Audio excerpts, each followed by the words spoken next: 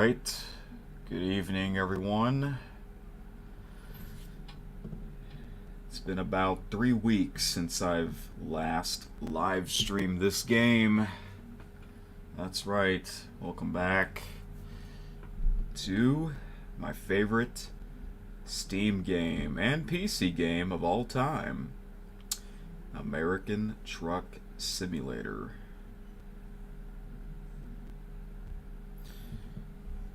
Let me check the audio for the stream here.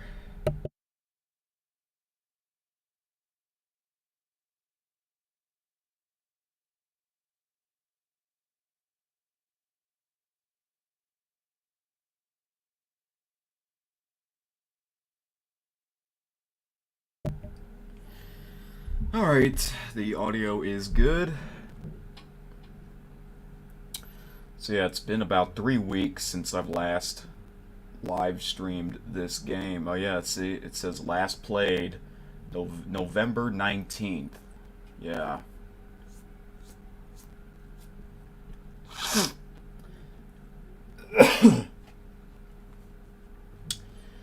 So yeah, this is my favorite game ever. As you can see, the play time is over 3 hours and 50 minutes. Yeah.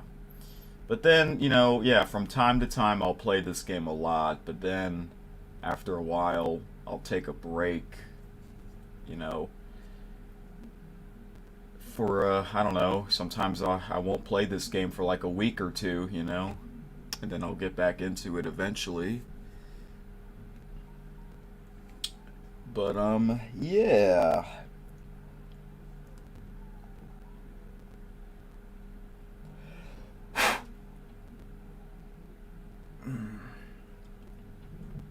Alright.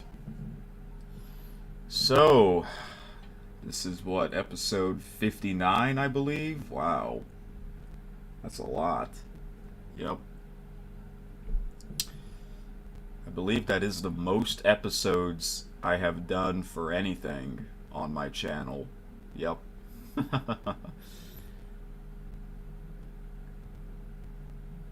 So, anyway, I know I'm streaming late tonight, but I did plan to live stream this game tonight, but I was doing other stuff on my computer. Yeah, but I'm in the mood to play this game tonight, even though it's already it's almost 10:30 at night for me, but I usually stay up late. That's okay, but this stream won't be super long because it's already late. That's why it says part 1 on here. Yep. Alright, so tonight we're going to be doing the cruising Kansas event. Yep, we got another state. Another state just came out for this game, the state of Kansas. I just bought the DLC. The map, the state of Kansas. And there's already a cruising Texas event for the World of Trucks events, whatever that's called. Yeah, we got another event. Yep. Not too long ago, I did the Halloween event, and before that, I did the Oklahoma cruising event. Yeah, Oklahoma came out like 3 months ago. It's crazy, that's already 3 months ago. That's flown by fast, and another state just came out, Kansas. So yeah, whenever a new state comes out, that's when they'll have a World of Trucks event. Because I remember when the state of Texas came out a year ago, I was doing live streams of that and the Christmas Reflections event. Like, they had both events happening at the same time. Speaking of the Christmas Reflections event, I assume they're going to bring that back this year. I checked last year's when they brought that, when that came out. I believe it was December 15th. So I'll probably check in about a week to see if they'll bring that back. I think they will, because that was a big hit, you know. Everyone loved it. Yeah, I was basically doing the Texas event and the Christmas event at the same time. And I think, yeah, when they bring back the Christmas Reflections event, the Kansas event will still be a thing, because usually these events, they last like a month. So, but I want to try and do the Kansas event first before I do the Christmas Reflections event, if they do bring that back, which most likely they will, because everyone loved that event. And if they do bring that back, I'm going to try and complete it before Christmas Eve. So December 23rd, the last day. That's my goal, and I think I can do it. Because on December 24th, Christmas Eve, you know what that is. For those of you that remember, that's the day where I do a live stream of me tracking Santa on NORAD and Google, both. Yep. So yeah, I know that time of the year is coming up again. Yeah. Okay, so I can't, as you can see, I can't play the game yet because it's updating. And it's taking a long time. It's been updating for like the past 15 to 20 minutes. I don't know why it's taking so long. Maybe it's because I also bought the Kansas DLC. Maybe it's also updating that. It's probably adding the state to the map. That's probably why it's taking so long, but it's sort of almost done. It's at 75%. So while I wait, I'll just talk and read some of the news, and hopefully after that, the game will be done updating. Yeah, from time to time, you have to update the game. Yeah.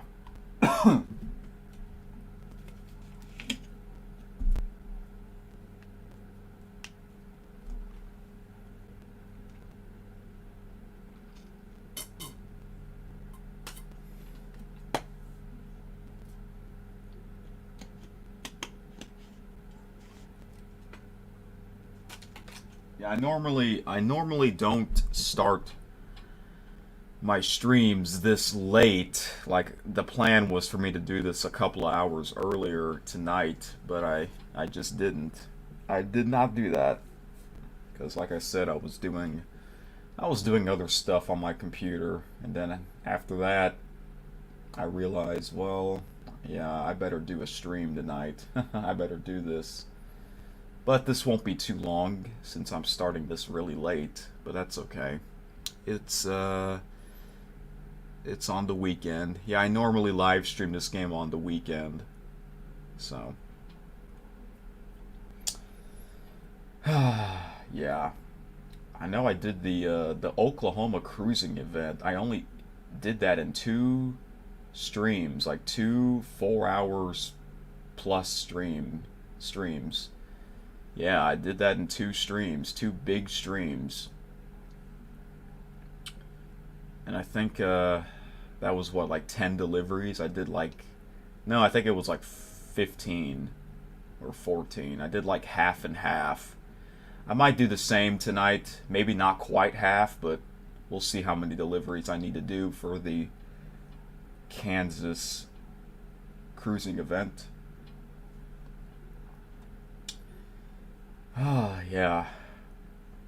Also, I think the winter sale is currently happening on Steam. Yeah. I know every year they have a summer sale and a winter sale, but they also had an autumn sale or a fall sale in November. Because I've never seen that before. Yeah.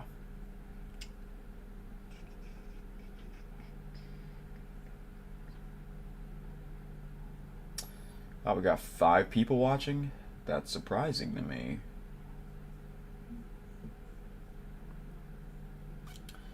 Also, when they bring back the Christmas Reflections event, that's when they'll change the background of the what's it called? The main menu of the game. Yeah, the background. It'll be like a Christmas themed, just like the Halloween themed for the Halloween event. Yep.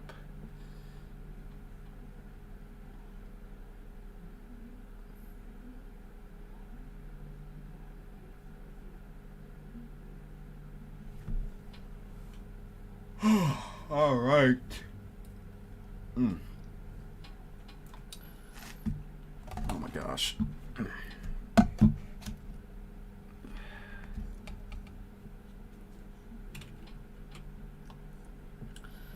Alright, so the last time I played this was on November 19th, so I'm going to see what news they've had ever since. Sometimes I miss a lot of news, sometimes I don't. Alright.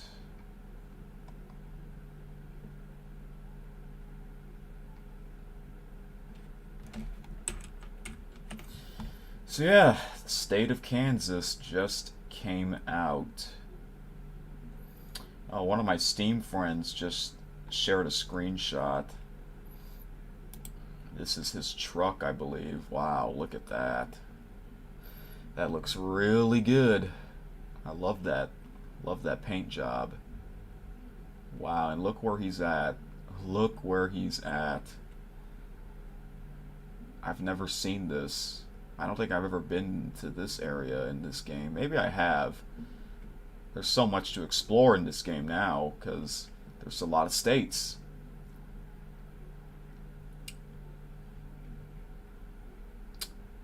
Less than 2 months from now, that's when this game will hit its anniversary. And next year, I believe it's what, February 2nd? Next year, February 2nd, that's when the game came out. I believe it'll be, it's going to be their 8th anniversary next year. Yep. When this game first came out, it was only 2 states, California and Nevada, February 2nd, 2016. And I first got this game June 2019. Yeah, so I had this game for over 4 years.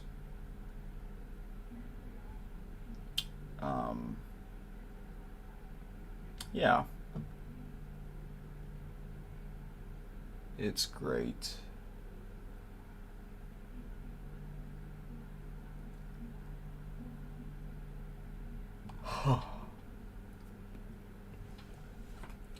But yeah, I did a live stream of their 7th anniversary, but I was playing some audio and the stream got blocked. So I can unblock the stream if I remove that copyright audio that I was playing. Oh man, there's thunder. I heard thunder. I thought it was raining earlier today in the afternoon and I thought it stopped, but now it's thundery. Oh my gosh. During this time.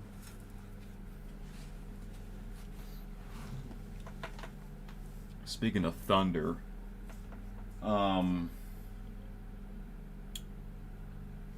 yeah. Speaking of thunder, I did a video of me talking about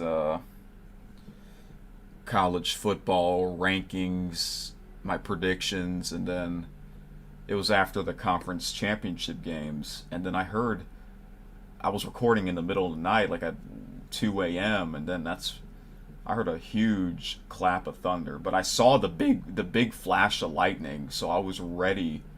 I was ready for the thunder. It was a loud thunder, man. It was the sound, and I put it in the time. I put it in the comments, the timestamp. If you want to hear that thunder, I put it in the comments in the timestamp. Yep. But there was no face cam, so you didn't see my reaction. But I was ready for it because I saw the big flash of lightning, and I'm sitting next to a window, but it's covered with curtains. But I still saw the flash of lightning when my window was shut with the curtains. That's how big that flash of lightning is, or was, and that huge clap of thunder. I know. And now I heard thunder tonight.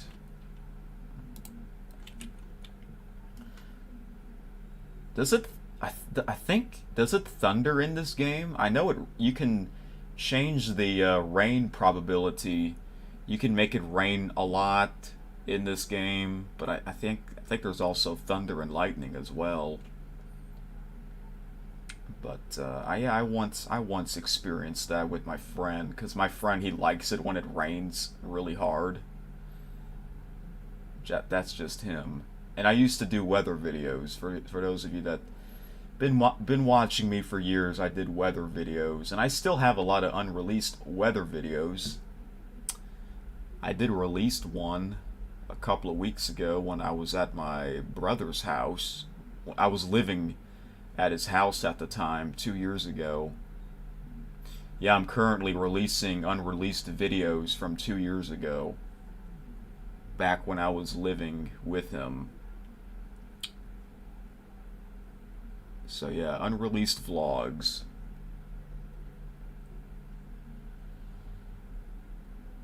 Okay, and I didn't know there was a Steam Awards. That's cool. A Steam Award 2023 nomination.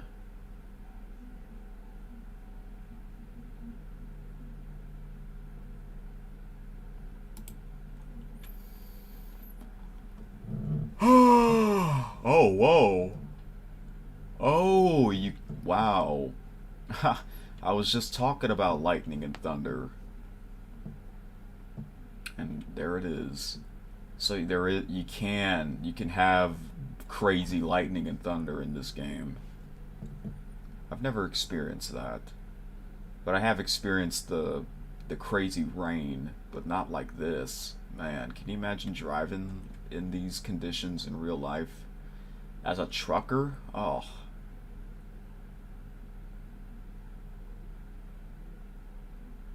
Man, I'll have to show this to my friend who loves looking at the weather. That's his thing. His name is Alec, and he was in a few episodes and streams of this game. I haven't seen him in months because he's out of town for college. Yeah, but he'll be back for the Christmas holidays, and I'm sure we'll be able to play this game. And I have a secondary profile in this game for my friends, and usually he plays that profile. And next time he comes, we're going to try and let him buy his own truck. Yeah. We'll have to take a loan from the bank because that profile has like over $100,000. Yeah, I've never taken a loan from the bank in this game, but I'm sure it's pretty simple on how that works.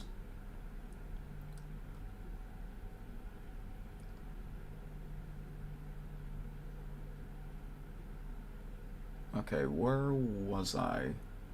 This is the rain.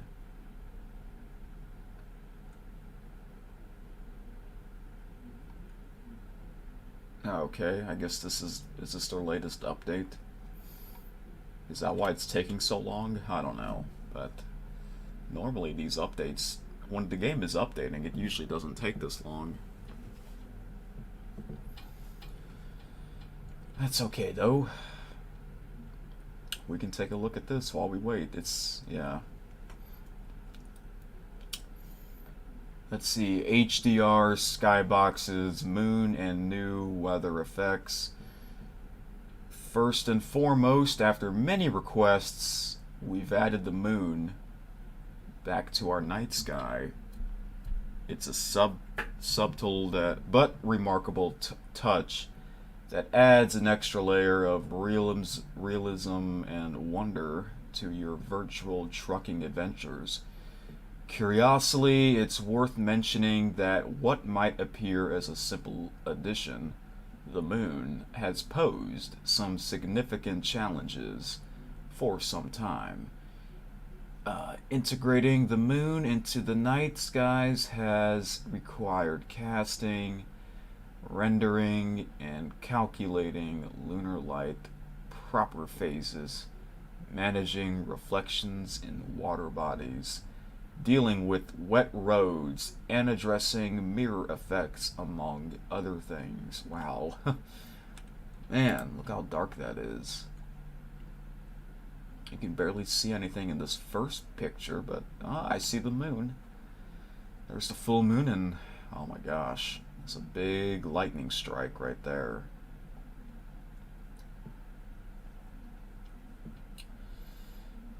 In addition to that, we've also reimagined the night sky, introducing dynamic stars that gently twinkle, enhancing the overall authenticity of the nighttime experience. Alright. We are also happy to share that skyboxes will now be in high dynamic range, which means that there will be richer, more vibrant colors in the skies, and our weather visual effects have also received an upgrade. Thunderstorms now include visible lightning, offering a more immersive experience, and make sure to keep an eye on the night sky in certain regions. You might be pleasantly surprised by what you will notice. Yes, I am. Man. I know, great detail. It looks real. This game does look real.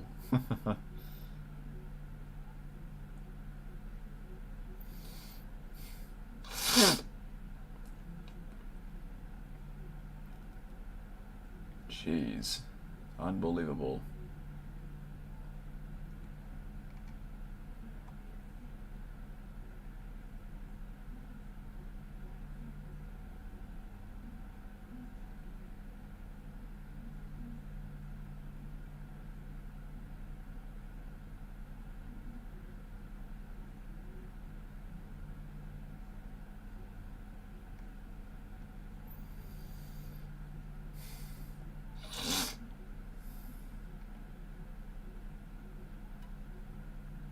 Oh, wow.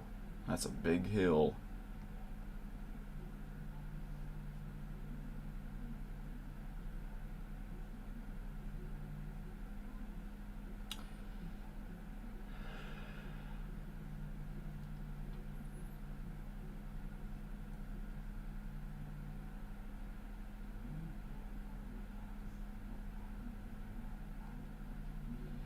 Used truck dealers. Okay.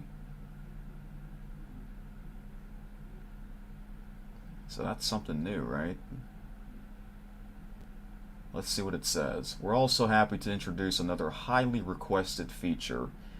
Used trucks will now be available immediately in the main menu, taking you to a selection of trucks that are most budget-friendly compared to brand new vehicles. However, these used trucks come with some mileage and wear, which is indicated by their star rating in a separate window that provides a detailed breakdown of the damage to various parts. Okay, yeah, I've never seen this before. This is a new thing. New thing they're adding in this game.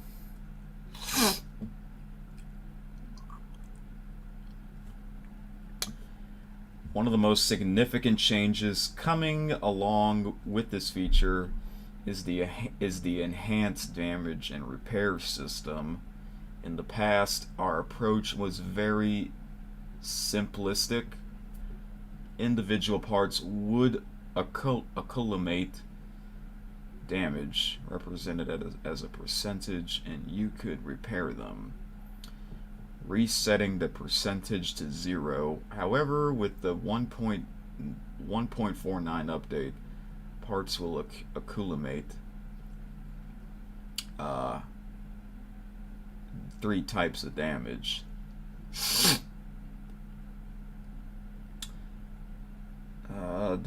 This type of damage can be fixed by standard repairs, just as before.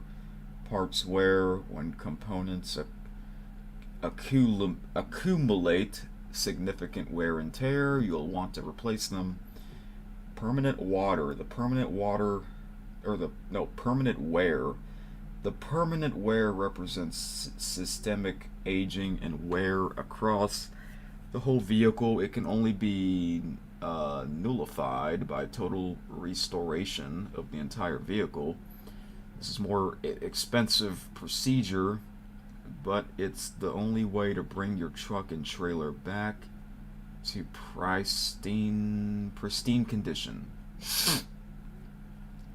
Okay. Well.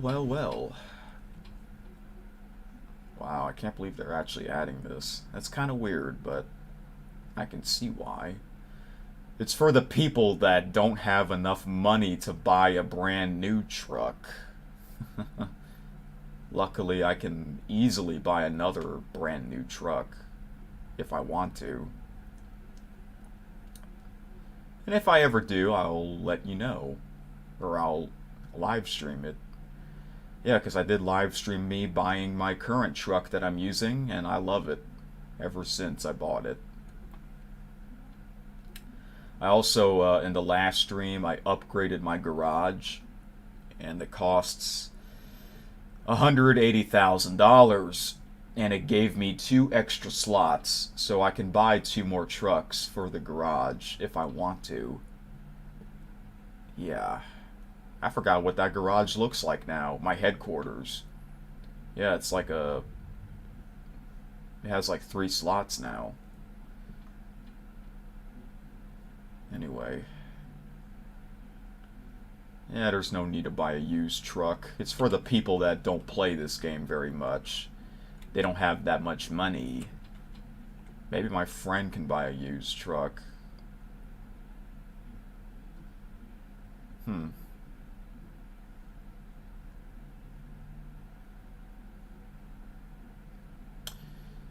Mountains rework in the Utah DLC.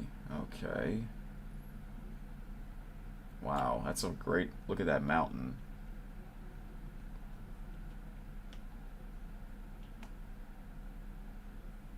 I wonder what this thing is. Where my cursor's pointing at. What is the name of this monument? It's like a giant stick building. Well, it's not really a building. It looks like I don't know.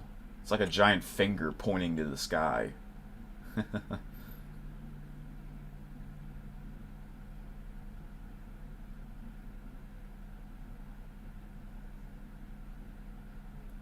Oh, this is all still part of the update. Wow, they're making some big changes here.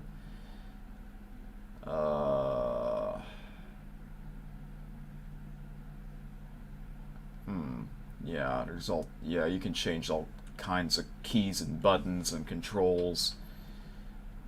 Yep. So much.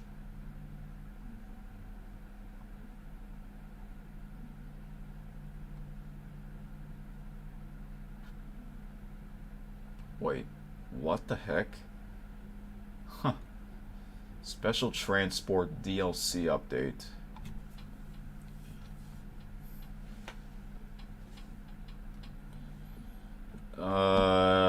We're happy to announce the arrival of 2 new oversized cargos. Wow, well look at this. This is like a long load. Look how long this is. Oh my gosh. Introducing the Windblade and articulated hauler cargoes as part of the 1.49 update. Think you got what it takes to haul these new oversized loads? You can find these new cargo routes across some of the already existing routes in various DLCs and base game. We've also introduced 2 completely new routes. Is it routes or routes? Routes. I guess it doesn't matter. I think it's either way you can pronounce it. Which can start from Pueblo in Colorado, where wind blades are often found being transported in the real world. Wow, that's a huge blade. Oh my gosh, look at that. Look at that. Man, I've never seen anything like this. Have done a few oversized loads, but look, not like this one. Oh man. Maybe I'll do these one day. Oh, and they got a truck behind saying that, oh yeah, you guys gotta be careful. We got an oversized load on the road. Actually, I have seen something like that in real life. Yeah, I was driving and I stopped at the light, turning left. I'm on the left turn lane, and then I saw an oversized load truck coming, and then there was another truck behind it telling everyone to be cautious, you know. Yeah, wow. They got these too in this game.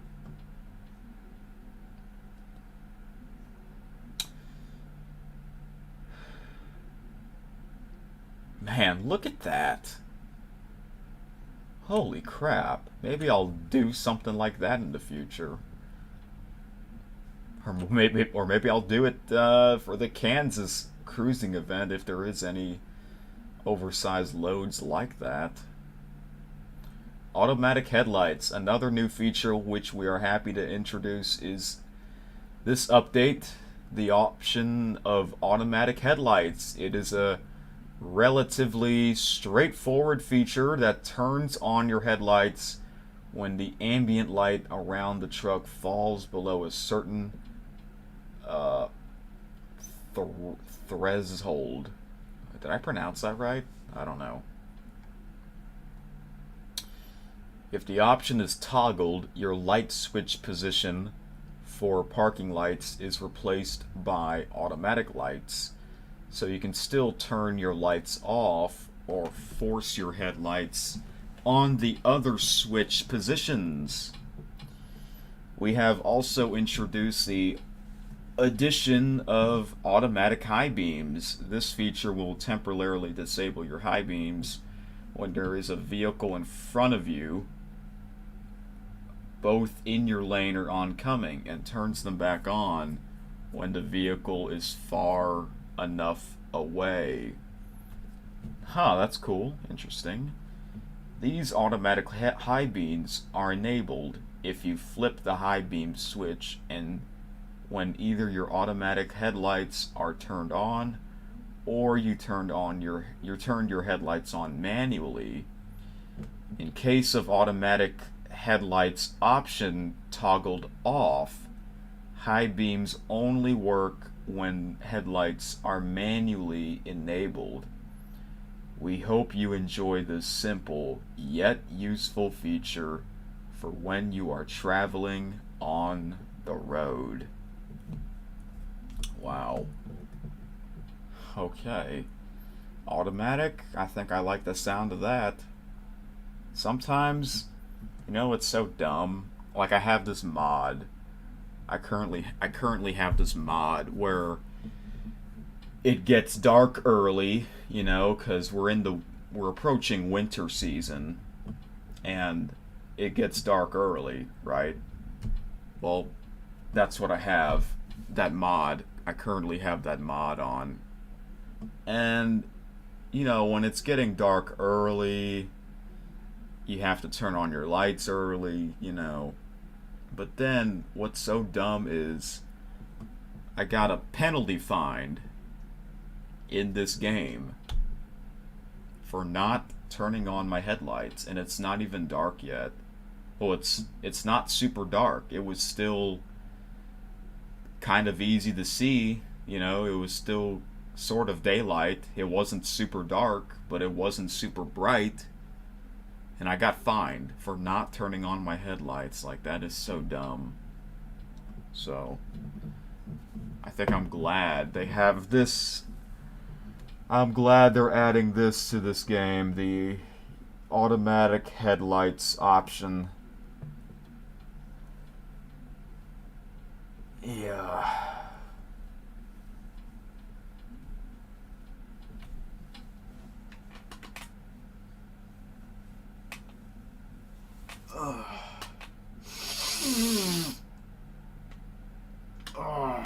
Okay, sorry about that.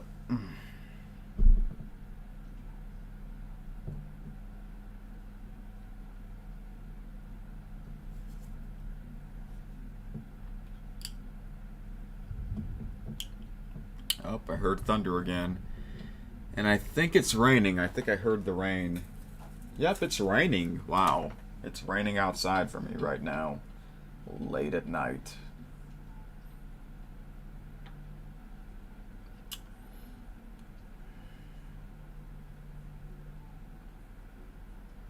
Oh, I like this. Okay, well, that's a big update. Still updating. It's now at 88%. That's ridiculous how long this is taking. It's been updating for like more than a half an hour.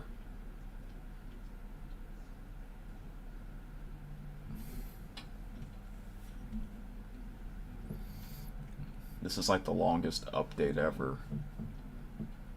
Oh well. I'm not even mad. I'm not even upset.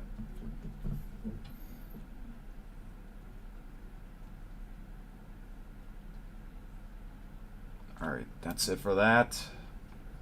What else do we got going on? Oh my gosh, that was louder thunder.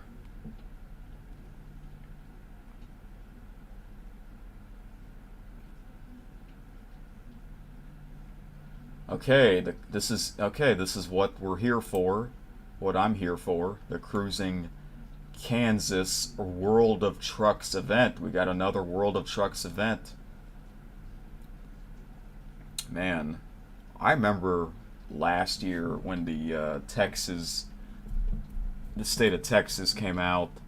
They had the Texas World of Trucks event, and then not too long after that, they had the Christmas Reflections event, and I was basically doing both at the same time, you know. That's why I did a bunch of streams a whole year ago, December and January. And then after the Christmas Reflections event ended, they didn't have another event until, I think, for like another 8 months, 7 months. Yeah, until the state of Oklahoma came out, which was over 3 months ago. And that's when I did the Oklahoma cruising event. Yeah, there was no World of Trucks event for like 7 months. And now, you know, yeah, the Oklahoma cruising event, I did that in September. 2 months later, I did the Halloween event in early November. And now, a month later, here we are, Cruising Kansas event. And then I'm pretty sure, I'm confident they're going to bring back the Christmas Reflections event. And by the time they bring that back, I'm pretty sure the Cruising Kansas event will still be a thing. So yeah, two events happening at the same time. And then I think after the Christmas Reflections event's over, we may not have another one for 7 months again. I know, it's weird. That's okay though. I'm always glad to do these events because they're fun. And they're cool. You feel like a real life trucker. Alright, let's see what this cruising Kansas event is about. Okay, so the state of Kansas came out on November the 30th. Alright. Discover and explore the diverse landscapes of the Sunflower State, where distinct ecological regions of beauty await, all while you're on the job. Uh-oh. It's starting to thunder. Did y'all hear that? We got 3 people watching. Or listening, I should say. Yeah, I don't have my face cam on, and I'll tell you why later. I'll tell you why later. Why I don't have face cam on. I usually do, but not tonight.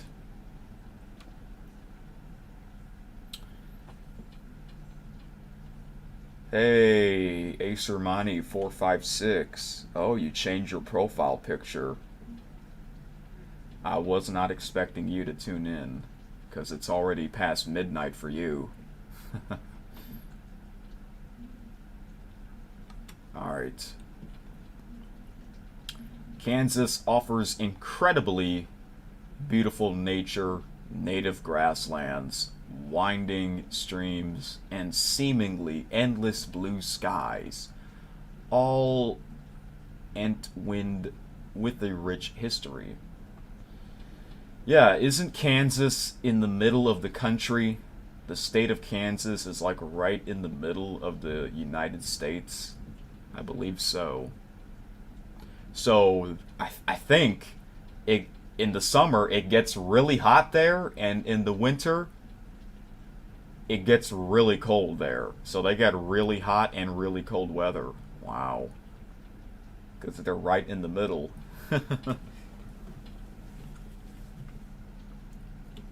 I did not know Kansas is the Sunflower State. I wonder what their flag looks like. Do they have a sunflower?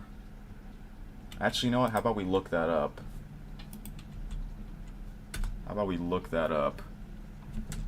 Kansas flag. What does it look like? Oh, yes. They do have a sunflower. Wow, I don't think I ever seen the Kansas flag. Huh.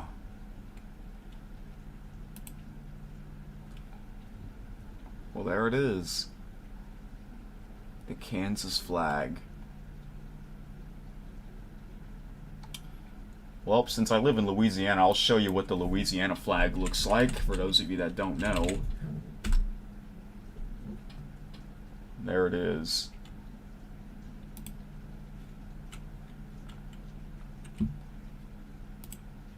Union, justice, and confidence. Look at that, it's a big pelican. That's probably why they named their NBA team in New Orleans the New Orleans Pelicans, which is kind of a weird name, but I guess that makes sense. Anyway. Alright, where were we? Okay, moving on here. Oh, the update's at 91%. Okay. We still got time to read more news. We are asking our best community ever to achieve the community goal of driving 125 million miles while delivering cargoes to or from any city in Kansas. Okay, so I think it's just like the Oklahoma cruising event. Oklahoma had, what, 10 states? Or 10 cities? And you have to do all 10 cities. You have to do deliveries to or from all 10 cities in Oklahoma in this game. So I wonder how many cities Kansas has in this game. We'll see. While cruising Kansas, you'll enjoy state parks and expansive prairies, providing unforgettable views. Kansas is also the home to wildlife such as deer, coyotes, raccoons, salamanders, and the iconic American bison, not to mention a multitude of birds, such as the western meadowlark, making pit stops during the trip south. Holy crap, that thunder. Does it really have to storm this late at night? Yeah, I know y'all heard that. Hey Ace, are you still watching or listening? I don't know if you're still here or not. Golly.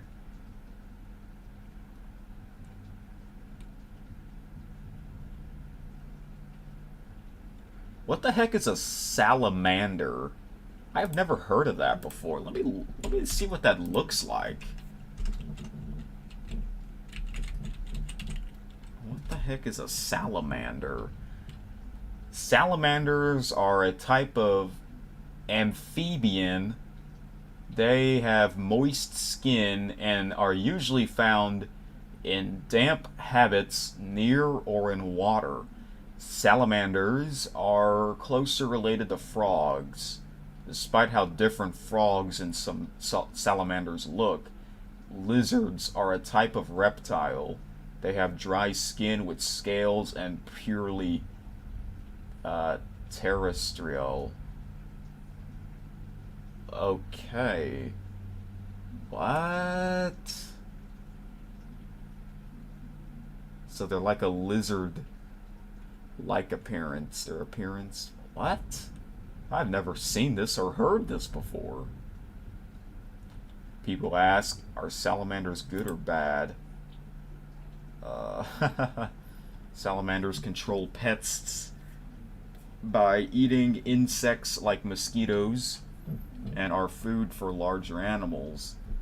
Their moist, permeable skin makes them vulnerable to drought and toxic substances, so they are exceptional indicators of ecosystem health.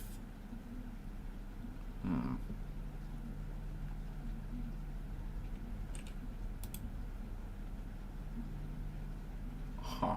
Wow. So that's what they look like? Oh, they're very little. They're very little. They're very little. Okay. Yeah.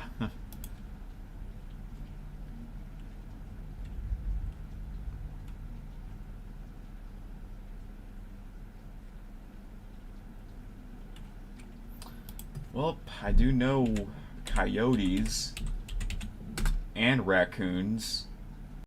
Okay, yeah, that's a coyote animal. Oh, they're like a wolf. They're like a wolf. Wait, what's this do?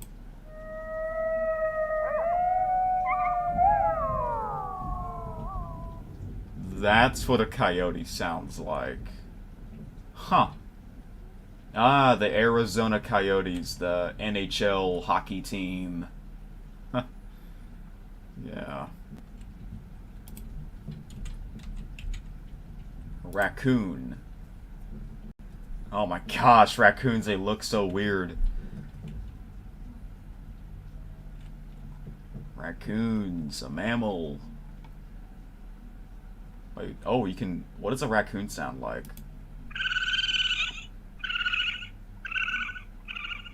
I don't know if y'all heard that or not. That's what a raccoon sounds like. Okay. Are raccoons a danger to humans? People who ask. Besides their defensive attack style, raccoons are also dangerous because they can carry diseases that can infect humans. Oh wow, I didn't know that. What is raccoon's favorite food? Crayfish, frogs, fish, snails, and clams. They also enjoy insects, eggs, fruits, vegetables, nuts, and even dead animals. Holy crap. Holy crap. Oh my gosh, an opossum? No thank you. We're not looking that up. A possum! Okay.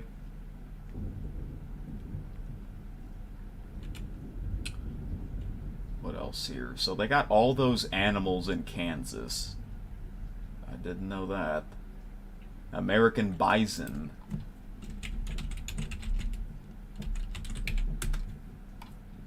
Whoa! Look at this big boy. Oh, what is it? What does an American bison sound like? Whoa! Oh boy! It's basically a buffalo. Yep. All right. They're really big. They're really big.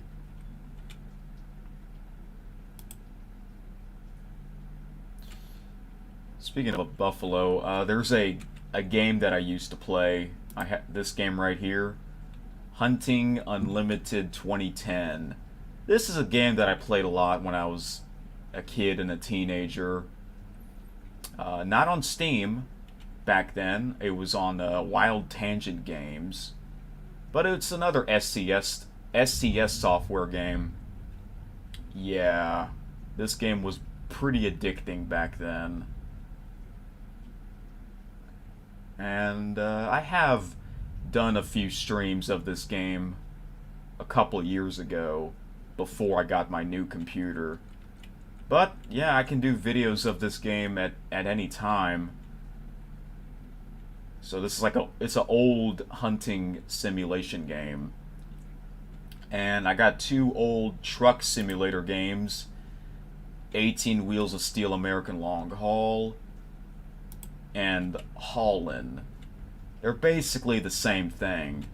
American Long Haul is better because it has some cities in Canada and Mexico, so it's like North America.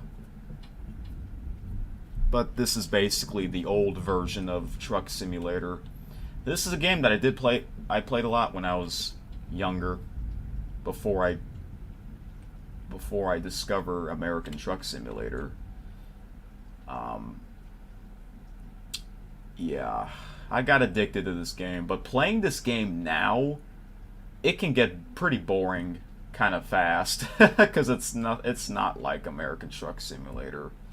It sort of is in a way, but a lot of the cities look exactly the same. I know. This game came out, believe it or not, I think the game just hit its 16th anniversary, December 2007. This game came out. Yeah. But yeah, I'm thinking about doing some videos of this game as well, but not much. Not as much as Truck Simulator, because there's not much to see in this game. But you can do some crazy stuff in this game, and I won't tell you, because it's better if I show you in a video in the future. Yep. Yeah, these two are also SCS software games as well, and one more, Bus Driver. It's an old bus simulator game, also from the SCS software game. This game also came out in 2007. It's actually older than this game, 18 Wheels of Steel. Yeah, man. So yeah. And yeah, you can see all the games that I have. Pretty much all these games, except for this one, the WWE game, I played a lot when I was younger. Yeah, all these were on Wild Tangent Games. I don't know if they all are still on there, but you can get them on here. And they're cheap because they're old. They're old games, you know. They don't cost much. So anyway, back to the news of this game. Oh, the game's so close. 94% completed. Updated. Okay, back to the Cruising Kansas event. Alright. Emerging from its agricultural roots, Kansas has evolved into a vibrant industrial hub, attracting large businesses with its central location and efficient logistics infrastructure. Can't pronounce that word for some reason because I don't see that word very often. truckers can support and enjoy various industries from the thriving aviation sector to car factories or the renewed or re-owned salt mine and beyond. During your travels through Kansas, you can look forward to many spectacular views and highlights such as Dodge City, known for its history and frontier town of the Wild West. Monument Rocks, landmark of ancient chalk formations. Kansas City, largest metropolitan era in Kansas. Mount Sunflower, highest natural point in Kansas. Well, actually, Kansas City is also in Missouri. The state of Missouri? Yeah, it really is, which is kind of weird. You think it would be called Missouri City, but it's not. I didn't know that. Well, I do know that now, but when I was younger, I didn't know Kansas City was in Missouri. I didn't know that. Okay, alright, this is a little trailer.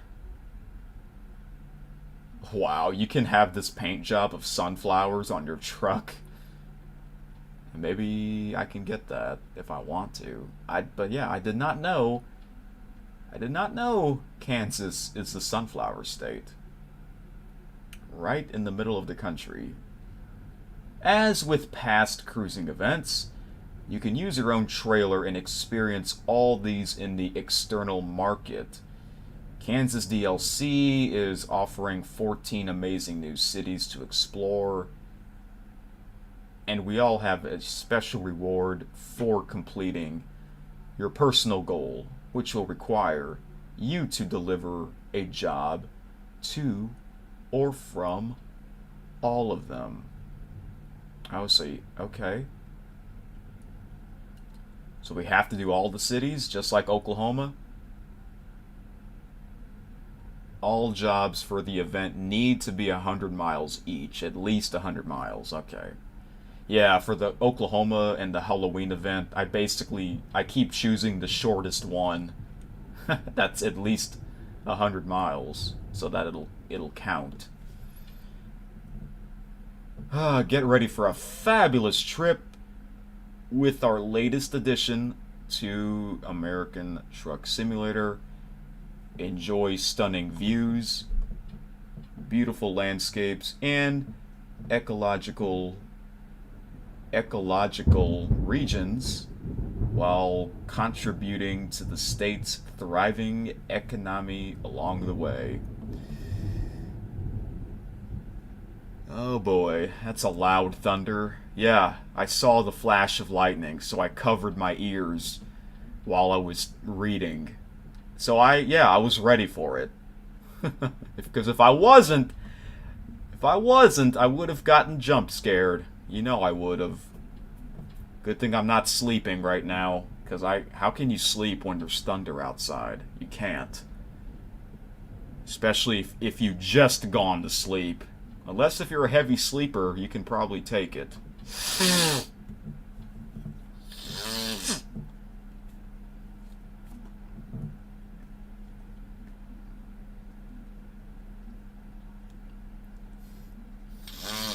Oops.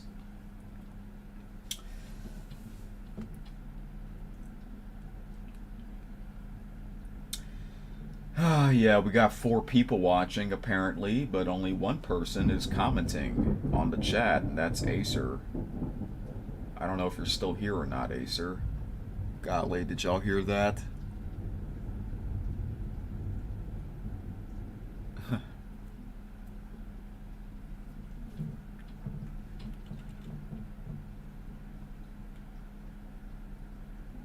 So yeah, I don't know how long I'm going to be streaming. Maybe, I don't know, until I get tired. Okay, so there's 14 cities. 1, 2, 3, 4, 5, 6, 7, 8, 9, 10, 11, 12. Yeah, 14. So we have to do all of them? Okay. Well, I'm probably not going to do half of them tonight, because that'll be a lot to do. I'll do a few cities. But I'm going to try and complete this before I start the Christmas Reflections event.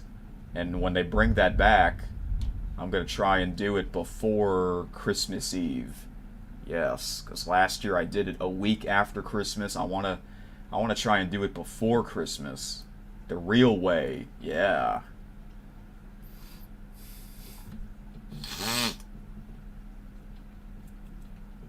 Okay. Rules. I think, yeah. Okay, so we gotta do all 14 cities, do deliveries to or from all of them. Up, more lightning and thunder. At least 100 miles. Okay. So it's just like the Oklahoma event.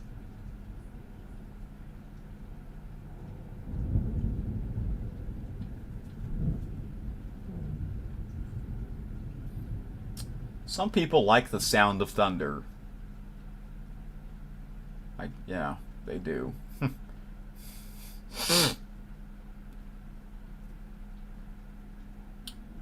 I kind of like the sound of the rain, especially if it's raining hard, but thunder, not really, because it's too loud.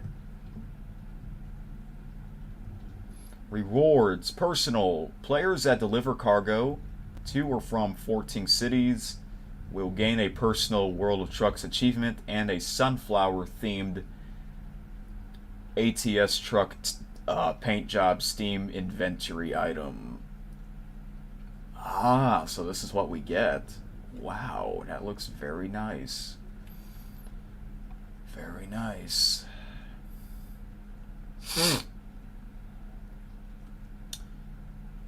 Okay, the community goal. They will receive an amber sunflower hanging ornament Steam inventory item. Ah, that's what that looks like. Okay. This event, the event will be concluded on Sunday, the 28th of January. What? Wow, we have like almost 2 months to do this. They give you a lot of time for this one. I think it's because it's the Christmas holidays. You know, a lot of people are busy during this time of the year with family stuff, so that's probably why they extended it. They add an extra month. Okay, well, that's great. That is great. Well, I don't know. Maybe I don't have to do this all before the Christmas Reflections event. Because normally they will give you a whole month. Like 1 month to do these. But this one they basically give you 2 months. Alright.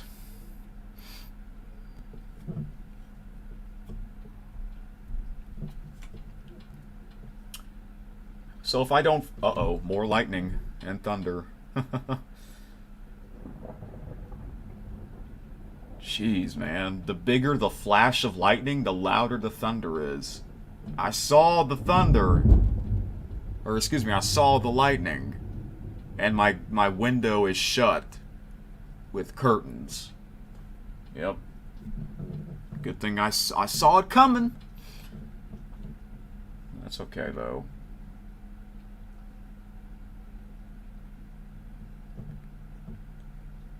At least it's not 4 in the morning.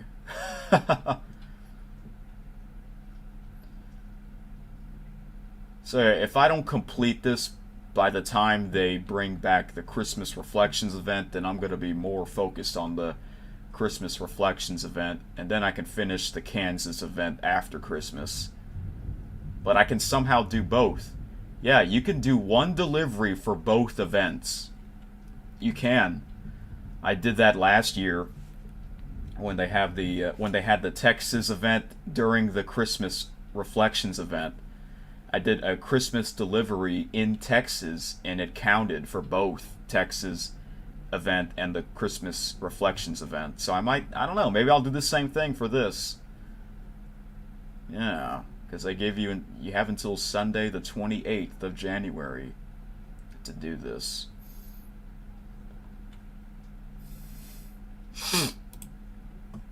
Oh my gosh, we're now at 99%. The update is almost over. Another news. Another DLC, a farm machinery DLC. Oh, the update's done, but now, oh, it's updating something else. I think it's updating the Kansas map that I just bought. Wow, that update took forever. That was the longest update ever. I mean, I just read the update news, so that might be why.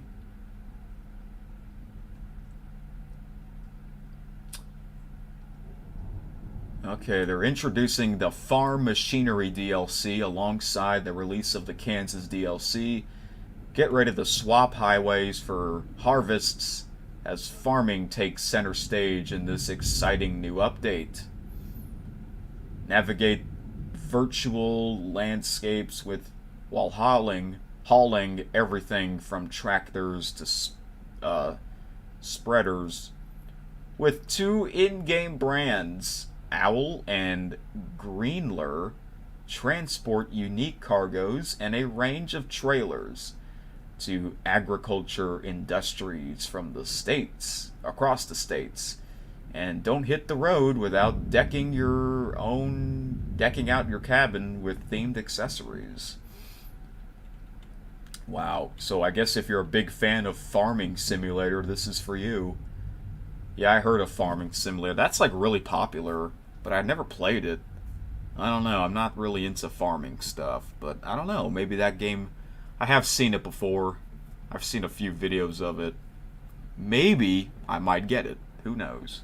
Oh my gosh, still thundering.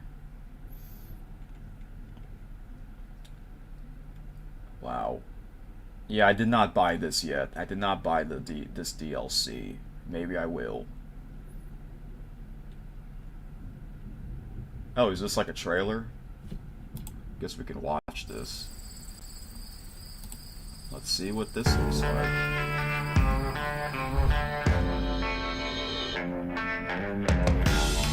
Hope this music isn't copyrighted.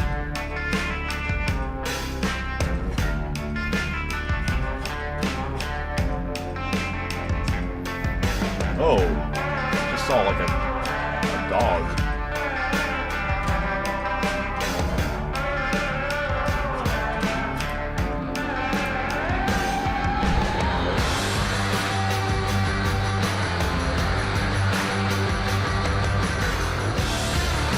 I like the music.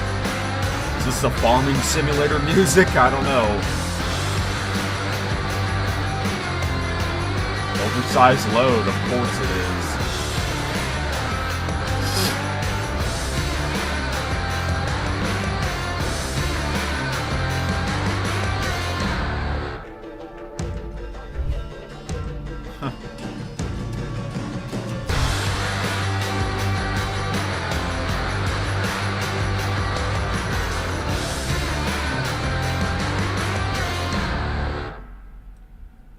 Huh, wow, that looks pretty cool.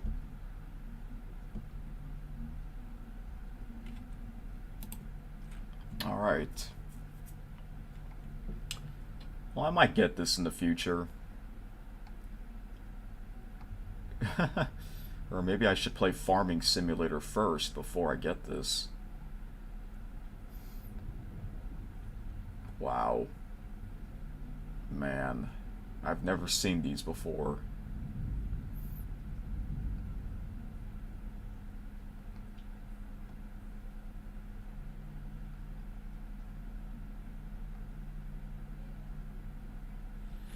It only costs $5 to get this DLC. Oh, and I think the game is ready to go. I think I can finally play this game now. That took forever. That update took like an hour. Yeah, and I've been streaming for over an hour, and I haven't even played the game yet. Well, good thing I was reading the news, looking at the news while I was waiting, so I wasn't bored or anything. Oh, one of my Steam friends, Landon, the Union Pacific rail fanner, achieved a Sky delivery Delivered cargo to an 124 depot. Requires the New Mexico DLC. And I did not achieve that. Did not achieve that. Okay. SCS on the road. That's like a video on their YouTube channel. Another DLC that just came out. How do you pronounce this? The Michelin? I don't know. This fan pack DLC. I think I've seen that. Yeah, that logo looks familiar. I think I've seen commercials of it. Oh boy. Another flash of lightning. Get ready to hear some more thunder, ladies and gentlemen.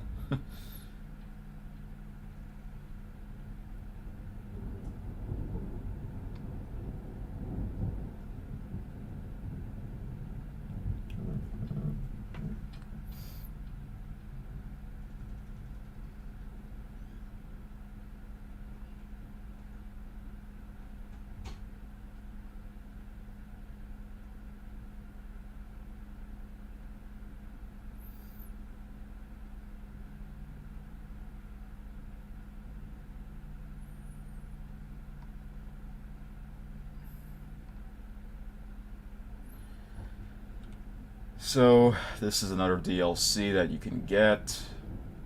This one just came out 2 days ago. I think it said December the 7th.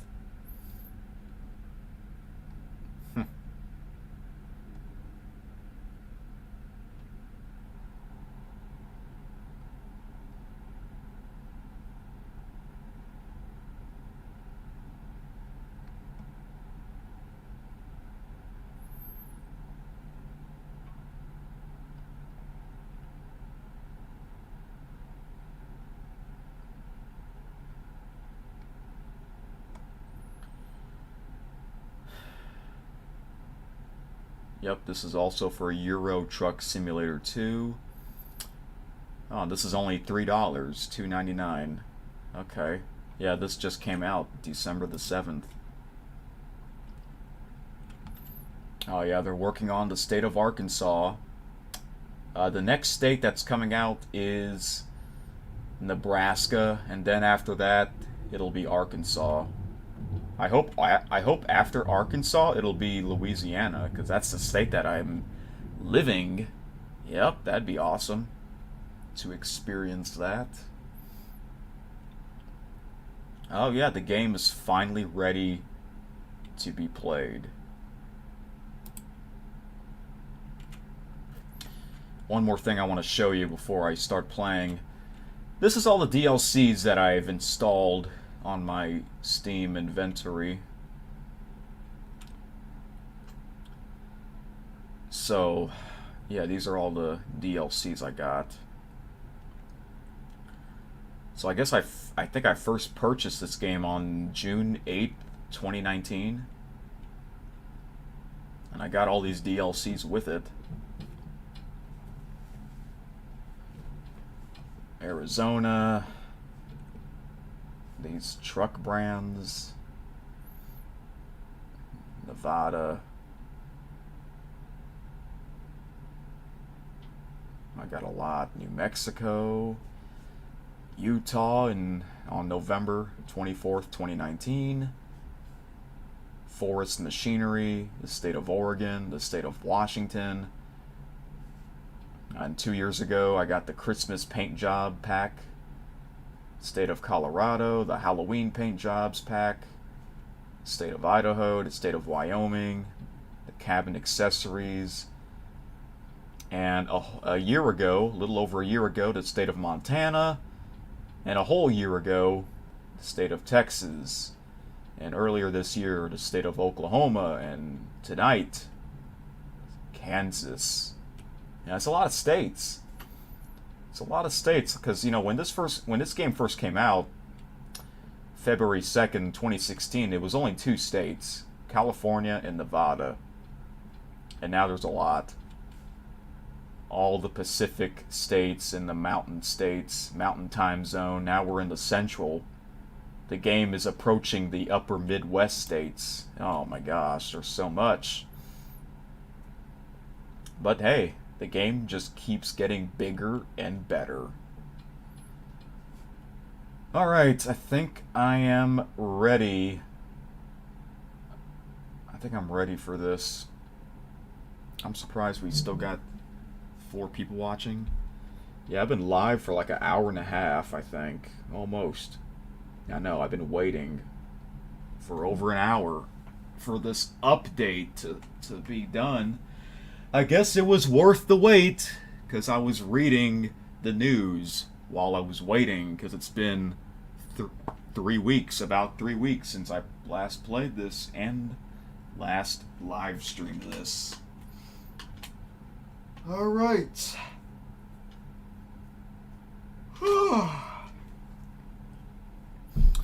So yeah, I don't know how long I'm going to be playing this. I mean, it's already past 11:30, so it won't be super long.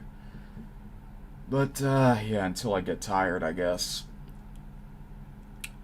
Now, let me tell you why I don't have face cam on. Because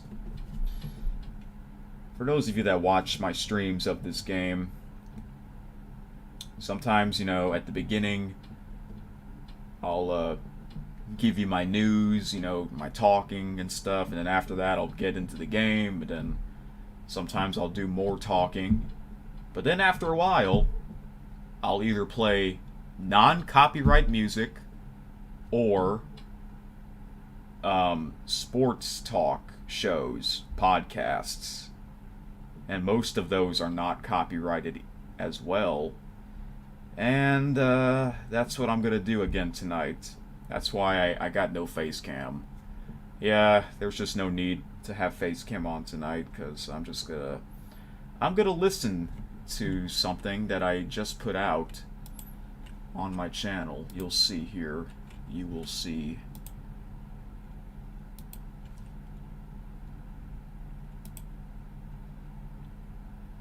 Yeah, I've been releasing some unreleased vlogs from 2 years ago.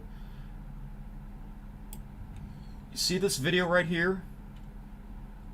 This video, College Football Playoff Selection Show. 5 hours, 45 minutes. Yeah, that long. Yep, that's right. I put out that long video. That video took like 10 hours to upload because the video file is humongous.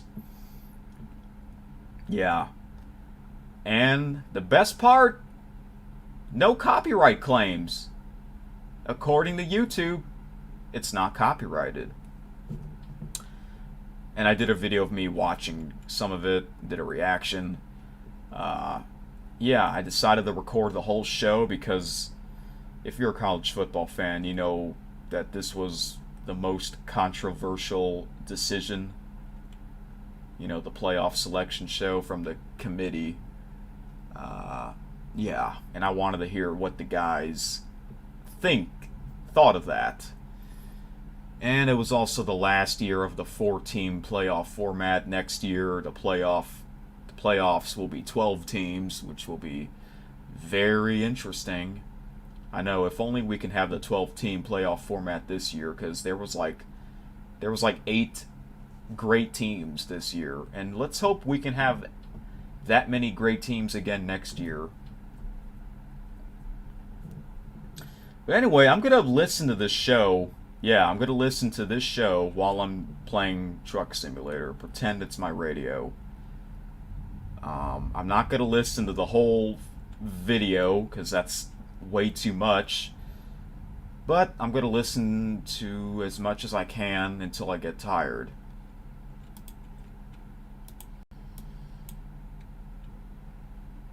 And here's the best part here.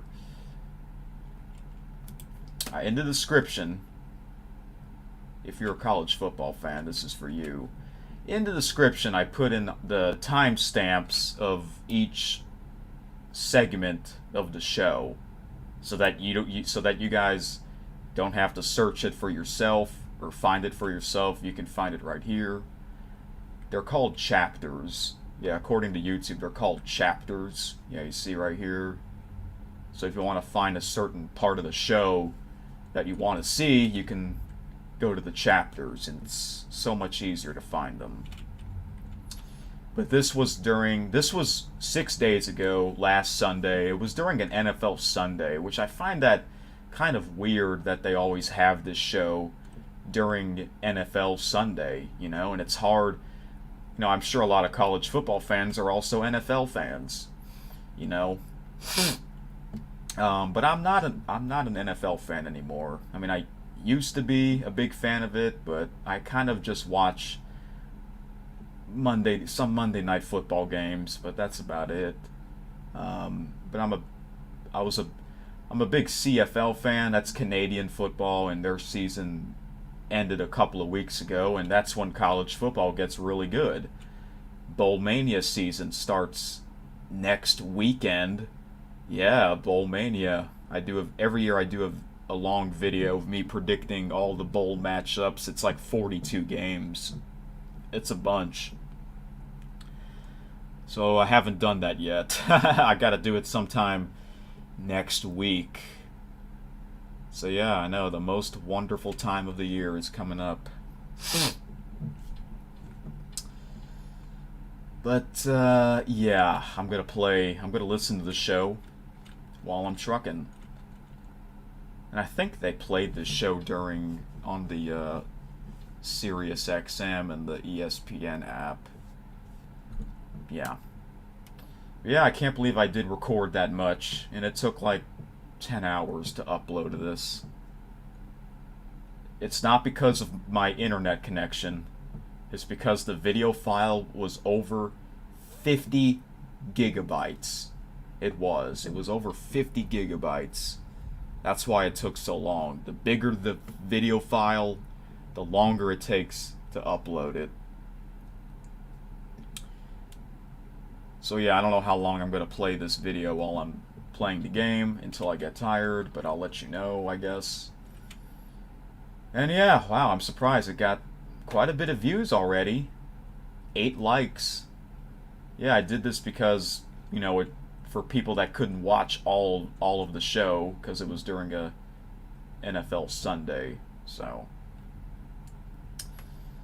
anyway, I'm just glad this video is not copyrighted, so let's hope it stays like that. Okay, I think that's all I gotta say. So that's why there's no face cam tonight, no webcam. And yeah, I'm not gonna listen to all this tonight because that'll be too much. Maybe I don't know, until I get tired. Alright, so that's it. I'm gonna play this game and start doing some of the Kansas cruising event. I don't know how many deliveries I'll be doing. Maybe a few. Probably not gonna do half because there's like 14 cities and half of that it's 7. That's probably a lot to do tonight. But yeah. So yeah, most likely this will probably be like 3 parts, maybe 4 streams of me doing the Kansas event. Depends on how much time I want to spend each stream. And hopefully we won't have any stream problems. There are some times where the stream just stops on its own. So let's hope that doesn't happen. But if it does, if the stream stops on its own, then I'm not going to do another one tonight because it's already late. So I guess I got nothing to worry about. Well, let's hope it doesn't stop as soon as I start playing, right?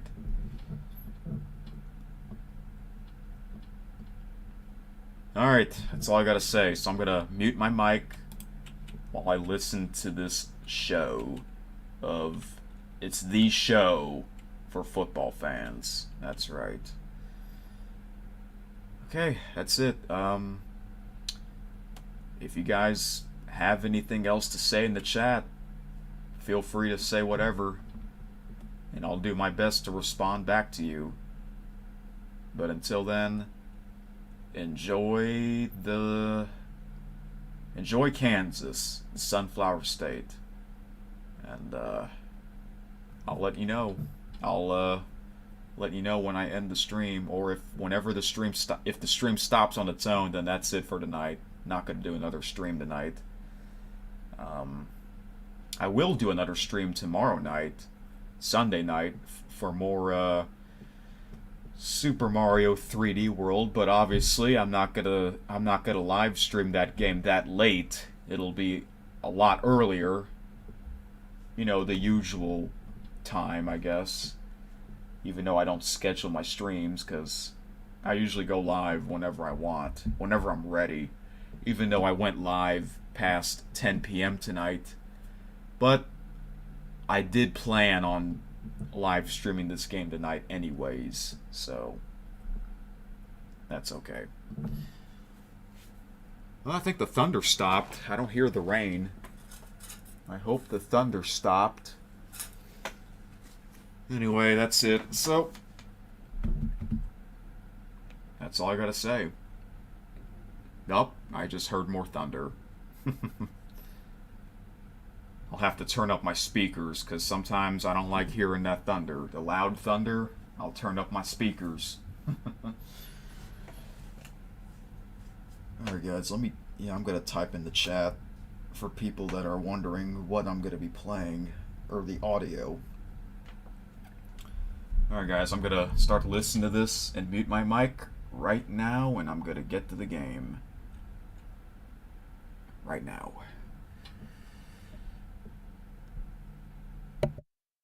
We're an hour away from the exclusive reveal over on ESPN. It's going to be feeling very weird because number one, Georgia at the start of the day yesterday, and they could be on the outside. Let's revisit their three trips to the college football playoff, which all ended with a national title game appearance.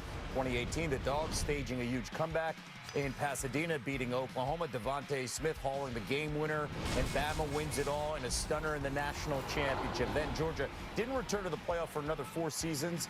It was well worth the wait. The Dogs pounding Michigan in the semifinal, and then meeting up with their old friend Alabama. Another all-SEC title bout. Keely Ringo picking off Bryce Young in the closing minutes for their first national title in over 4 decades, and they go right back a year ago.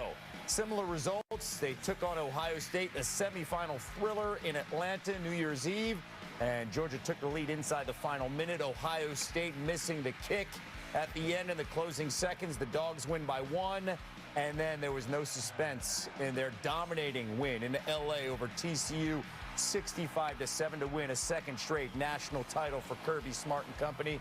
Coming into yesterday's game, they had won an SEC record 29 straight games, and they had the #1 ranking. A different story this morning. Laura Rutledge joining us now live from Athens here. And Laura, this is different here. Different for the first time in 30 games. They suffer a loss. What's the players' mindset this morning? Yeah, Carson Beck, Kevin, was saying that after this loss last night, he was really disappointed, thinking about the fact that they have now left their destiny up to other people. They wanted to just control it, to handle business. Obviously, they wanted the win, but beyond just the SEC championship, they knew if they handled what they had ahead of them against Alabama, things would be taken care of, right? And they would be squarely in the college football playoff at that #1 spot, most likely. And so he said they feel like they've been dominant throughout this season, telling us that they have shown day in and day out in the SEC who they are, the complete team that they are. And then to fall short in that big moment was absolutely not part of the plan.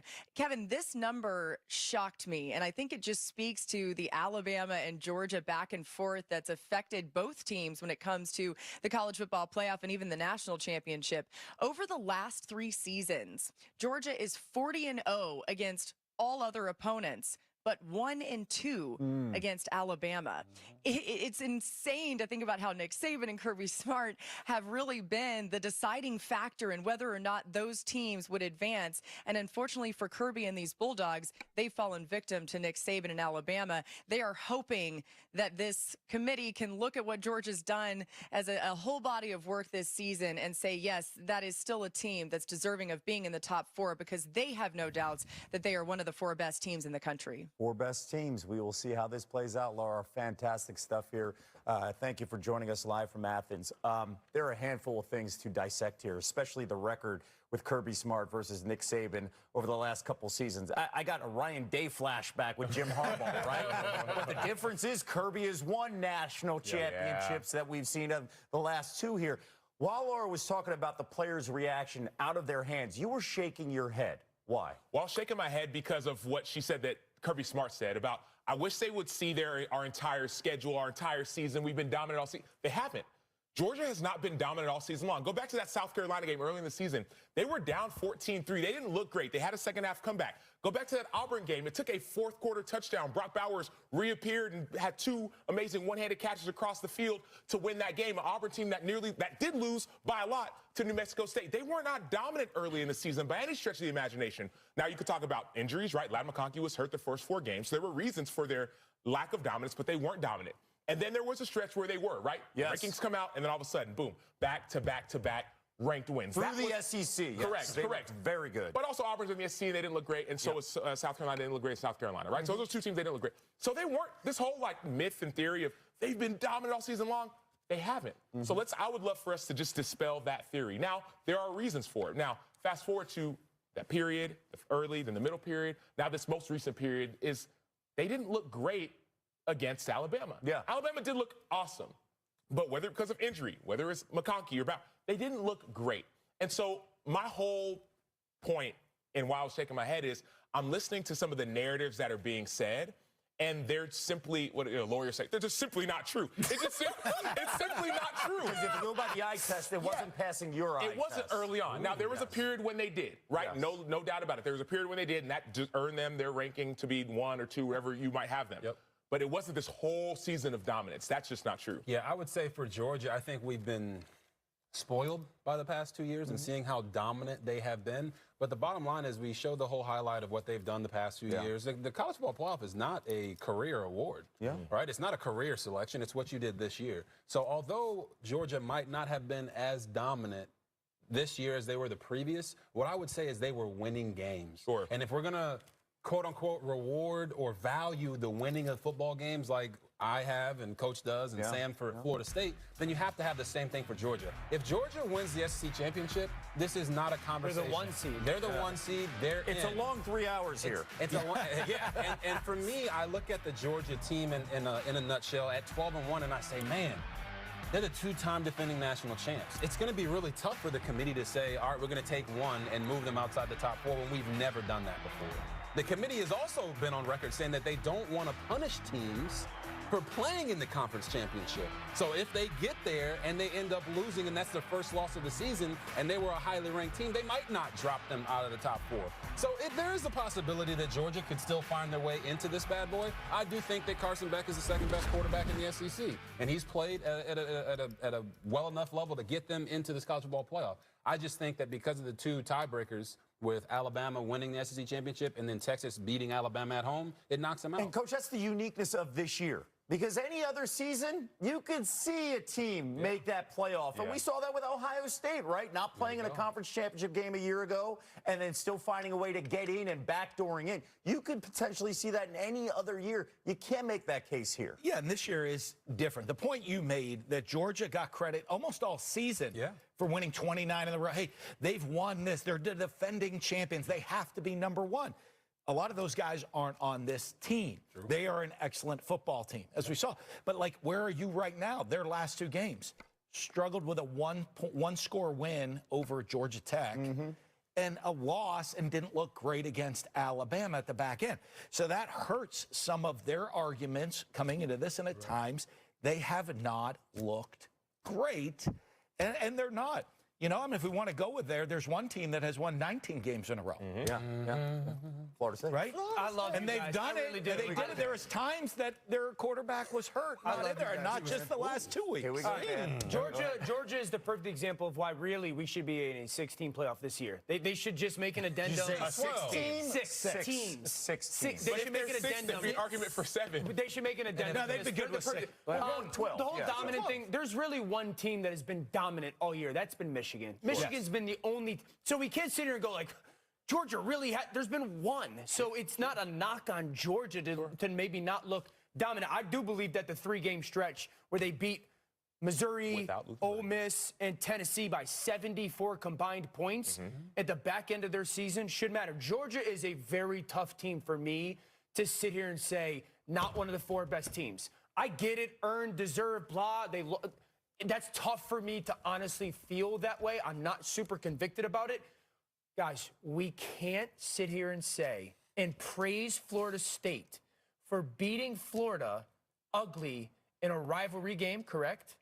And then knock Georgia for beating Georgia Tech ugly in a rivalry game. We can't. I'm not doing that. All I'm saying. Didn't Georgia have Oklahoma on the schedule and then took them off? The Oklahoma team that beat Texas. They had an opportunity. Why did they take them off? I don't know. I think because they're coming into the league and it's going to mess up. They weren't going to get a return home. You can't knock teams for close wins, right? A win is a win at any level, but you can't knock them for having a loss. But RG3, if we go here's my thing, where strength of schedule, who you have to play on a consistent basis. Coach, you were talking about this, and it's always a point I think matters in college football. 18 to 22-year-olds. Yep. If 18 to 22-year-olds, they have to be perfect for 13 weekends in a row to get into the college football playoff. I think that's a tall task to ask of them on a consistent basis. They have an okay weekend. Does that mean they're not one of the 4 best? But you bring up strength of record here. Strength of schedule. Go ahead, drop it on them. Strength of record, I will say Florida State's 3rd, Alabama's 4th, Texas is 5th. Georgia is 7th. What's that strength of schedule? Oh my goodness. The 13 weeks in a row of getting up. But strength of record is used by the committee. Yeah, that plays a big role. 18 to 22-year-olds. You guys can discuss 13 weeks. Let's bring in Paul Feinbaum. Paul, you've heard what these guys have been discussing all morning long, and earlier on this program in the 9 o'clock hour, you gave us your top 4. You had Georgia on the outside. How close was it for you? You had Bama, and yet the discussion with Texas getting in, Florida State's out. Where was Georgia when you looked at your rankings? They were 5th. And by the way, you guys have cost me some money. After the first segment, I had to go out and buy a giant-sized bottle of Advil just to get through another segment here. I appreciate it because all of this conversation is correct, and everyone has a sound argument. And Georgia, I think, probably has the best argument, hey, if you're going to put 4 best, because we all know they are one of the best teams. I want to go back to something I think Coach Mullen said a minute ago about Georgia was scheduled to play, I believe, the 2nd weekend of the year at Norman. And when Texas and Oklahoma came in, that game was pushed out because they couldn't return it. The irony is that Texas and Alabama finished their 2-game series, and now that is probably one of the 2 or 3 most important games of the year that the committee is looking at. I wish the SEC or the 2 athletic directors had moved that game to a neutral site. I think it would have helped the conversation about Georgia's strength of schedule more. And in the end, they were victimized by the same thing that Florida State was. I mean, some of their best players were banged up. That's why they didn't play in that rivalry game last week at Grant Field against Georgia Tech. So, I mean, there's a lot of things that go into this, but ultimately, Georgia is looking at last year and going, how did Ohio State get in? And we didn't. They didn't even play a conference championship game. But the circumstances this year are so dramatically different.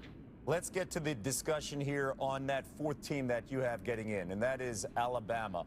Why Alabama over Florida State, a team that went undefeated and won their conference championship?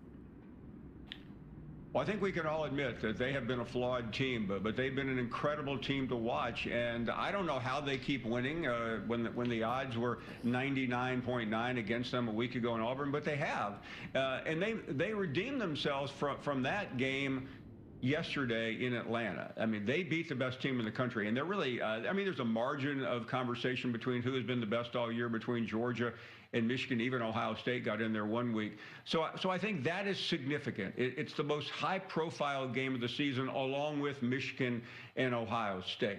And then you watch the Florida State game, and I did, and I know all of you did, and it was a tough watch. I'm being charitable to FSU because of their injury situation. It's not easy going out there with a third-team quarterback, but I came away underwhelmed by their offense. Whether it's different in 3 weeks, I don't know, but it was painful to watch them barely get by a team like Louisville, which ended up, with a couple of losses, 3 losses to be exact, and none of them, the first 2 were not great losses to Kentucky and Pittsburgh. So I side with Alabama, and everybody has their argument, but I know when I see it, and I've watched Alabama all year. Doesn't matter who the coach is.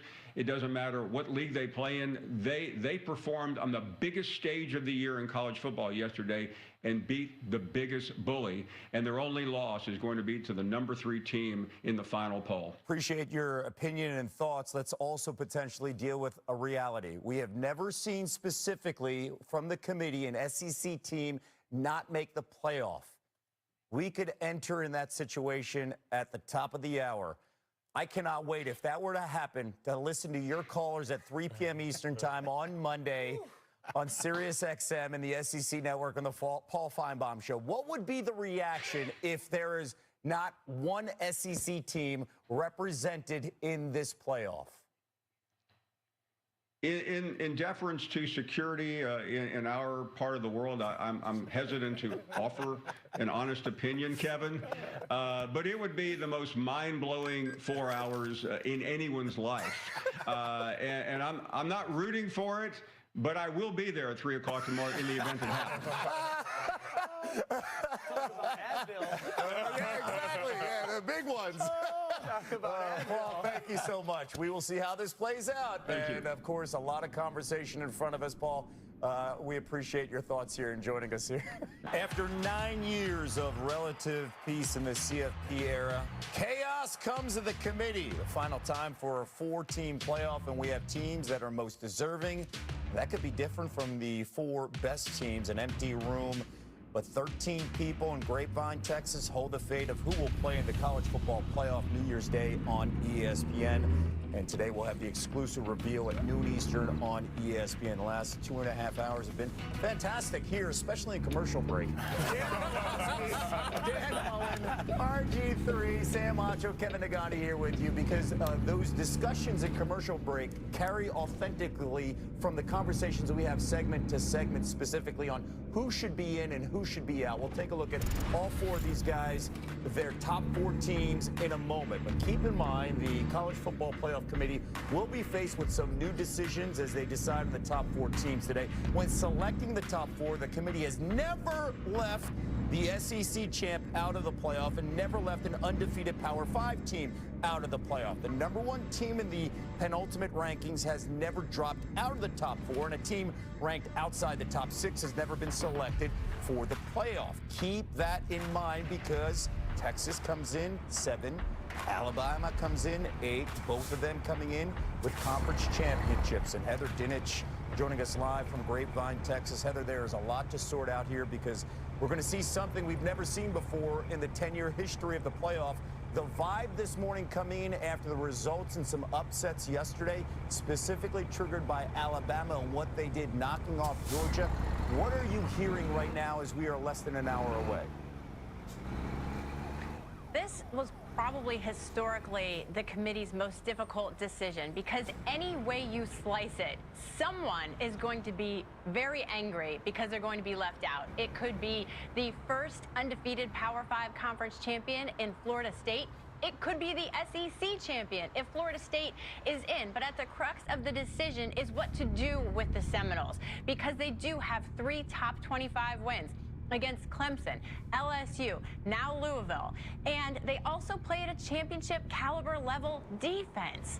The question is, does the selection committee believe they are capable of not only competing for, but winning a national title without starting quarterback Jordan Travis? Because if Florida State is in, which they very well could be sitting there at number 4, who is out? And that goes to the Texas-Alabama debate. And the committee all along has given Texas the edge for that head-to-head double-digit win in Tuscaloosa in week 2. And Boo Corrigan, the committee chair, has said it means as much today as it did then. They have left little trails for us to try to piece this jigsaw puzzle here. And you have the task of trying to put this together here, Heather. When we talk about this committee, every year it's different. 13 members. This is the first time all season long they're in the room together watching the games, and certain voices could stand out where the committee turns to that voice. Is there a voice that you think could play a pivotal role in the conversation?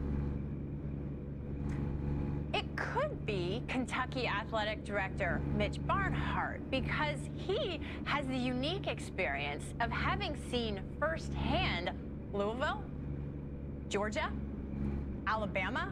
And so there's a very realistic scenario that plays out in those debates where committee chair Boo Corrigan can say, hey, Mitch, you saw these guys play live. What do you think about them? That could be an influential voice. And these are all, while we're talking about Louisville as an opponent for Florida State, obviously not as a contender, how good was the team that the Noles just beat? Was their defense that good? Is Louisville's quarterback struggling that much? Those are questions you can turn to somebody and say, what did you see with your own eyes? And he can bring that perspective to the room. There have been 12 undefeated Power 5 champs. All 12 have made the playoffs. The unique one and the unique part of this conversation is Florida State, with a backup quarterback and then the third stringer playing a role here. We know that the committee takes in the conversation about injuries. How much weight will that have in the room, have you gathered so far? That's a very big part of the conversation, because remember, they had Florida State at number 4 with Tate Rodemaker in after the win against Florida. Florida State didn't do anything but add to its resume with its third string quarterback. So they'll look at their protocol, which specifically states they can consider the unavailability of players and how it might impact a team's performance in the postseason. They will know that Tate Rodemaker is expected to be 100% and fully recovered to participate in whatever postseason game Florida State is going to. So their question then is, we thought Florida State was a top 4 team last week with Tate Rodemaker. Is Florida State a top 4 team with him in a month? Fantastic context, Heather. Thank you so much for joining us live from Grapevine, Texas. We will go out to Grapevine, Texas. Of course, top of the hour with the exclusive reveal on ESPN with Reese Davis and the guys. All right. We got Sam, we got RG3, we got Dan, and we got Dan here. We're revealing their playoff predictions. And if you look, the debate and the discussion, we'll see probably in the next hour, should Michigan or Washington be the 1 seed. But really, it's who are the other 2 teams that get in? And we have 3 guys on the set that believe Texas and Florida State should be the final 2 spots. Dan Orlovsky has Alabama in, along with Texas, and Florida State out. Yes. Dan Orlovsky, state your case on why. You have Alabama ahead of Texas. Yes. No.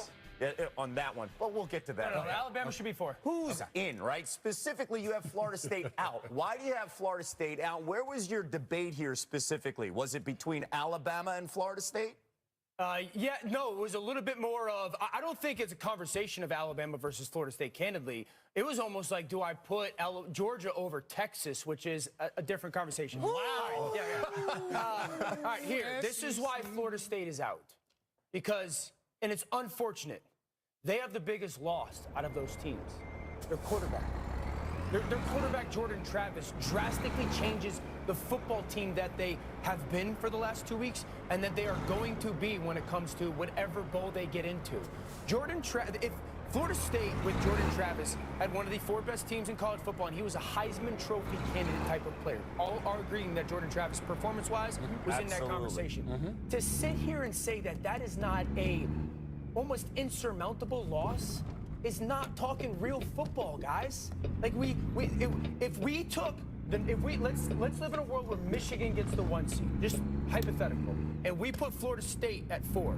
Okay, both of those defenses are very good to great defenses. One team has an unbelievable distinct advantage in that game with their starting quarterback versus a backup. That has to matter when we're talking about creating the 2 best games. Is it unfortunate? Yes. Do I hate saying it? Yes. But Florida State is the one team out of this conversation that hasn't gotten better over the last 2 or 3 weeks because of injury. They are a lesser team because of injury. That's why they're out. Alabama controlled the SEC championship game. Texas has to be ahead of them because of beating them head-to-head. The impact of the quarterback position from one quarterback to another. How big of it is it when you look at Florida State's entire resume, the impact of Jordan Travis? Yeah, I mean, the impact of Jordan Travis, like you said, he's a Heisman Trophy level quarterback. That is going to be significant for any team. But what I would say to you, Dan, is when you look at Florida State in totality, is Jordan Travis out? Did it hurt their defense? No, it didn't hurt their defense. Their defense haven't given up 30 points all year to anybody. Right. All right, you talk about them in that ACC championship game. Well, their offense had more yards than Michigan had in their Big Ten championship game. Right. So are we punishing Michigan because they just didn't have a good offensive performance? We're not. So for Florida State, you don't punish the other 100 kids on that team and the coaches and the fan base and everything with the ACC involved, even though the ACC had a 6-4 record against the SEC this year in non-conference. But nobody wants to talk about that because we got to have an SEC team be in this championship. The bottom line for Florida State is they earned the right to be in the college football playoff. Their resume, they have 0 losses in the ACC, a Power 5 conference. Don't punish the other 100 just because Jordan Travis. But I think Dan's point is this is not about keeping the SEC out. If Jordan Travis is playing, I think Dan has Florida State in, right? Yeah. I'm not speaking for you that you have them Kev, in. I would say if they win that game last night 35-3 and it's a one-sided affair, they would probably be in. They're not going to win that game 35-3 because as a coach, Mike Norvell's going to look at his team going into that game, saying we're playing our 3rd-string true freshman quarterback. Brock Glenn. We are going to put together a game plan that's very, very different. Yep. We have a dominating defense. You saw him against Florida, the same thing. Yep. Different game plan. The coaches are going to come in, and Mike Norvell's a good coach. And he's a good coach, and a great coach, because as we said, 18 to 22-year-olds, the hardest thing you can do is get them up every single week throughout an entire season. He did that, 13-0, and he did it. How do we need to win? We had to score a lot of points and play good defense to beat an LSU early. We had to go on the road and find a way to win in the last second in Clemson. Yep. We had to have a letdown game and find a way to win against Boston College. Oh, goodness, we lost our Heisman Trophy quarterback. We're going to rely on, instead of these great wideouts on the perimeter throwing it, we're going to have a dominating run game. We're going to go run Wildcat and play great defense. Tate Rodemaker, and guess what? If he has now a month is a long time. That's basically preseason camp. Where Tate Rodemaker went from the backup all year, getting 10 reps a week, 15 reps a week, to getting every rep. He'll be a different quarterback in the bowl game with that defense, with a game plan that they can put together around the talent they have against who they have to play. I think they're going to be a much different team than we saw the last 2 weeks because they're going to put a game plan together to win. Quick question for me before you hop in. So when Tate Rodemaker comes back, you think that their offense is going to be drastically improved versus the one we saw against Florida and obviously the one last night, like significantly improved? Yes. It'll be a little bit better because he's going to have the reps. He never got reps. Not in my opinion. He never got the reps. They're going to be a little bit better, and they're going to build around what their strengths are. That's the coaches. They have a month to do that. I'll say this, and Dan, you made the point that if Florida State would have won 35-3, you would have them in. Or maybe if Jordan Travis would, I'm just trying to put it together. If Jordan Travis is still healthy, Florida State would be in. And that is a solid point that I'm hearing from you, but that would still, in a lot of scenarios, leave the SEC out. And there would still be, even if Florida State would have won by a significant margin, there would still be an army of people saying, how is the SEC not in? And so my point is this, just because that's your distinction, which I think is a valid and a fair one, it still leaves the SEC out, and that's okay. Just because something hasn't been done before, first time SEC. I would have left the SEC out. Yeah. Okay. All right. But you were debating Georgia. That is a fascinating conversation when we talk about the best teams. All right. He wants the best games. He said he wants the best games. Matchups, right? Okay. The best teams in the meantime, Mike Norvell this morning catching up with Harry Lyles after winning the ACC championship. Coach, starting off here, I just want to give you the floor. Make the case for your team, undefeated Power 5 ACC champion Florida State Seminoles, to be in the college football playoff. Well, we've earned it. 13 opportunities, a challenging schedule, 8 wins over Power 5 bowl teams. I mean, this is a team that's answered the call with every opportunity that we've got. We've done it in a variety of different ways: offense, defense, special teams. Last night, incredible defensive performance against a really good Louisville offense. I mean, it was just an impressive win, and we did it with a true freshman starting quarterback. We've done it with a backup quarterback. We've done all the things asked of us, and you just continue to perform at a high level. I mean, this is a special team that knows how to win, and that's what they've done week in and week out. They certainly have, and you mentioned last night after the game that it should even be a conversation, but we are having the conversation. What for you has been the most frustrating part about that conversation to try to say that your team deserves a shot at a national championship? I think when you sit there and you try to project what could or might happen, it still goes back to what's done on the field, because that's why you play the game. And for all the teams that have a loss, I'm sorry, they got a loss. I mean, they earned that loss. We've earned every victory that we've had, and we've done it with a challenging schedule. We've done it with great players. We've done it in a way that, you know, that it represents what college football's all about. And when it comes to the committee, you know, I just, you know, urge them, they do the right thing, because ultimately that's what this game is. And you get a collection of players, coaches, teams coming together, and you see a team that does what's necessary to go do what we all set out to do, and that's win. And to be a 13-0 ACC championship team, 2 wins over the SEC this year, you know, doing it on the road. I mean, this is a remarkable team that I get to coach. I'm just so proud of our players. I know it's been a quick turnaround. I know you mentioned you got an hour and 45 minutes of sleep last night.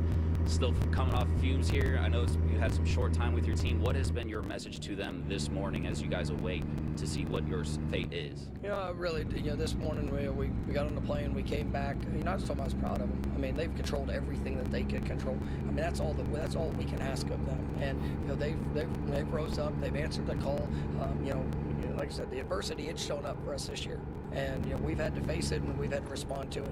And, you know, even last night, you know, with some of the things that presented itself in the course of that game, our team responded with the heart of a champion. And that's who they are. That's what they're about. And, you know, with the opportunity that's ahead, you in the semifinals, you know, and Lord willing, get an opportunity to play for the national championship. You know, I know how this team will show up for that too. And because they've done it throughout the course this year, it's just who they are. Coach, we appreciate the time. Thanks so much, and go Noles. Take a look at this strength of record. A metric here. Keep in mind, 32 of the 36 previous playoff participants ranked top 4 in that metric on selection day. And Texas is 5. Alabama is 4, Coach. When you hear stuff like that, you look at those numbers. I understand the head-to-head. What stands out to you? The head-to-head. in the end, they played each other. Yeah. And they not only did they play each other, it wasn't a neutral site game. They played each other in Tuscaloosa. In September, though, with a different Jalen Milroe. It's a different Quinn Ewers. Oh. Yes. I mean, Quinn Ewers yesterday. Texas looked dominant yesterday. You know what's really impressive to me with Texas is Quinn Ewers. When he can look average as the day is long, and then they have a big game, and he plays unreal. Every time they've had a big game, Quinn Ewers steps up and performs. And that is what you want out of your quarterback, because there's talent all around him. When they're struggling, he has the talent. Other guys just go score. They have a defense. They make plays. But in a big moment, he steps up. And you're getting into the playoffs right now. These are now all big games, big moments. And you need a quarterback to step up, to go make plays, to go do that. Texas has that guy. I think he's one of the best deep ball throwers in the country, too. You know, the air, you know, it's the same with the Mitchell or the long ball and the double move yesterday, just the air. I look at Texas and I say this. Went to Alabama and won by 10, to your point. To your point. Their one loss is in a massive rivalry game. Neutral site. Yep. On the last play of the game. Play. Yeah. In reality, a pretty special performance by Dylan Gabriel as well. Unbelievable. Oklahoma won 10 games this year. Yeah. Really good football team. Yeah. So, yes, there is a loss there, but they've got a big-time win. And part of me, like, I also want to bring the context of fans into this. Like, we want to see the semifinal and final as great games. You want the best matchups. You watch that offense with Steve Sarkisian and tell me they can't go play with anybody? And to Sam's point, the defense has been fantastic. And be exciting? Yeah. That has to be an element in this conversation. But it may be an element in our conversation. But a lot of us have been a part of the mock selection committee. I know RG, I think we were there together. It's not an element in this committee's selection process. They're not saying what's the most exciting game or what's going to be. I'm serious. Like, no, it makes sense what you're saying. Totally makes sense. The fan base, right? Think about TV, whatever you want to talk about it. Man, this will be exciting. But that's not what their task is. Their task is to pick the best teams based off certain criteria. And so they're not looking at it, man, I got to put this team at 4. Sure. This team at 1. They're saying, okay, what is our task? Take out our feelings about it, and let's base it off of facts. And the fact is that Texas did beat Alabama in head-to-head. But the other fact is that Alabama beat the #1 team. Yeah. And so, like, it's hard. So, look, check me out. I know. You ain't got Bama. I know. Listen to me, though. So, so, like, the truth is Alabama, like, very deserving, right? But the inconvenient truth is that they lost to a team that is in the same environment as they are. Yep. And that, in my opinion, could be the one thing that either is keeping Alabama out, yep, or if Florida State ends up being out, having Texas a no-brainer in for you. In my opinion, yes, but the committee may say something different. You guys all agree if you're going to put Alabama in, Texas has to be in. All four of you agree with that. I like that we've got something to agree on. Hey, we're going to get another opinion. Cannot wait to hear Chris Fowler's top 5. We'll ask him after this. And let's bring in Chris Fowler, who has seen all these teams and called many of these games. Chris, let's get to the debate here, best teams, most deserving. Let's just get to your top 4 teams right now. Well, but that's the question. You want the best 4? It's not the same thing. And we know the past history of the committee. We know what the bylaws say. We know what's supposed to matter.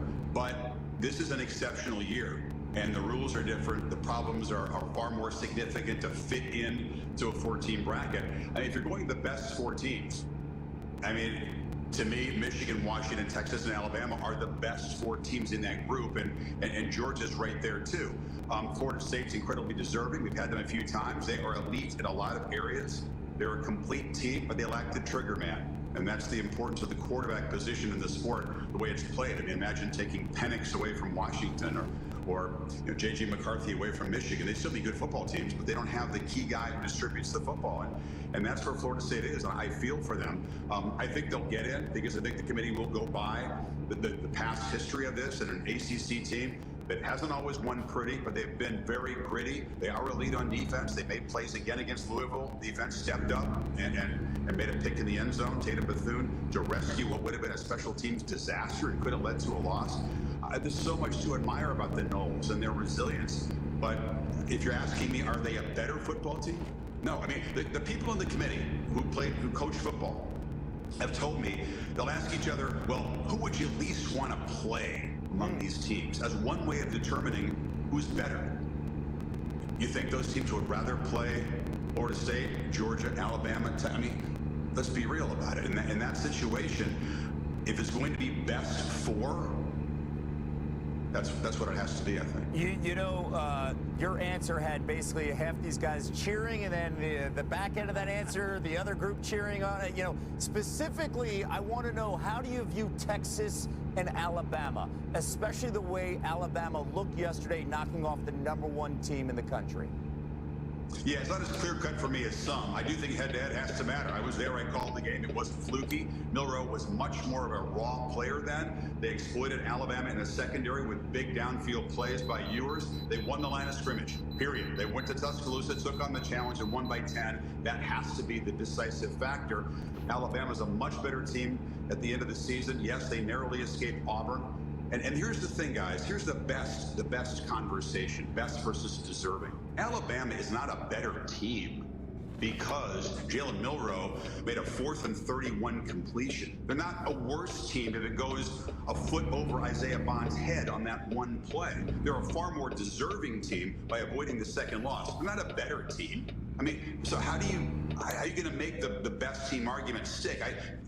On the field, they look good. They've won the conference that has won the last 4, 6 of the last 8. I think it's 13 of 17. Now, you don't get credit for the past strength of the SEC, but that's where it comes into the mind of the committee. I think it has to. We have had reporters all over the country. We've got a bunch of guys here in the set. Chris Fowler has the best seat in the house this morning. Cannot wait to see what happens at the top of the hour. CF, thank you so much for joining us. You bet. And of course, we're getting ready to find out who will compete for the Dr. Pepper Championship Trophy, top of the hour. The playoff committee will be faced with some new decisions as they decide on the top 4 teams today. Our guys here talking about food as we approach lunchtime. We're all ready to go. We're also ready to get fed in on who's going to make the college football playoff. Sam, RG3, and Coach Mullen, they have the 4 teams. A little bit different on the rankings. Dan Orlovsky has Texas and Alabama as his final 2 teams. We got that right, 3 and 4 specifically. After hearing the cases and the discussion here, have you changed your thought process about Florida State and where they should be here? Because at one point today, you stunned me. You said you had Georgia at 5, Florida State at 6. No, I haven't changed. I feel even more convicted about it. So the 3 failed. Deserve and earn don't matter. Yeah. And nor do pick the 4 best teams. That's the committee's job. When a championship caliber team loses their quarterback, they are a lesser team, unfortunately for them. 30 seconds, real quick. What do you want to learn today? The best teams win, and you got to be rewarded for winning in your performance on the field. The committee needs to do that because that's what college football is. Based off what the committee normally does, Florida State should be in. They earn the right to be there. They don't pick the 4 best teams. They pick the 4 best teams that meet the criteria and are the easiest to pick. Earned it. That's the one thing I keep on hearing from you guys. Yeah. Welcome to the College Football Playoff Selection Show, presented by AT&T. The drama, the dilemma, the controversy surrounding the pursuit of this trophy over the entire history of the 14 playoff has been mostly lacking, and now it's here in abundance. This season's been defined by near misses and scares, and finally, it landed the big one. Alabama made its statement by stopping 2-time reigning Georgia's 29-game winning streak and making its case for the playoff. Texas holds a trump card head-to-head against Alabama and added an emphatic win in the Big 12. Florida State, wounded, refused to slink away and make things easy for the committee. They still have a case. Michigan and Washington are probably safe at this point, so what that leaves, 4 teams for 2 spots. You might be thinking, boy, this will be the perfect year to start that 12-team playoff. Well, the committee doesn't have that luxury. They're going to have to make some tough calls that will make and break some dreams.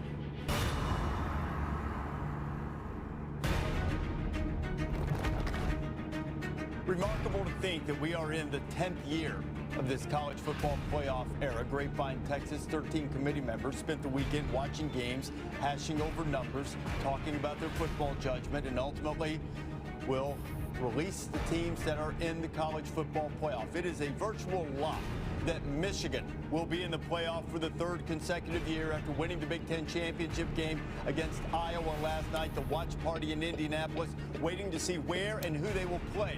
Austin is a place where they haven't experienced playoff euphoria. Texas, with a chance to go in for the first time, made its case by winning the Big 12 and maybe the best non-conference win of the season, winning early in September in Tuscaloosa. Conference championship games, one of the criteria if teams are closely grouped together.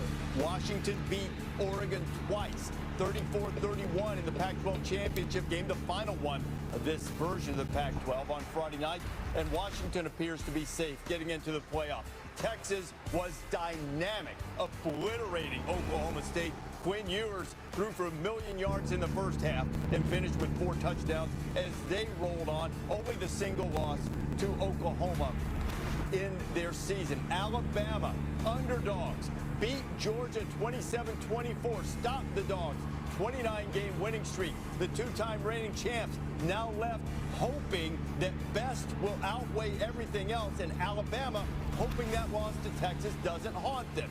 Michigan took care of Iowa after losing to TCU in the playoff last year. Michigan's back, going to get another one. They shut out the Hawkeyes, who've had struggles on offense all year long, as they roll for a 3rd straight playoff spot. And Florida State, Jordan Travis out for the season. Tate Rodemaker, the backup quarterback, out for that game.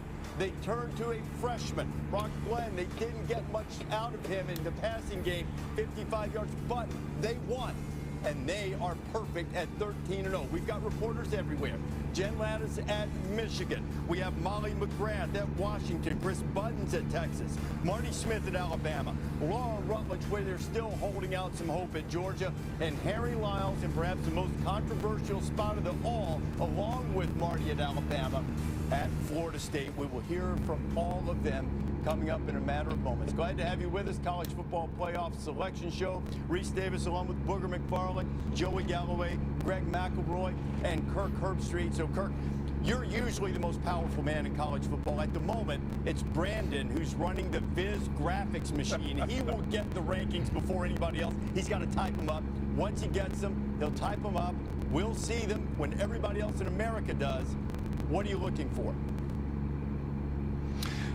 Well, this is the first time since 2014 that we've had this, you know, where 5 teams from the 5 power conferences are up at the top as champions and deserve an opportunity. And this is where the committee is going to split hairs. And if you look at it, you know, after Michigan and Washington, you start to get to that 3 and 4 spot. You get to these cluster of teams.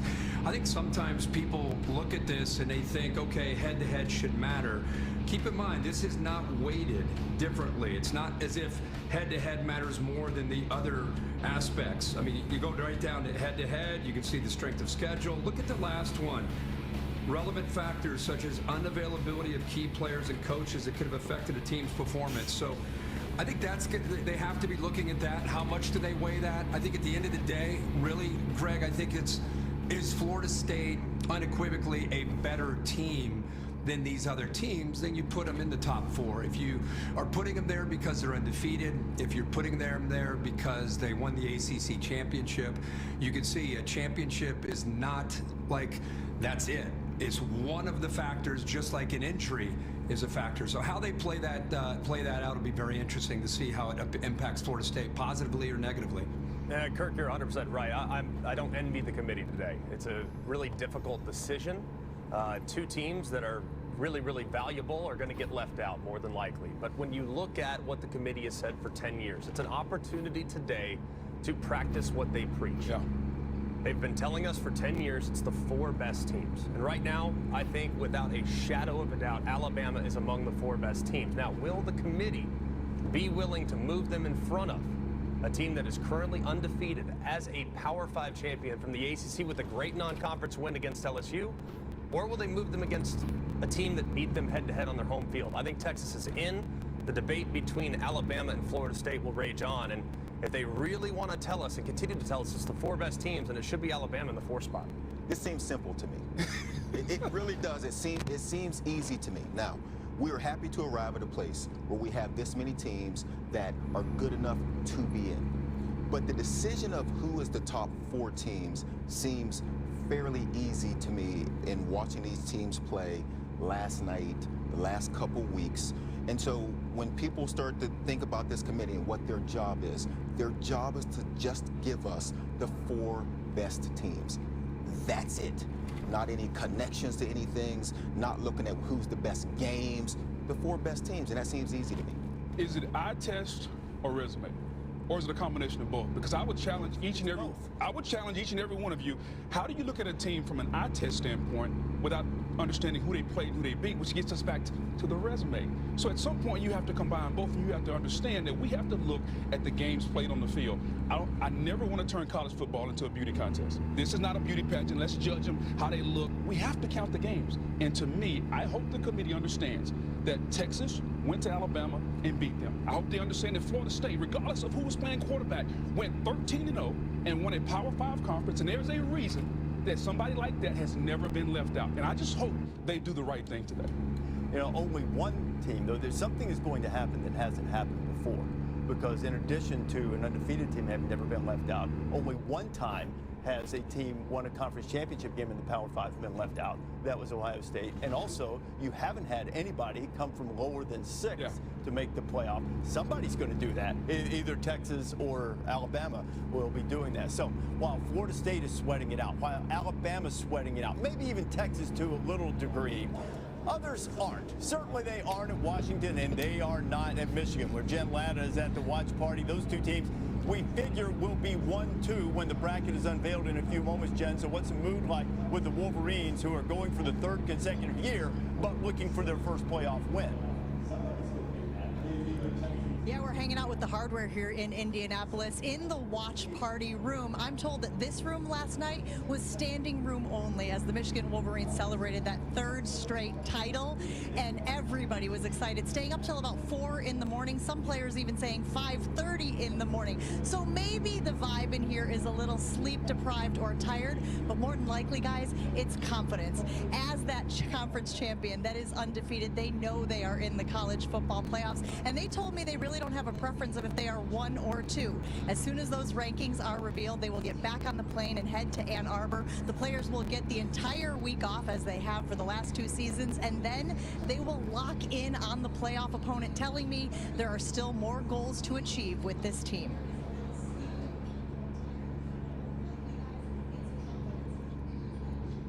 And Molly McGrath is in Washington. Molly, what's it like in Seattle right now?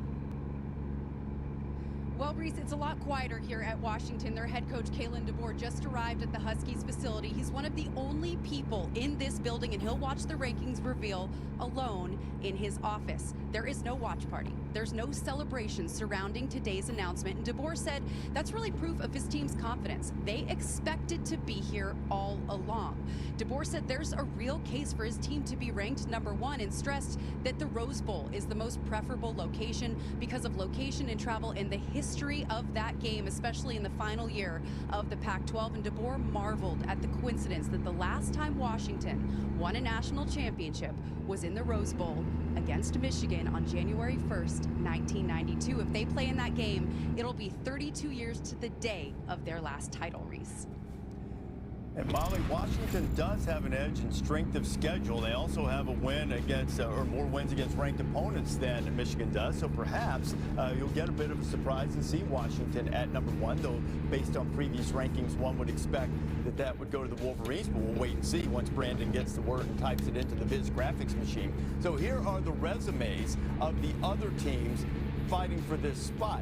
You look at the strength of the record. SOR means how an average top 25 team, what the percentage chance that they would achieve the record that they did, and you see all fare very well. Strength of schedule, Alabama has the huge edge, Texas then, and then Florida State well back in the pack, and then Georgia still has the 37th ranked schedule. So here are the reporters, as you know, Chris, Marty, Laura, and Harry at the various spots. Chris, it seems that with the conference championship and also the head-to-head win against Alabama, that among these teams, the Longhorns would be in the best spot. They are. They're very confident in where they are right now. They're having a watch party a couple feet away from me. Confidence also comes from the fact when you look at what they've done on the field and also with their resume. Big 12 champions, and now they can say they have a win over the SEC champions. When you look back at that early season win against Alabama, Steve Sarkisian said that's the biggest bullet point on their resume, because if it was easy, more teams would do it, but they don't. However, confidence doesn't necessarily equal sleep. Not a lot of sleep for Sark last night, because at this point, it's out of their hands. To a place where there also probably wasn't a lot of sleep, we go out to Tuscaloosa and Marty Smith. Chris, thank you so much. Good morning. All is quiet here in Tuscaloosa as well, although Coach Saban did just walk right by me. He's just entered the facility. A few moments ago, offensive coordinator Tommy Rees walked over to me and goes, "What do you know, man? Tell me something." I said, "Sorry, man, we'll all find out in just a few minutes." But as Coach Saban said last night, they believe that they have proven their case. They beat Georgia, the #1 team in the country, winner of 29 straight and back-to-back national championships. So they believe their resume stands up against anybody in the country. I talked to Tyler Booker last night, the offensive lineman for Alabama, on the field after the championship game, and asked him, "What did you guys just show America?" He said that the Bama standard can only be imitated, not replicated, and we hope the committee will give us 2 more games to prove it. Now let's head over to Championship Town currently, Athens, Georgia, where Laura Rutledge is with the Dogs. Marty, these Dogs are hoping that the standard set throughout the regular season is what sticks in the committee's mind, not what happened in the SEC championship game where they lost to Alabama after 29 straight wins. And Kirby Smart actually used the words of Bill Hancock, the College Football Playoff executive director, saying this is not about the 4 most deserving teams. This is simply about the 4 best teams. Kirby said we are 100% one of the 4 best teams, and he told me he hopes they look at the eye test. He said if you see who we've beat, the top 20 teams that we've had success against on the road, and the way that we've played as a complete team, both offensively and defensively, he hopes that's enough for a team that he cares a whole lot about. Let's go to Harry Lyles in FSU. Laura, I'm here inside the Champions Club, inside of Doak Campbell Stadium, where there is more optimism than concern for this Florida State team. Tate Rodemaker and Jordan Travis were the first two up here, and as you can see, they've been joined by their teammates up here. When I spoke to Coach Mike Norvell earlier, despite only getting less than 2 hours of sleep, he was very optimistic. He said, we've done this offensively, defensively, and with special teams, and after last night, we've done it with 3 quarterbacks. He feels good about their chances. Reese, we'll see how it goes. Harry, we will in a matter of moments. You know, as they say, if the facts are on your side, argue the facts. If the law is on your side, argue the law. If neither are on your side, then jump up and pound that table as hard as you can. And the coaches are doing just that. It's not the most deserving.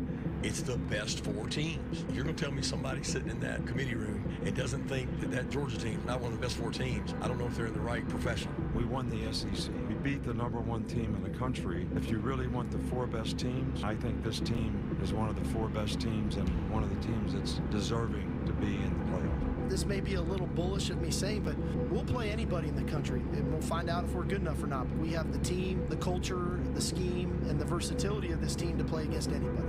I believe in this team. I believe in what they can do. They showed up every single week and done it. So I don't really care about what everybody else's opinions are. Whatever the next opportunity is, I promise you they're going to show up. The College Football Playoff Selection Show is presented by AT&T. Connecting changes everything. And in part by Mercedes-Benz. The Holiday Love celebration is here. Now through January 2nd. Welcome back to the College Football Playoff Selection Show. Presented by AT&T. Washington Huskies, Alabama Crimson Tide, Texas Longhorns, Michigan Wolverines, Florida State Seminoles, Georgia Bulldogs. You gonna take what belongs to you? Who will be in the college football playoff?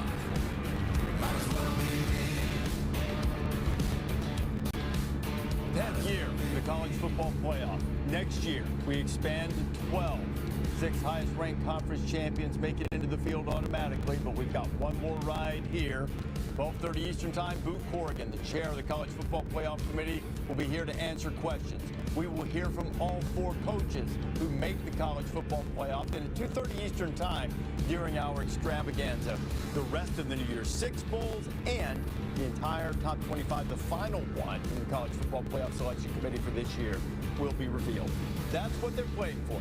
College Football Playoff National Championship Trophy presented by Dr. Pepper. So let's do it one final time. Last year of the 4-team playoff, and we haven't had this much anticipation since the first year in 2014 when Ohio State, Baylor, TCU were fighting for 1 spot. There are 4 teams for 2 spots, it would appear today. The rankings are in. Brandon has put them into the Viz graphics machine, and we are about to unveil who will be in the college football playoff for the 2023 season. It is presented by AT&T. The final rankings from the selection committee, the #1 team in the country is, we're seeing these when you do, and it's Michigan. There was some thought, because Washington has a couple more wins against the top 25, that maybe the Huskies would move into that spot. But the Wolverines, we assume, will go to the Rose Bowl. The semifinals are in the Rose Bowl and in the Sugar Bowl on New Year's Day, the perfect setting for the semifinals. And the Wolverines are going for the 3rd straight year. They're 13-0. There's Jim Harbaugh. Who's got it better than you, Jimmy?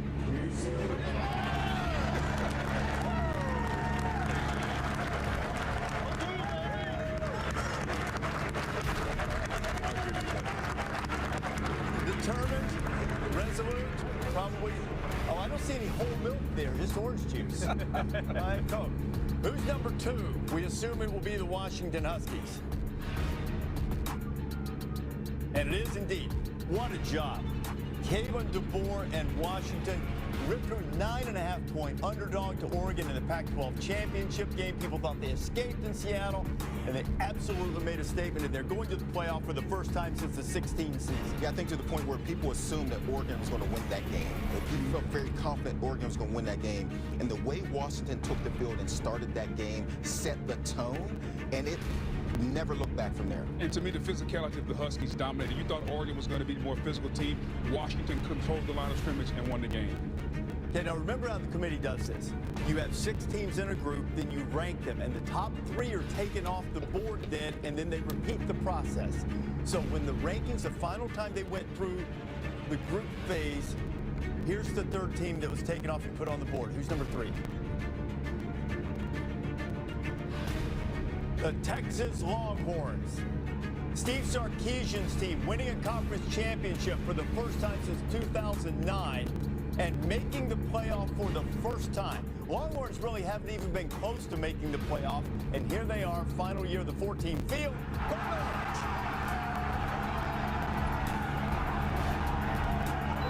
We assume that will put them in New Orleans. And while Washington's the 2nd seed and will wear the home jerseys, that's going to be somewhat of an advantage from a crowd standpoint for Texas, one would think, if that's indeed how the semifinals are matched up in the sites that they have. So we have Michigan, Washington, Texas. As we said right off the top, you've got these 1 spot left, and you've got 4 teams with resumes. Texas now has made it into the field. Let's have a look at these remaining resumes. 3 teams, 1 spot. Alabama, Georgia, Florida State. Kirk, how should this come out in your judgment? Alabama should be at 4. Alabama should be the at 4. The injuries to Florida State is just, you can't avoid it. It's nothing against what they accomplished. Obviously, what they accomplished is extraordinary, to be undefeated, be an ACC champion. But that injury to Jordan Travis is part of what the committee takes into consideration. If you're looking at Alabama versus Florida State, under the current team and roster, it'd be very, very hard to imagine Alabama not being there at 4. We go back to the rankings in the unveil. Let's look now at number 6 and see who's been eliminated and see what the final decision came down to. Who's number 6? The Georgia Bulldogs. So after consecutive national championships, Georgia will not compete in the playoff, and this is also the first time that the team that was number 1 in the penultimate rankings has fallen completely out of the college football playoff field. So this leaves us with the decision that everyone thought we would end up having. Florida State or Alabama. 1 spot. Whoever's 4 plays Michigan. Number 5, heartbroken. Who's number 4? And Alabama returns to the playoff, and so we have another unprecedented situation as Florida State winds up at number 5, and Florida State is the first undefeated champion from a Power 5 conference to fail to make the field in the college football playoff era.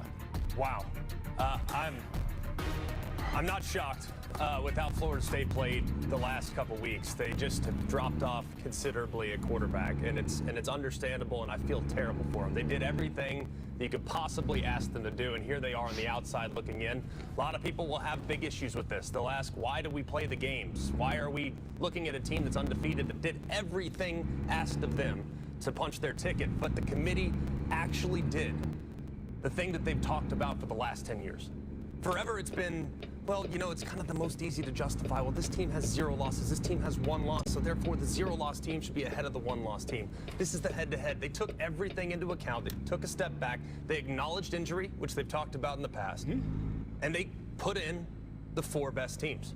And that is not an easy thing to do. So I want to tip my cap to the committee because that is a difficult decision to make. And they think they probably went with the thing that was a little less popular than it would have been had they just gone with the undefeated Power 5 champ. Well, I'm going to completely disagree with you.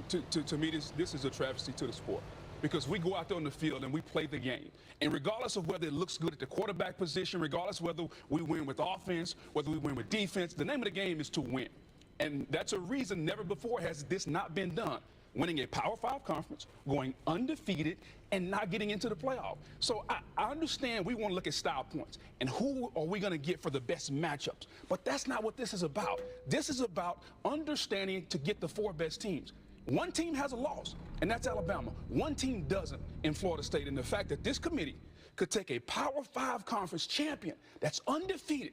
Those kids have went out there and busted their behind and not get into the playoff based on the eye test. Mind you, this is the same Alabama team who needed a prayer in Jordan Hare to beat an Auburn team that lost to New Mexico State. So that's really what has me bothered right now. Reese, can you deliver the strength of record, strength of schedule thing? Because you're making it sound as if Alabama played nobody. Go ahead. Yes, you are, because they're in the top 5 in strength of schedule. Yes. Florida State's 55th. I totally get what you're saying. It's absolutely heartbreaking and devastating for them. The ACC has a winning record against the SEC this year, 6-4. 2 non-conference games for Florida State this year against the SEC, and they won both of them. I get it. But they're a different team, and this has been your point, Joey. Yes, that has been my point. And so I feel awful for Florida State and Jordan Travis, because if he was still playing, this would be a different conversation. Everything you speak of was accomplished with Jordan Travis as their quarterback. They won the last 2 games without him. Yes, and that's when we saw this team with Tate Rodemaker and Brock Glenn. Yes. 55 yards passing last night. It wasn't pretty. Here's the thing, Boog, and honestly, I hear everything you're saying. If our goal is to have the 4 best teams, there's nothing to do with what you deserve. There's nowhere in the bylaws that say you have to be undefeated. There's nowhere in the bylaws that say if you're in a Power 5 conference, you're the champion undefeated, you get in. I feel terrible, but when we look at this Florida State team and what they are today, what they were last night, what Alabama, who lost to Texas, who was the 3rd team in this thing, what they were then and what they are now. This Alabama team is different, and you know this. And this Florida State team is different, and you know this. They lost their quarterback. It's not a receiver. If Worthy doesn't play for Texas, they're still a really good football team. When you lose your quarterback, that is different than any other position in any other sport on earth. Let's quarterbacks. You just got to win a different way. Let's get Kirk in quickly. Kirk, when you've heard these discussions and these arguments, there's a lot on Florida State's side, from winning against the SEC to the ACC success against the SEC. Is this simply a case where, had Jordan Travis not been hurt, or, to be fair, let's say Tate Rodemaker had really put up some numbers offensively in the Florida game, so you had a little more data to support that Florida State would be competitive, that this would be a no-brainer decision and the Seminoles would be in. And this all centers around the established criteria by the committee that they evaluate injuries. Well, you'd have to ask Boo that when he hops on here in a couple minutes, but I think all of us... I think if Tate went out and lit it up, it'd be a lot like what Cardale Jones did for Ohio State. I think the committee evaluated based on what they saw. And by the way, what Florida State did at the Swamp was impressive. I called that game. That was a tough environment. I don't care what Florida's record was. That game was impressive for them to be able to get out of that game with a backup quarterback. But when you're looking at what they did the last 2 games and you're evaluating, they went all the way down to the 3rd guy, a freshman. This is nothing against Mike Norvell. I think we all are proud and so happy to see that Florida State brand back from where it was 3, 4, 5 years ago to where it is now. It has sustainability, and it's going to be around with Mike, and they're going to do a great job. To me, if you took J.J. McCarthy off of Michigan, we'd be saying the same thing right now about Michigan. If you took Michael Penix off of Washington the last 2 games, and they were struggling with a backup quarterback, we wouldn't be looking at the totality of Washington's season. We'd be looking at the last 2 games. You have to look at the last couple games without the heart and soul. This guy is the face of this resurgence of Florida State, Jordan Travis, and to take him out is just as big as any player in the country that you would take off that roster. So to me, it's a reflection of what he meant to that team specifically, and these last 2 weeks, giving Tate and giving Brock the backup, the 3rd string guy, an opportunity. And it's just a reality. You're comparing them, Alabama to Florida State. You got to give Alabama the nod, even though they had a close game against Auburn in a rivalry game. They beat Georgia on a neutral site, and Georgia was the team, and Alabama just beat them. You cannot take Alabama out of this. They have to be in, and I think the committee did a great job. I tip my cap as well. It'll be interesting to hear when we talk to Boo Corrigan if that was the biggest thing, and if prior to then, you wouldn't want one game to change this. But I haven't been able to get Boo for a couple of weeks to answer whether any team was deemed unequivocally better than the others, which is also listed in the protocols in the process, and whether they, up to yesterday's point, viewed Georgia in that realm and therefore gave Alabama the nod. Here are the resumes. By virtue of being undefeated, that's going to give Florida State an edge in strength of record, so they're one spot ahead. Alabama has the edge in strength of schedule rank. They have the edge in wins-loss records against the top 25 in terms of numbers of wins. And the key wins are pretty close, with the one that's the biggest, certainly the win against Georgia for the Tide yesterday. Yeah, and that was, I think, ultimately what put them over the edge. The way that they won. As much as anything else, controlling the line of scrimmage, dominant in the run game at times. Defending the pass, Georgia came in as one of the best passing teams in America, and the lockdown coverage on those wide receivers, including Brock Bowers, was remarkable. I'm still amazed by the decision that was made. And looking at all of this, Alabama, there is no question in my mind they're one of the 4 best teams. I feel terrible for Florida State. But back to the original point, I wonder how much the decision had to do with Alabama's affiliation with the SEC and the SEC's performance at the top of college football when given the opportunity over the course of the last 10 years in the playoff and the 15 years before that, well, it was the BCS. I wonder the SEC how much that factored in, because it's tough. It's really tough to consider crowning a national champion without an SEC team being involved in the top 4. It's really hard to imagine that, just given how that league is played in championship settings over the last 2 decades. And if you're looking at that point, then to me, you're projecting, you're trying to get the best matchup based on performance, not getting the teams that deserve to be in my opinion. And I think we look at this from a selfish standpoint. We want the best matchup so we can say, you know what, this year's semifinals wasn't a blowout. It wasn't a blowout like it's been the last couple of years, that we get good matchups. And I just think that's devastating for the kids at Florida State. And I think we're diminishing how you win. It's okay to win with defense. It's okay to have a dominant defense and win a football game. It doesn't always have to be scoring 50 or 60 points. And I think as a football nation, as a group of analysts, we got to wrap our mind around that, because to me, this is about, let's get the 4 best matchups. We can sell it and we can do all these different things. Who cares if Florida State won 16-6 with defense? They dominated a Louisville team from a defensive standpoint. Who cares? I don't either. I mean, but I will say this. I think they seem like separate arguments to me, Book. You can win with defense. You can be a defensive-minded team and win, but it's a different argument as to whether they're still the same team that put together this resume that you say merited them being in the playoff, which is a reasonable position to take. Nope. I'm just saying it seems like 2 different arguments that you're conflating a little No team is the same. From the beginning of the season to the end, no team is the same. So to your point, I agree with you. They're not the same team, but that's okay. You can be a different team. I've been on teams that lost 2 or 3 games at the beginning of the season and went on to win the Super Bowl. You can adjust and you can change. That's what good coaching is about. Jalen Milroe is not the same player now that he was at the beginning. Tommy Rees changed the game plan. Nick Saban coached him up better, and now he's playing at an elite level. He changed. It's okay to change. I hear that they changed, but that's different. You're talking improvement. We're talking missing major factor, which I know we're going around in circles. Joey, I want to give you a real quick last word here. A couple things just happened there that I hate to hear. Any connection to the SEC and what they've done in the past being any part of this decision. If that's the case, that's disappointing to me. I would hate to hear that happen. And then don't use the term we when you start to give your point there, because there is not a we in this. We don't care about the matchup. We don't care about who's playing who and where they're playing them.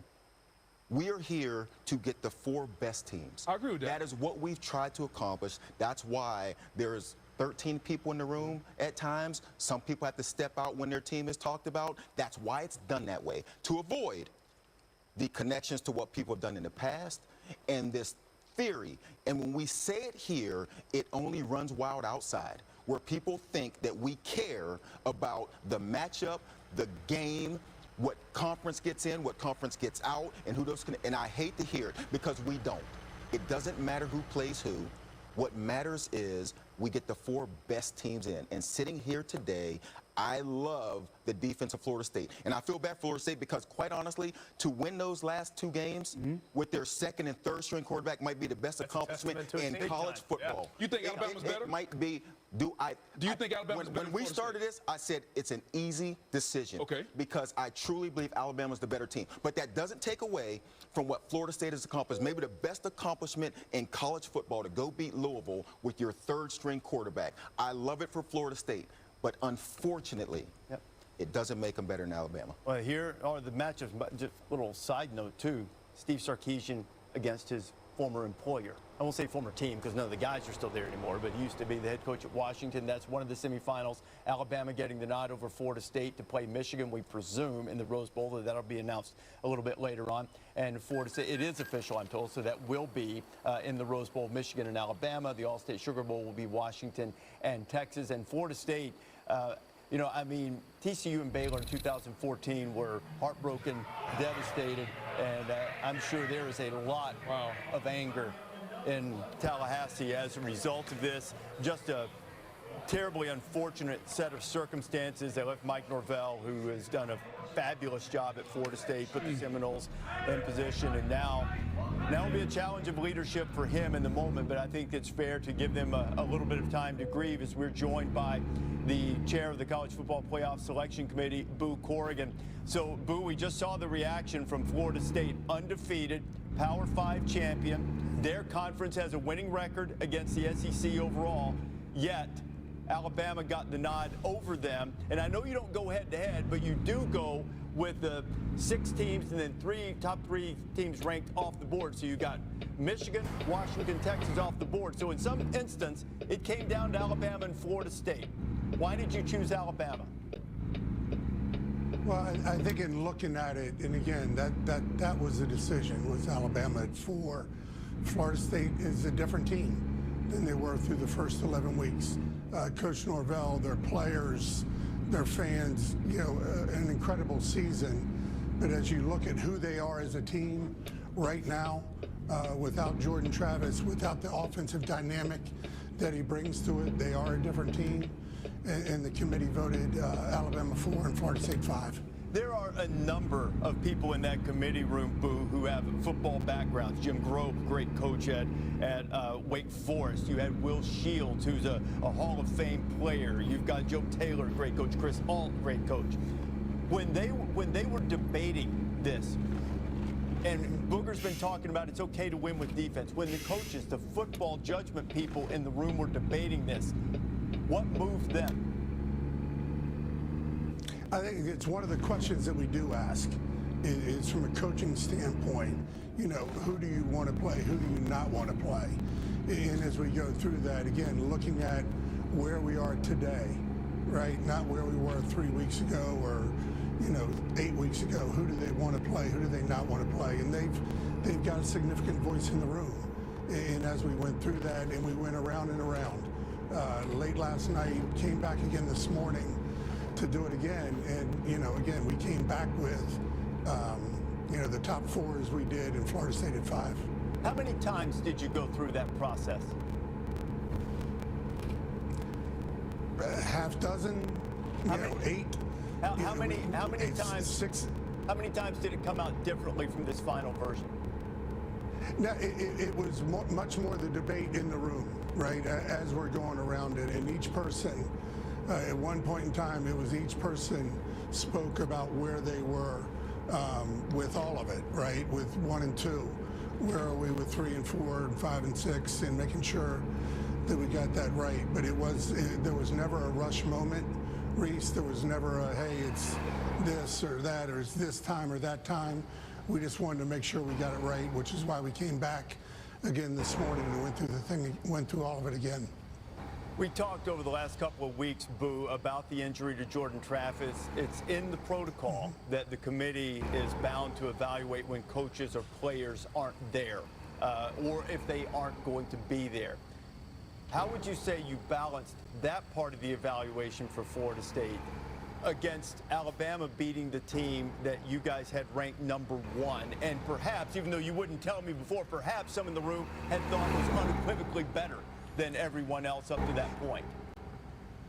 Yeah, we had 8 really good teams this year, right? Somewhat of a unique year in the last year of the 4, right, as we go through this. But, you know, looking at the player availability was really important to what's going on. And I think someone said it there, you know, you can lose a running back, you could lose a wide receiver, but, you know, a quarterback as dynamic as Jordan Travis, it changes their offense in its entirety.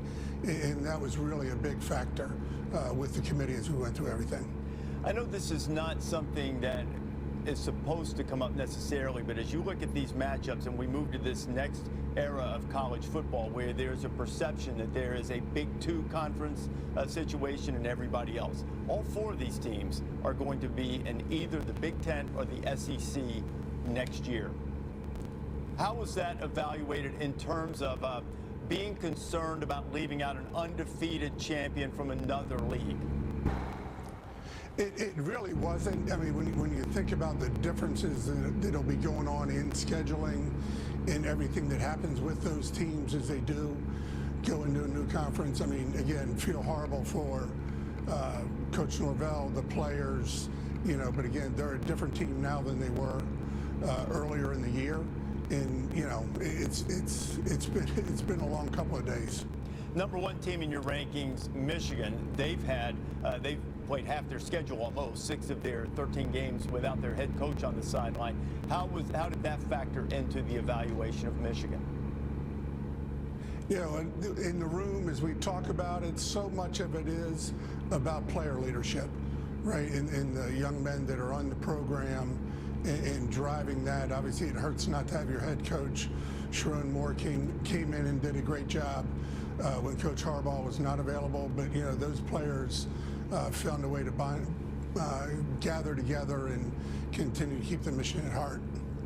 Booth, thank you very much for your time. I know it was a very difficult decision and one that's going to be controversial, and you'll have a lot more questions to answer about it, I'm sure, over the next day or two. But we thank you for your time and thanks for your candor today in terms of evaluating Florida State and the impact of the injuries. I'm sure we'll talk to you a little bit later on in this show today. Yeah, thanks to all you guys for what you do for college football. It's really important. As Boo Corrigan, Athletic Director of North Carolina State, and also the Chair of the College Football Playoff Selection Committee. He'll be back with us a little bit later on after we unveil the rest of the top 25. It has certainly been an eventful year for the Wolverines. Michigan self-imposed a 3-game suspension on Jim Harbaugh, stemming some alleged violations with a COVID-19 dead period back in the day.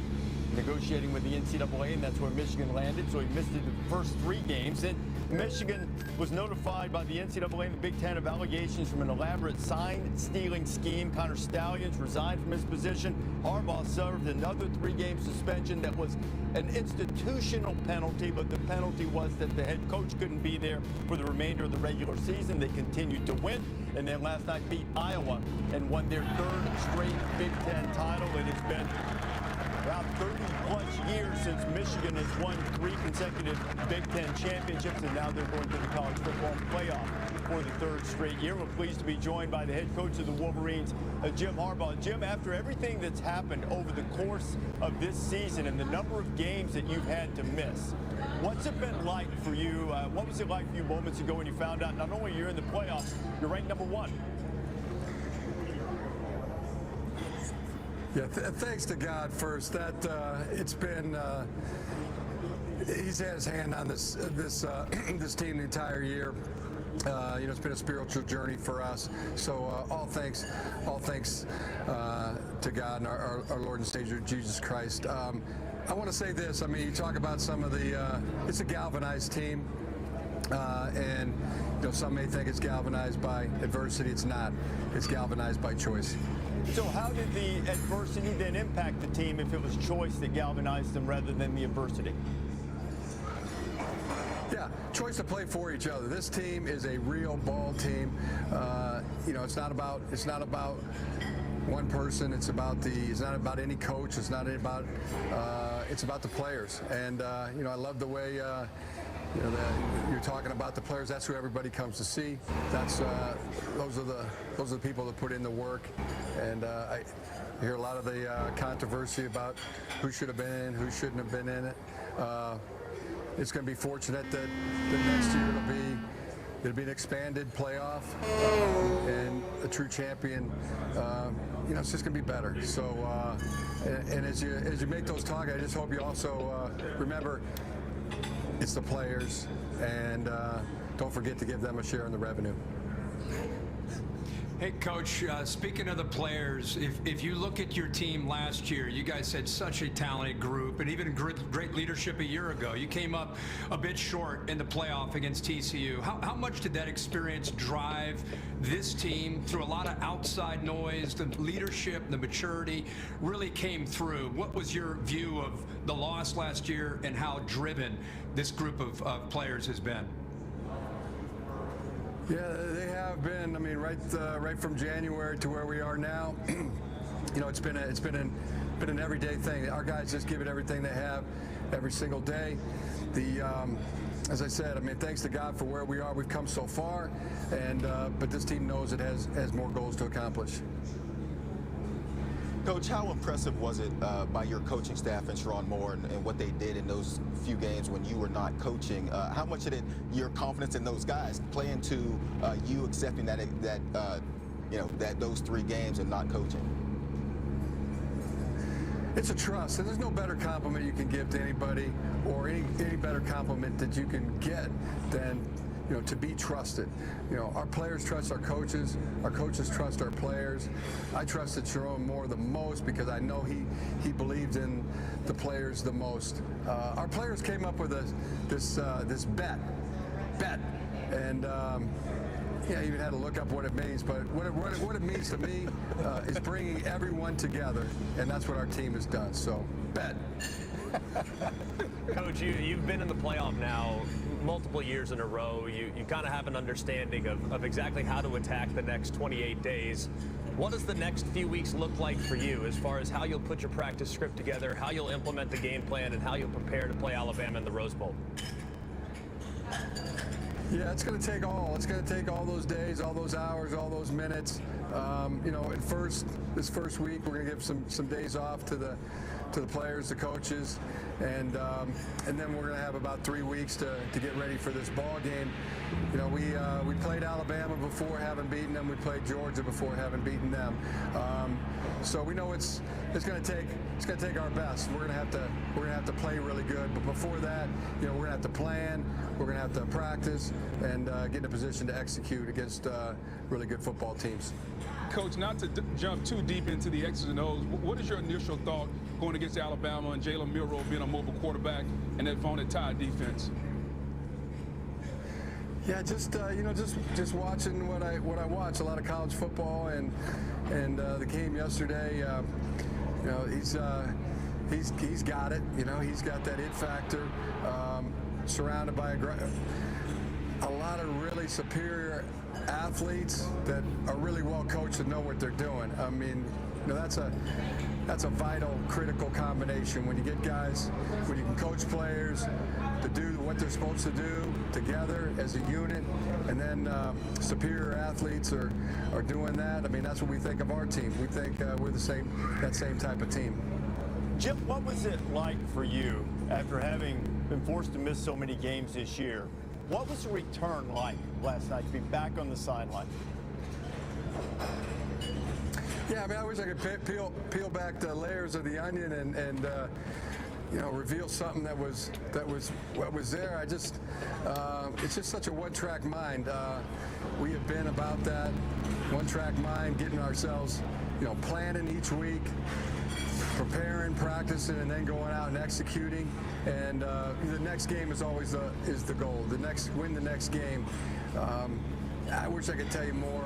I wish I could tell you it was more than that, but it was just thanks to God for keeping us galvanized. Thanks to our players, our staff, for being such a joy to work with, and just appreciate that everybody adopted that one-track mind mindset. Jim, congratulations, #1, going back to the playoffs again. Look forward to seeing you in Pasadena. You predicted it, Reese. I know. You called that one months ago, man. I know. Take a deep, long bow.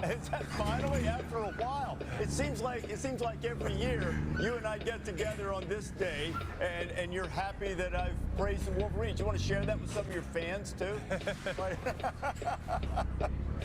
Hey, Jim, congratulations. Absolutely. Man. We just what? Yeah, we feel super. It's super great. It's super great. Feel great. You ought to, my friend. Thanks a lot, Jim. Congratulations. Look forward to seeing you in Pasadena. All right, that's Jim Harbaugh, #1 team in the land, going to the Rose Bowl, and that is where they'll take on Nick Saban and the Tide.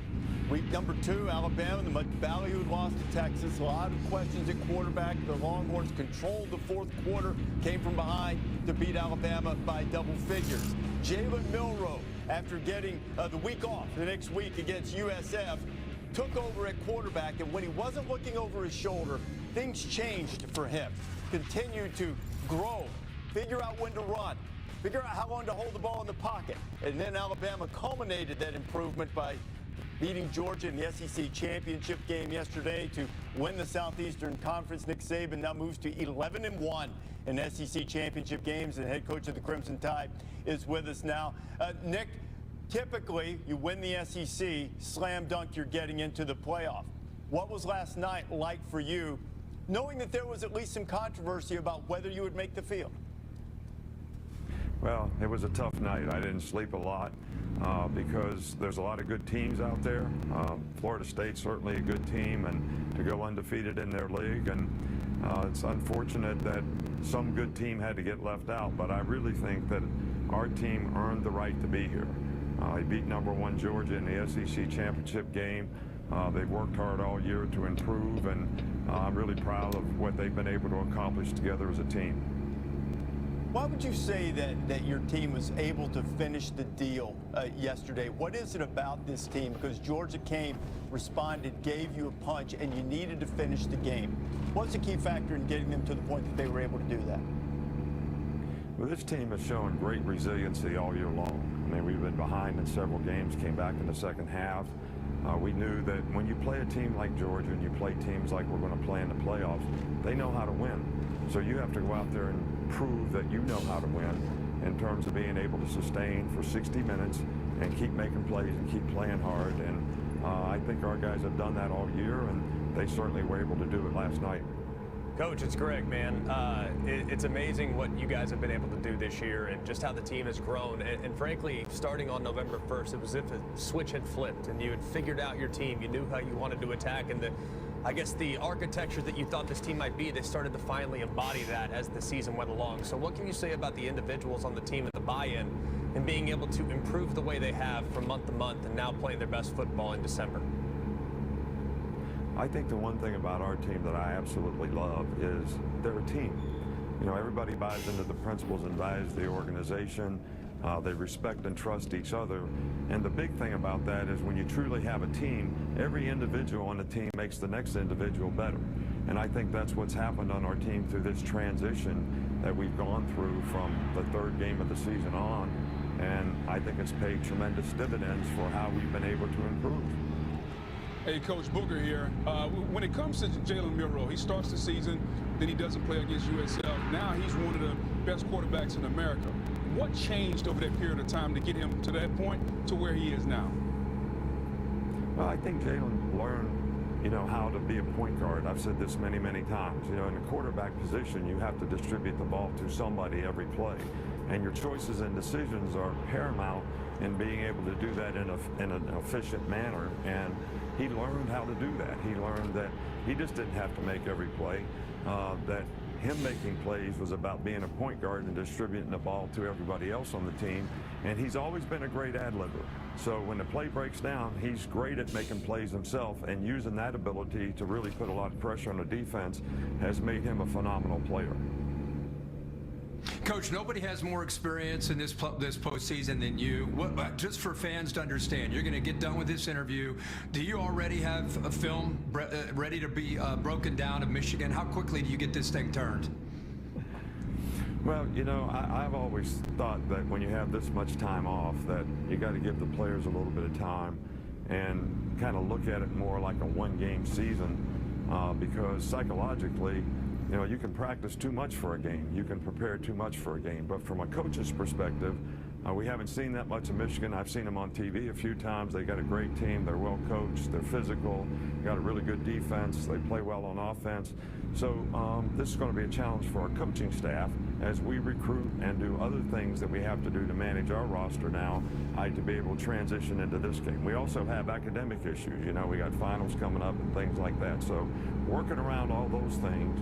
But normally we start about the middle of the month, and that's when we'll really start practicing for the game. The players will lift and run and do a little 7-on-7 on their own, but basically that's when we'll start transitioning into getting ready for this game. Coach Booker talked about how good Jalen Milroe has become from USF till now, but from a coaching staff standpoint, how have you guys had to adjust to some of the playmaking skills of Jalen Milroe? Because at times it's ad-lib, and they just love cutting away to you on the sidelines when some of these ad-lib things are going on, and your reactions have been classic. So how have you guys had to adjust to his style of play? Go, Jalen. Go, Jalen. That's what I say on the sideline sometimes. So, but no, I think our coaching staff has done a phenomenal job of taking the players that we have on offense, taking Jalen's skill set, helping him develop as a passer in the passing game to be able to process, throw the ball to the right guy, throw it on time. It's helped our receivers and our entire offensive team gain a tremendous amount of confidence in him, but also to design things that he is exceptionally good at in terms of whether it's a quarterback run that puts a lot of pressure on the defense, which I think has helped our entire running game. You know, we've actually run the ball more efficiently when we put some quarterback runs in and some things that they have to defend on the perimeter because of his skill set. So he's made the other players around him better, and he's, by the way he's distributed the ball, but he's also given them better opportunities because of what his skill set is and what he can do and how he can put pressure on the defense. Nick, I figure I better ask this question now because you're not going to want to be hearing stuff like this in Pasadena. Winningest team in the history of college football, Michigan. Number 2, Alabama. Nobody's won more national championships in Alabama. Going to Pasadena, grandest stage in college football, place where you won your first title as the head coach of the Crimson Tide. What about, as a guy who appreciates the history of the sport, what do you anticipate that spectacle and that scene to be like? Well, it's going to be fantastic. You know, it's a great competitive venue. It's a great environment. You know, growing up in the Big Ten as a coach, you have a special appreciation for the Rose Bowl. You have a special appreciation. I coached at Ohio State and Michigan State, so playing Michigan has always been, you know, kind of a huge challenge. So, but it's just the next game for our players, and they got to get ready for it like it's the next game. It's always the most important game, the next game that you play. So, you know, your focus and what you need to do to prepare for that game and play well is the most important thing to stay focused on. There's going to be a lot of external noise. You know what I think about all that stuff. Yes, so yes. You got to focus on what's going to happen on the field and channel your passion into execution. Nick, thanks a lot. Congratulations on the SEC championship, getting into the playoff. Really appreciate your time today. Now go get some sleep. Hey, thank you guys. Have a good day. Thanks. All right. Nick Saban, head coach of Alabama, back into the playoff after a whopping 1-year absence. Texas is into the playoff for the first time, and the statement win that the Longhorns made in Tuscaloosa against the Crimson Tide has resonated the rest of the year, even when they had the slight stumble against Oklahoma in that great game in the Cotton Bowl. It still was that statement from Tuscaloosa, and then they were able to run the table the rest of the way, even when Quinn Ewers got hurt. Malik Murphy stepped in, made some big plays for the Horns until Ewers was ready to return. They lost their leading rusher, and other guys have stepped up at running back and made huge plays in Sarkisian's offense. And the Longhorns, who haven't won a conference title since '09 and never been to the playoff, and now they're on their way to take on Washington. They'll play in the Sugar Bowl on New Year's night, and the architect of this Texas resurgence is Steve Sarkisian, kind enough to join us now. Sark, I imagine there weren't a lot of nerves. You had to feel pretty good about what you guys have put together in terms of your resume and chance to get in the playoff. When you saw your team pop up at number 3, how would you describe it? think our players kind of exuded all of the emotions that we had. You know, when you don't know, which is always the most difficult part when there's a committee and you're not an undefeated team, there's always going to be that little bit of nervousness, anxiety, because you just don't know, right, what the discussions are in that room. But I think you just saw the excitement from our players. I know from our fan base, everybody involved. This has been a heck of a journey for us. To earn a seat at the table, to be in this tournament is one that you know we're humbled by, but excited for as well. I know it's not the first time that you've gone against a program, university, a place where you once coached before, but got the head coaching career started at Washington. You know a little bit about turnaround there. What did you think when you saw you were going to be matched up against the Huskies? Kind of ironic, I think, in the sense of, you know, Washington still holds a special place to me. I got my first head coaching opportunity there and had 5 just tremendous years in trying to rebuild that program. And what Coach DeBoer has been able to do and what they've been able to do over the last couple of seasons has really been a tremendous run. And ironically, you know, we played them in the Alamo Bowl a year ago, and I think there's some familiarity there. They've got a heck of a team, really talented offense. They're running the ball extremely well right now with Dylan Johnson, and they're playing really good defense. So we know we're going to need this extra preparation to get ourselves prepared to play, but I know our kids are excited. You know, anytime that you get an opportunity to play a team of the quality of Washington, undefeated team, Pac-12 champ, it's a great challenge, but like I said, one we're looking forward to. Hey, Coach Booger here. Hey, I think you've built, if not, maybe the most talented roster in America.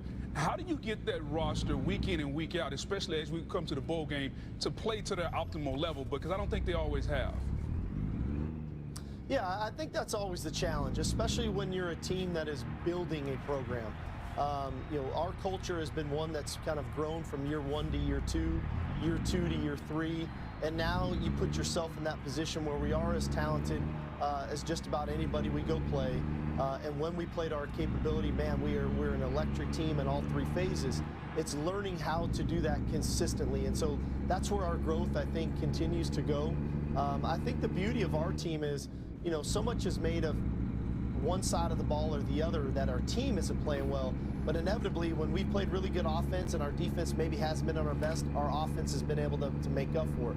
When we struggled a little offensively, maybe when Quinn was out, our defense was able to step up and play a high level of football. So I think the versatility of our team has helped us kind of work ourselves through that. But I do think the last couple weeks of this season, you know, we've kind of really put it all together, and just proud of the leadership of these guys and the trust that these guys have had and what it takes to be a championship caliber team week in and week out.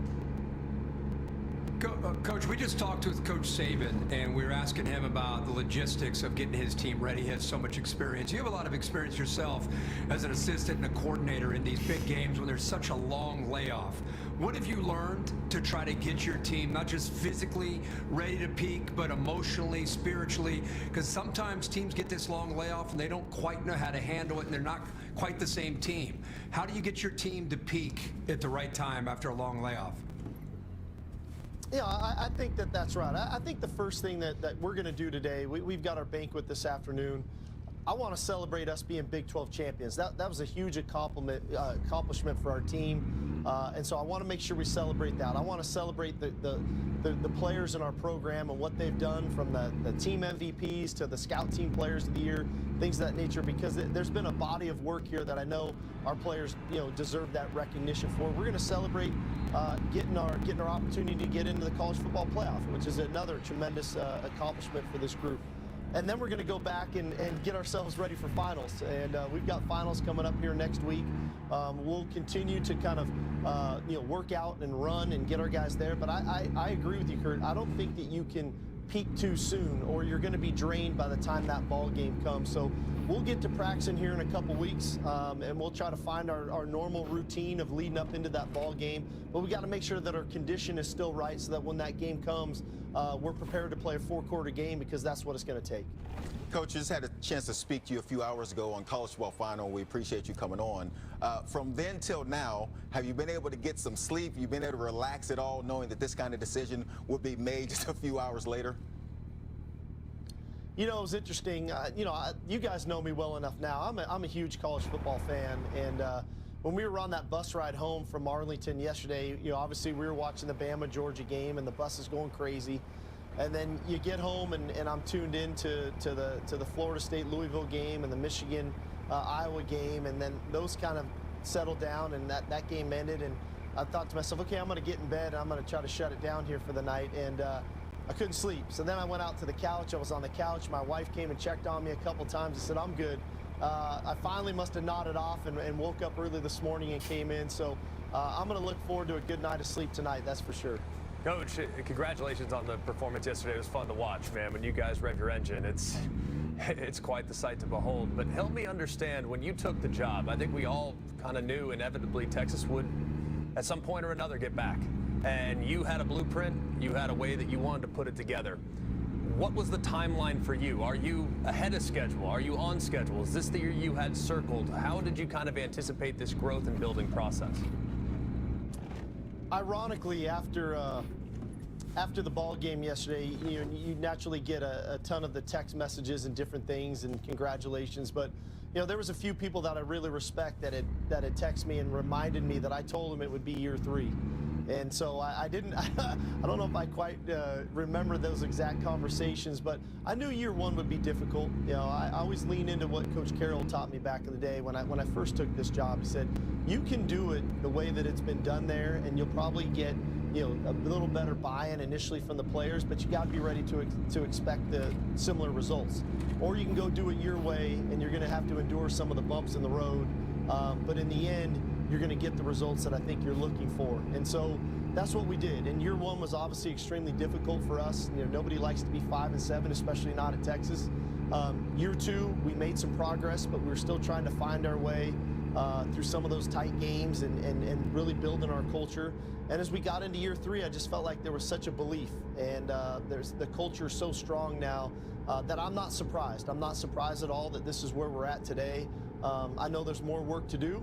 Clearly, this is going to be a heck of a challenge for us. But like I said, I'm so proud of our players because of they bought into what we brought.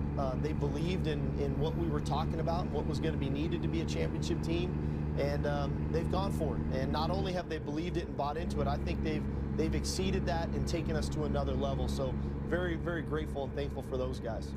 You mentioned the word culture a couple of times, Sark, and you were kind enough before the game yesterday to share with me some of the subject matter that you'd given to the players. You wanted them to write a note to their teammate, part of the culture exercise that you do before the games. Things like that, a teammate telling another one what he can count on him to do. How has that helped you get over that hump and have this success in year 3? Well, I think where it's helpful, I don't think, historically, when I analyze this job, there's never been a shortage of talent at Texas, okay? And then when you come on board and you go through year 1, you're okay, now where's the disconnect? And to me, the disconnect was exactly that. There was a disconnect in our locker room from player to player, from player to coach. And I said, if we're going to become that team, we have got to make that connection, and we've got to start playing for love for one another. We got to start playing with some personal accountability to the man next to me.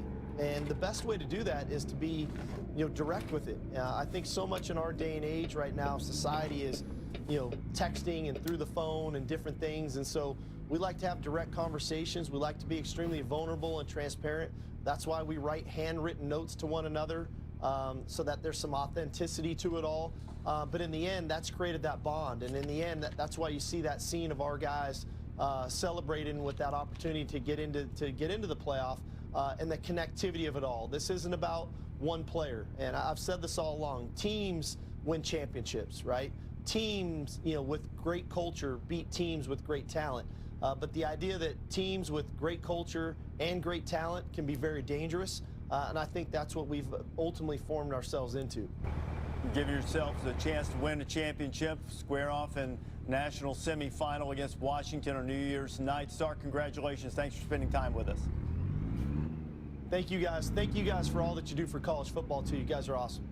Steve Sarkisian, head coach at Texas Longhorns, into the playoff for the first time after winning the Big 12. Final year of the Big 12 as they head to the SEC. Washington is headed to the Big 10 next year, and they won the final Pac-12 championship. Pac-12 as we know it. They did it behind The exploits of Michael Penix Jr. returned for his second season in Seattle, over 4,600 yards, certainly a contender for the Heisman Trophy. They beat Oregon at home in a classic game in October, absolute showdown, and we anticipated the rematch would come in the Pac-12 title game. It did, and the Huskies more than answered the bell as Penix led his team to a big lead against Oregon. Then they fell behind, and then they responded, finished the deal, and now they're the number 2 ranked team in the country. They'll go to New Orleans to take on Texas New Year's night in the Sugar Bowl. Kalen DeBoer, the head coach of the Huskies, joins us now. So, Kalen, we've asked a lot about the night before.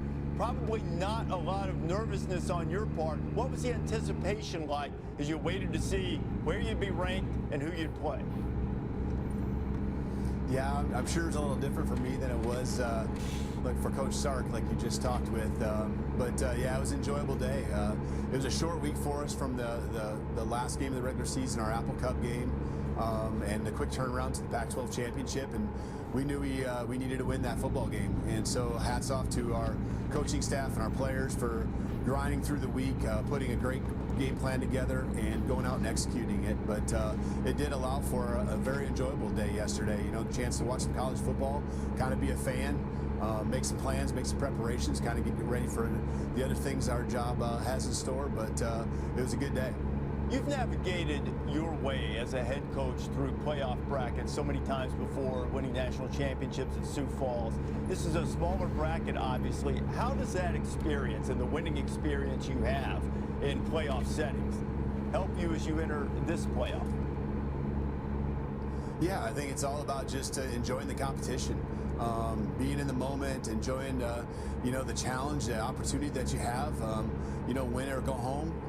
There's something different about it than knowing, hey, you're going to go to a bowl game. And that's where we're at now. And so we kind of felt like maybe we were in that position last week and even the latter part of the season to get to this point and be a part of the playoff.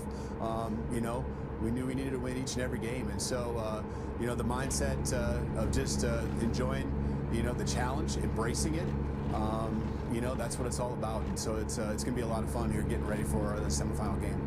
Coach, I asked you mid-season how you guys manage keeping your receivers so fresh with going deep so much, but clearly you've managed Dylan Johnson very well also. Can you talk about how important he has been to your team's success and your offensive success? Yeah, it's been really critical. He's just gotten stronger and stronger, and attribute that to everyone on the offense, the offensive line.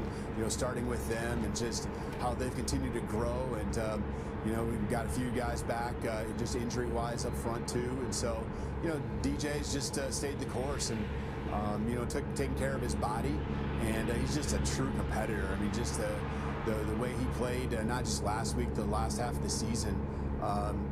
He's a physical guy, but he's just been up to the task. And so, it's been really critical for our team to be balanced, for our offense to be balanced, not just be a team that can throw it, but have the ability to run it as well. Coach, congrats on a terrific performance on Friday night. That was captivating television as we were glued to our screen. You guys have found a way to win in a bunch of different ways this year, whether it's defensively against Arizona State, timely plays offensively against pretty much everyone you played, or whether it's the fourth down conversion attempts against Oregon the first time around. So knowing that you guys have won a variety of different ways, what does that say about the type of team you've built, and knowing that you don't necessarily always have to take one pathway to victory? Yeah, I'm extremely proud of that, and I think it gives our whole team just a lot of confidence each and every night when we step on the football field. Offensively, defensively, special teams, they've all played critical roles in us getting to this point, being undefeated. And so, each and every week, just every phase of the game, knowing that, they got to do their part and be ready when it's called upon. And a complete team is what it takes when you get to this point of the year. We're going to face, a great football team in Texas, and, we need to be at our best in all areas. Hey, Coach Booger here. First of all, being from Louisiana, make sure when you get to New Orleans, you get yourself a nice beignet and tell them Booger sent you. Second of all, as you look at this matchup with Texas, thoughts on it early? Very explosive offense when it comes to the Texas Longhorns. Initial thoughts? Yeah, I mean, I've caught a little bit, throughout the year here and there, but the familiarity would come from, you know, the Alamo Bowl a year ago when we played them at the end of the season. So, you know, Coach Sark, you know, just done a great job. They're continuing to grow the team there in year 3. And, you know, we maybe last year didn't see everyone. There's been additions to their roster, additions to our roster. But there is an understanding that, hey, it's going to be a physical football game. They're going to be well coached. You know, there's playmakers, you know, in all areas that they'll put on the football field. And it's going to be a great battle, you know, one we're really excited for. Kalen, congratulations. Remarkable success in a very short period of time at Washington. Always a pleasure. And hey, don't start punting on 4th and 1 from your own 29 now, okay? Now's no time to do that. All right. All right. I appreciate you guys. Here's the great Kalen DeBoer taking Washington in the playoff. Second trip for the Huskies into the college football playoff in this 14th playoff era. The reactions across the country. Michigan still in Indianapolis for a watch party. Jim Harbaugh, who joined us for a while. Nobody's got it better than them. They're number 1. Texas into the playoff for the first time. Burnt orange celebrating big time. And then the other side of it, an unprecedented team left out in Florida State. The injury to Jordan Travis, ultimately, according to the selection committee chair, Boo Corrigan, the difference in giving Alabama that 4th spot and leaving Florida State at number 5. We'll get plenty of reaction across the country, including Chris Fowler, when you come back. Florida State, undefeated. What a season they had, and it started with a bang. They took care of LSU, pulled away from the Bayou Bengals leg. Keon Coleman was sensational, 122 yards, 3 touchdown catches. Became Jordan Travis's favorite receiver. They went to Clemson. They'd had trouble in Death Valley, as most teams do, and the Seminoles were able to get the job done in overtime. Jordan Travis had a big moment, so too did Kalen DeLoach on one of the great defensive plays of the season. They finished 13-0, but in a game against UNA, the University of North Alabama, Jordan Travis suffered a lower leg injury, out for the season. And then Tate Rodemaker was hurt against Florida, the backup. Brock Glenn played as a freshman. They continued to win. Jordan Travis just put this out on X, quote, devastated, heartbroken, and so much disbelief right now. I wish my leg broke earlier in the season so y'all could see this team is much more than the quarterback. I thought results matter. 13-0, and this roster matches up against any team in those top 4 rankings. I'm so sorry. Go Noles. First of all, he has nothing to be sorry about. I mean, he was sensational, and, you know, this is just one of the most unfortunate things you can remember in recent history of college football. Here's what the ACC Commissioner Jim Phillips issued a statement and said. It's unfathomable that Florida State, an undefeated Power 5 conference champion, was left out of the college football playoff. Their exclusion calls into question the selection process and whether the committee's own guidelines were followed, including the significant importance of being an undefeated Power 5 conference champion. My heart breaks for the talented FSU student athletes and coaches and their passionate and loyal fans. Florida State deserved better. College football deserved better. So powerful statements. One that really hits you is Jordan Travis. I mean, you just feel devastated for him. Just a classy guy. We had on game day yesterday. Just such an impressive dude in the way he's handled his business. I understand Jim Phillips' anger for sure. But I would suggest that the committee's guidelines were in fact followed, and that's why they made the decision. I know you tend to agree with Jim, though, in terms of the perspective on this. Yeah, I definitely agree with Jim. And the fact that Jordan Travis, one of the better players, one of the better people that I've ever met, has to put out a statement like that and say, I wish my leg was broke earlier in the season. That almost brings me to tears. But as you look at this, and we talk about best and most deserving, I got a question for you guys. If we go back to last year, when it came down to TCU and Alabama. Alabama was a 2-loss team who lost those 2 games by a total of, what, like 3 or 4 points? I think the eye test would have told us Alabama was a better team than TCU. TCU got in. And so while some years are we cool with it, the eye test, and now we got to go with the resume. And other years, like we're not. Because we're basing this year saying Alabama is better. They are better. Last year it wasn't the same way, because I thought they were better last year, but TCU got in. So what's the difference between last year and this year? And I'm not saying either is right. I just want you guys to answer that. I think depth of candidates is the biggest difference. There's more teams vying for the same amount of spots. And I describe this, and I've long, and you guys know we've sat up here for the last 5-6 weeks, I have been a supporter of Florida State's inclusion regardless of the quarterback situation from the beginning. I think this is a travesty. I think it's an absolute travesty that they're on the outside looking in. I don't pick the teams. We don't pick the teams here. Right. But the committee's own words, in order to justify selection, is the 4 best, and they have to take into account injuries. Now, I'd remove the injury aspect of it because the team, to me, is greater than one individual's contribution. I think that should be out. Yeah. When we move into the 12-team playoff era, move that little line as far as your criteria out. I just don't think it's appropriate. But at the same time, they've been telling us forever, it's the 4 best teams, 4 best teams. I've long said they've put in the 4 most deserving teams. They have. I mean, look at the amount of examples in 14, 15, 16. It's always been most deserving for the most part. This year, they actually went with the team that they felt like was going in the right direction, as opposed to a team that felt like they might be on the decline. So I think Alabama's trajectory and the way they played yesterday. Yesterday, I was Team Florida State until last night, and I watched that game, and it was not the same type of performance as far as quality on both sides of the line of scrimmage. Both sides, not just on one side, both sides of the line of scrimmage, as what we saw 4 hours early when Alabama took down the #1 team in the country. I think the depth of candidates is a really big deal. And I would suggest that one of the things when you go best, Georgia's probably still best. But if you're going to prove best, you have to augment that with something on your resume. To your Alabama example last year, Alabama didn't really have anything on its resume. When your best points of your resume are that we had some close losses, that, you know, that's not significant enough. This year they do with the Georgia win, but certainly reasonable minds can differ as to whether Florida State should have been included. Chris Fowler joins us now. Chris and you and I watched the Alabama-Georgia game together yesterday, and we had some of these discussions about what might happen if Alabama were able to win. Now that the decision has been made, what do you think of the committee's rationale and decision to put Alabama in ahead of Florida State? I was asked in an earlier show, Reese, to rank the best 4, just the best 4, and forced to do so. Yeah, I don't do that willingly. I gave the same 4 in the same order as the committee. Having said that, and these semifinal matches, brother, are worth celebrating. We got a month to talk about that, and people think that's all we care about is great matchups in the playoff. My heart is broken for Florida State. There was a moment in the show earlier when the news was delivered to that watch party. Mike Norvell's head dropped, and right off to his left was sitting Jordan Travis with his injured leg propped up on a chair.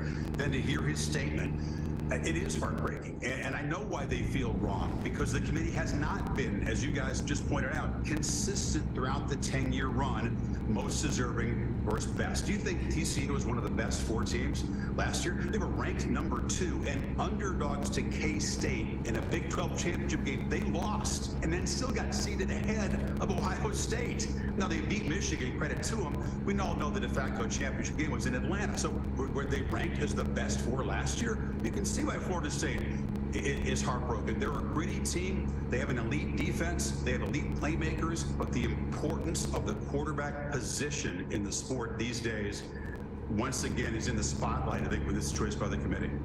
You know, you kind of bookend this 10-year run of the 4-team playoff with some pretty controversial selections. This is, I would suggest, probably the most controversial, maybe by a hair, over Ohio State getting in 2014. There have been a couple of other lower-level ones for sure.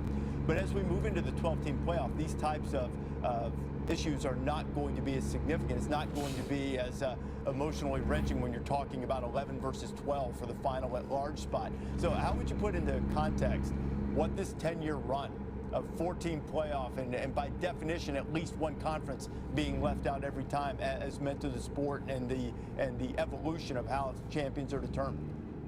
That's a great question. How much time have you got? No, I think that it's 3 hours, a little less than 3 hours. I don't get 3 hours. I know that. No, I think that it's a vast improvement over the BCS. And I think most years, Reese, we would agree the 4-team bracket worked, which is why I think it stuck around for so long. People have been talking about an expansion almost from year 2 or 3 of this 4-team bracket. It is overdue. It's going to be welcomed next year. There's all sorts of implications. Games like Oregon, Washington Friday wouldn't have really mattered. Both teams were going in regardless of the result. Ditto yesterday in Atlanta. So things are going to change throughout the sport from day 1 of the regular season right through the championship Saturday. But it does make for a lot of compelling matchups in the postseason. I just think that, you know, in this last year of a 4-team bracket, the perfect storm and those doomsday dominoes began to fall with Texas winning and looking so great, and Alabama throwing things into chaos as they always seem to do. But, you know, how are you going to pick best 4? I mean, we're not going to let Las Vegas do it, but Bama would be about a 10-point favorite over Florida State. And Michigan would be a significant favorite over Florida State if that were the 1-4 game. It's going to be probably nearly a toss-up in the Rose Bowl by the time they kick it off. Vegas shouldn't come into play, but judging the best 4 doesn't even seem to be that easy. It's very subjective, right? Deserving 4, resumes. It's more data-based. Best 4 becomes very subjective. Is Alabama a better team because of the 4th and 31 completion to beat Auburn? No, they're a more deserving team. So I'm just going to have to deal with this going forward, as you said. Yeah, and you look at the, say, the FPI rankings. Bill Connolly does the SP+. Haven't seen Bill's latest SP+, but in the FPI, Florida State is 11, but Ohio State's number 2. And, and they really didn't even sniff getting close there. Before we let you go, Chris, I assume you've got Michigan, Alabama, Rose Bowl, 2 winningest programs, national championship, that grand stage. Before everything sort of changes for the Rose Bowl, it'll be another fitting moment in this era of the sport. Yeah, it's just tremendous. Harbaugh versus Saban, as you said, on that grand stage. Interesting, Michigan is my focus at this point because they're the team that really hasn't proven it in the playoff. As Jim Harbaugh pointed out, different year, different chemistry, different personalities, resilient, tough. Are they ready at the line of scrimmage? They weren't a couple of years ago when they took on Georgia and thought they had the best offensive line of the country and were proven otherwise. They didn't lose the game at the line of scrimmage to TCU last year, very different kind of game. But as we all know, when you take on Alabama, it starts and might end right there at the line of scrimmage. Is Michigan ready to dominate and control that part of the game? It's going to be really compelling. 2 really, really good defenses in the field in that game. Can't wait. Chris, always a pleasure, my friend. Enjoy the rest of your day. If you want to pop back in, we've got like 2.5 hours. Keep that feed up if you'd like to. It'll be fine. There's Chris Fowler. Joey? It's interesting to me how we view this committee. These people change. Yeah. There's 13 of them. Yeah. We will go back in years and say, well, they did this then, and they're doing this now. This is 13 individual people. These people change. They have opinions. Every single time that whatever they decide doesn't coincide with what we think, they're wrong. like they have certain things that they are trying to get done. Guys, Reese, help me here. This is 13 people in a room. But you and I are together on this 100%. And we literally, every single time we don't agree, we start to say, well, look at what they did last year. That's a different committee. Look at what they did in 14. That's a different committee. It's 13 people. All of the circumstances are different. Yes, every year you're not getting the same set of circumstances. Just to add a little context, 10 of the 13 this year were the same last year. Okay, but they're not the same as 14. But they're not the same as 14. I truly understand that, and that's the reason I brought up the TCU comparison, because we looked at Alabama and TCU, and based on the resume, that's why TCU got in last year. So there's 3 different people? Hang on. 10 out of the 13 were the same. So then there's 3 different people. Yes, there are 3 different people. But you can't argue with the fact that over a historical precedent, 10 years, they have not made a controversial decision yet. And you can't even tell me 2018 was controversial. It's not true. Nobody said that. Ohio State won 59-0. They also had the 13th data point in 14. In 15, they took Michigan State over Ohio State, who they beat head-to-head. In 16, we can go to that year. Penn State beat Ohio State. Ohio State had 1 loss. Penn State had 2. They took Alabama over Ohio State. Ohio State that year in 2018 or 2017 had 2 losses. Exactly. No, not that year. They did. Not the year that they took the year that Alabama lost to Auburn. That was in 2017. And they only lost the 1 game to, that was either Iowa by 24 and Oklahoma. They lost 2 games. Oh, that's right. Okay, fair enough. So they lost 2 games. Unless you tell me that all those committee members were the same, it still doesn't make sense. It's always been, it felt like they took the path of least resistance 9 straight years for the most part. I'm not saying they're wrong. I'm not saying they're right. I'm not saying they got it right. You're saying something. I'm saying that this was really the first time that they could point to Florida State and that's an undefeated Power 5 champ. They're going to be in. That'll be easy to justify. That's cut and dry. Instead, they said, you know what? We have to value the quarterback 13 people. Yeah, I think it's like when you say something like that, Greg, it sounds like that you're making all of them say they're engaging in groupthink. And I think that what Joey is saying is more appropriate because you've got different people. Well, we all disagree. Exactly. I mean, but we all love the sport. Which really ought to be emblematic of what the committee does, because we don't all look at this the same way. And that's why you have the committee. That's why we didn't like the BCS. Oh, the big evil BCS. They should be consistent. You know what the most consistent thing in the world is? A computer formula. And we didn't like that. Oh, we didn't like that. Let's see what these guys think. They're coming up in a bit. Michigan and Alabama, they'll beat the granddaddy of them all in the Rose Bowl. And then we're going to get a little Sark after dark. Ooh. Washington and Texas. Remember, it was said right here first that we are calling that bowl the Sark After Dark Bowl. With that, welcoming Dan Mullen, Robert Griffin III, Matt Berry with you. It is selection day. It is the day every year where we sit, we yell, we argue, we feel bad for a team. I said it on college football final last night, gentlemen, like an election night. We were circling Fulton County, Georgia as the likeliest place for this thing to go awry, and it did with Alabama winning the SEC championship. I'm going to take a different approach with this with the both of you because of where you sit. As a starting quarterback, and you were Jordan Travis, and you heard that statement from him with Florida State, your reaction to it and the rankings? Well, Matt, I'm 100% in agreement with Jordan Travis. The bottom line is that the committee, they don't pick the best 4 teams, right? They pick the best 4 teams that they can justify putting into the college football playoff based off a set of criteria that they get to. And in this case, they screwed Florida State. They're the first Power 5 undefeated conference champion to not get into the college football playoff. This is a team that had more yards in their conference championship game than Michigan had in their conference championship game. So if we're talking about offenses, why aren't we talking about Michigan in this situation? For me, with Florida State, what it comes down to is you don't punish the 100 guys because one guy is not there. Look at what this defense did in that ACC championship. Dominant, 7 sacks. Braden Fisk, I think he had 3.5 or 2.5 sacks. You're talking about Jared Verse.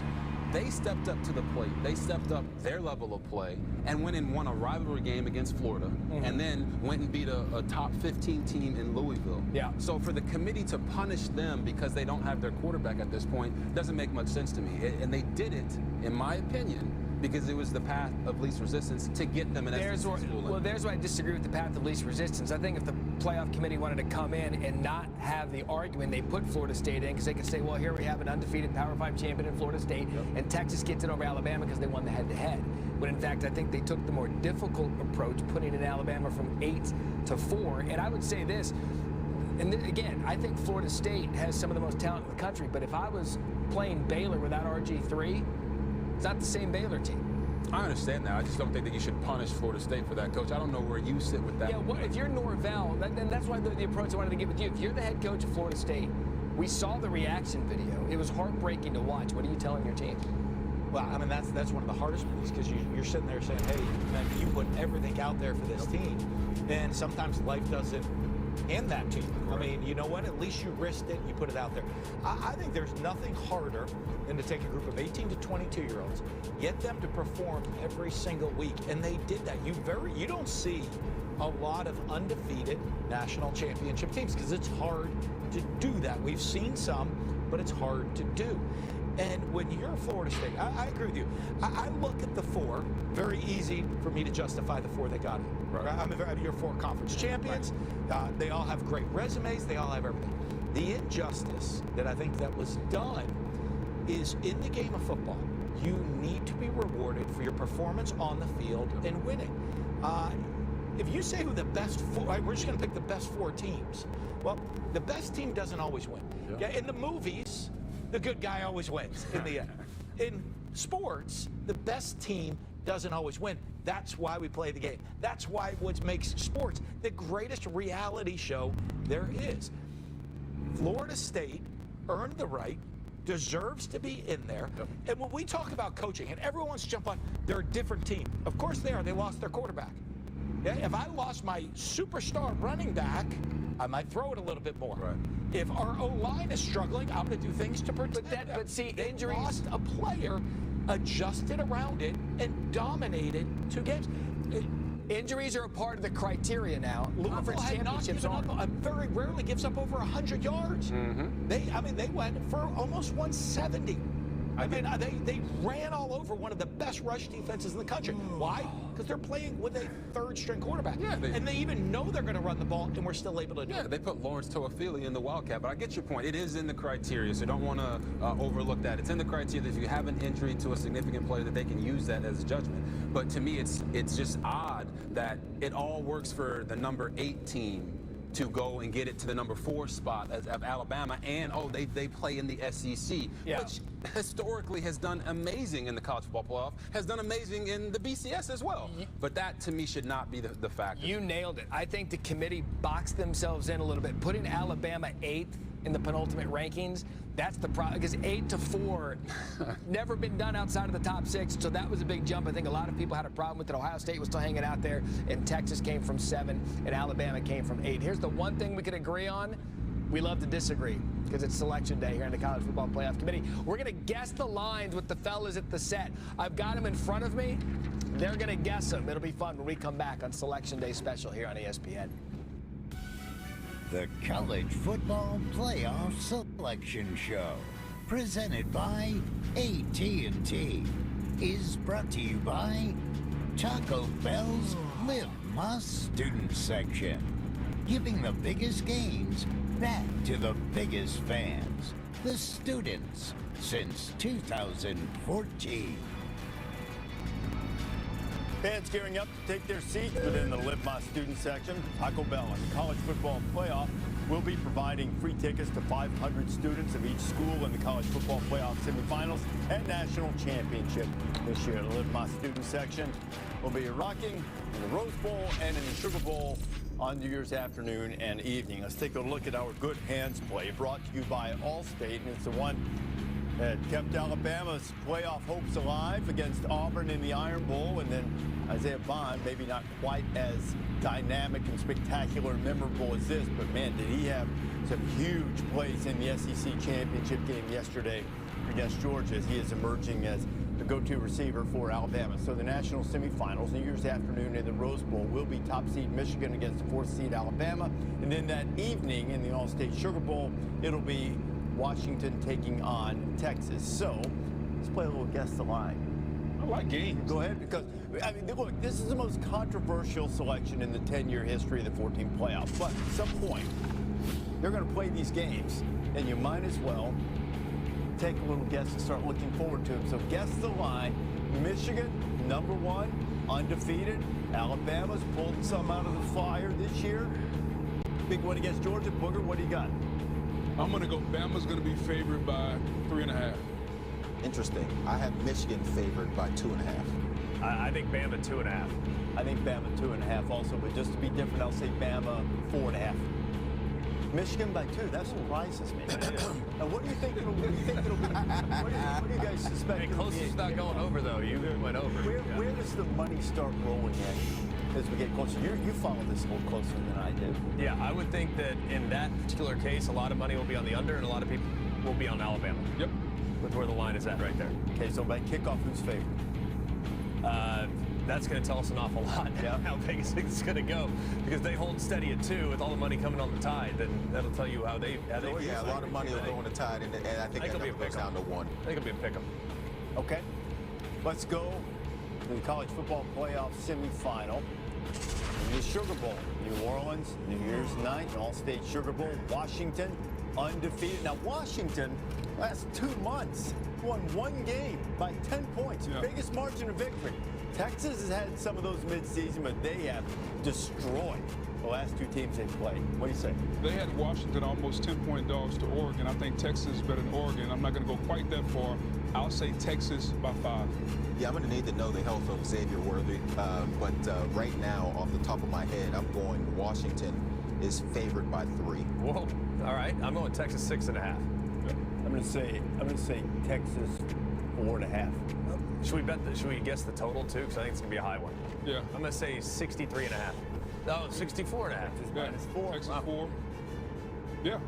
I think that's exactly where it should be. To me, the interesting matchup in this game, as far as we talk about with X and O's, the Texas secondary and the Texas back end against the Washington receivers. Texas has been getting obliterated on the back end. Can they deal with those receivers and Michael Penix and the accuracy and how far he can throw the football? They're going to see a lot line, a different movement. I think Washington is happy about that line. All kinds of, yeah. What they did against Oregon. Ate up that line. Yeah, they're happy about that Oregon, too. So Washington, Texas. Remember, Washington beat Texas last year by 7 in the Alamo Bowl. Different team, different season. Heather Dinich, who does a spectacular job covering the college football playoff for us all the time. Heather, you've been close to the selection committee. They won't let you in the room yet when it happens, but what have you been able to ascertain about the discussion that led to the controversial decision of Alabama being in ahead of Florida State? Well, I had a chance to walk and talk with Boo Corrigan after his interview with Review Reese, and one of the things that I asked him was how difficult it was for the selection committee to do that. And he said there was a personal element to it in the room because they do feel for the players and coaches and Mike Norvell. But it's also difficult, he said, to drop Georgia from #1 out of the ranking. But the reason he said these things happen is not just the individual team itself, but the results of the other teams around them as well. You can't take one team in a vacuum. So you look at Florida State without Jordan Travis, but you have to couple that with the fact that Alabama beat the #1 team in the country. Texas had the head-to-head win against the Tide, and the way they won against Oklahoma State. So it was everything that happened together, plus the fact that Florida State doesn't look like the same team without Jordan Travis.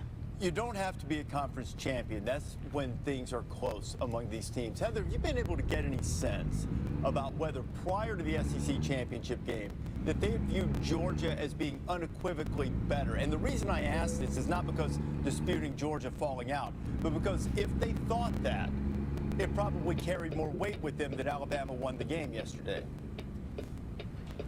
I understand your question, but the answer is, are they unequivocally better after that game? Because if they're not, Reese, if there's doubt around that table about Georgia, then they have to resort to their protocol, and Georgia would lose 2 of those tiebreakers. 1, the head-to-head to Alabama, and 2, obviously, the conference championship title. So there must have been doubt in that room. Otherwise, they would be sitting there in the top 4. I think that's probably well said, Heather, in terms of, I think there might have been some surprise. I couldn't get it out of Boo the last couple of weeks if he thought Michigan. Basically, what I was asking him, are they already in? Because history would have suggested certainly Georgia has been first time that the team in the penultimate, I know you love that word, penultimate CFP rankings have been #1 and dropped out of the field. Heather Dinich reporting. We'll hear from her, I'm sure, later on today in the wall-to-wall coverage that we have of this college football playoff. The Rose Bowl on New Year's afternoon, Michigan and Alabama. We will hear from the Wolverine star running back Blake Corum coming up. Welcome back to the College Football Playoff Selection Show, presented by AT&T.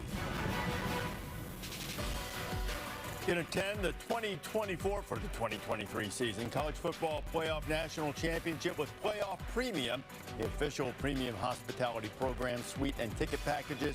Give you the premier seating, all-inclusive hospitality, exclusive access, and more. Visit playoffpremium.com and go ahead and book that thing today to make this a once-in-a-lifetime experience. Let's take a look at today's AT&T countdown to the College Football Playoff National Championship. Michigan allowed fewer than 10 points per game, leading the nation. Points off turnovers, 112. That 2 leads the nation. You see on the turnover margin, the opponent's yards per game, they've been able to take care of business, and they run the football with their star Blake Corum, who led the nation in touchdown on the ground. Jen Latta with the Wolverine star. Here with Blake Corum as the rankings were just revealed. Your reaction to seeing your Michigan Wolverines at #1 in the country? It's crazy. You know, it's almost unbelievable, almost speechless. You know, being #1 in the nation, being recognized as the best team. You know, it feels great, but, you know, as you see, we have a great Alabama team to go against, so I'm super excited. Going to be a heck of a challenge. It doesn't get better than the SEC versus the Big Ten.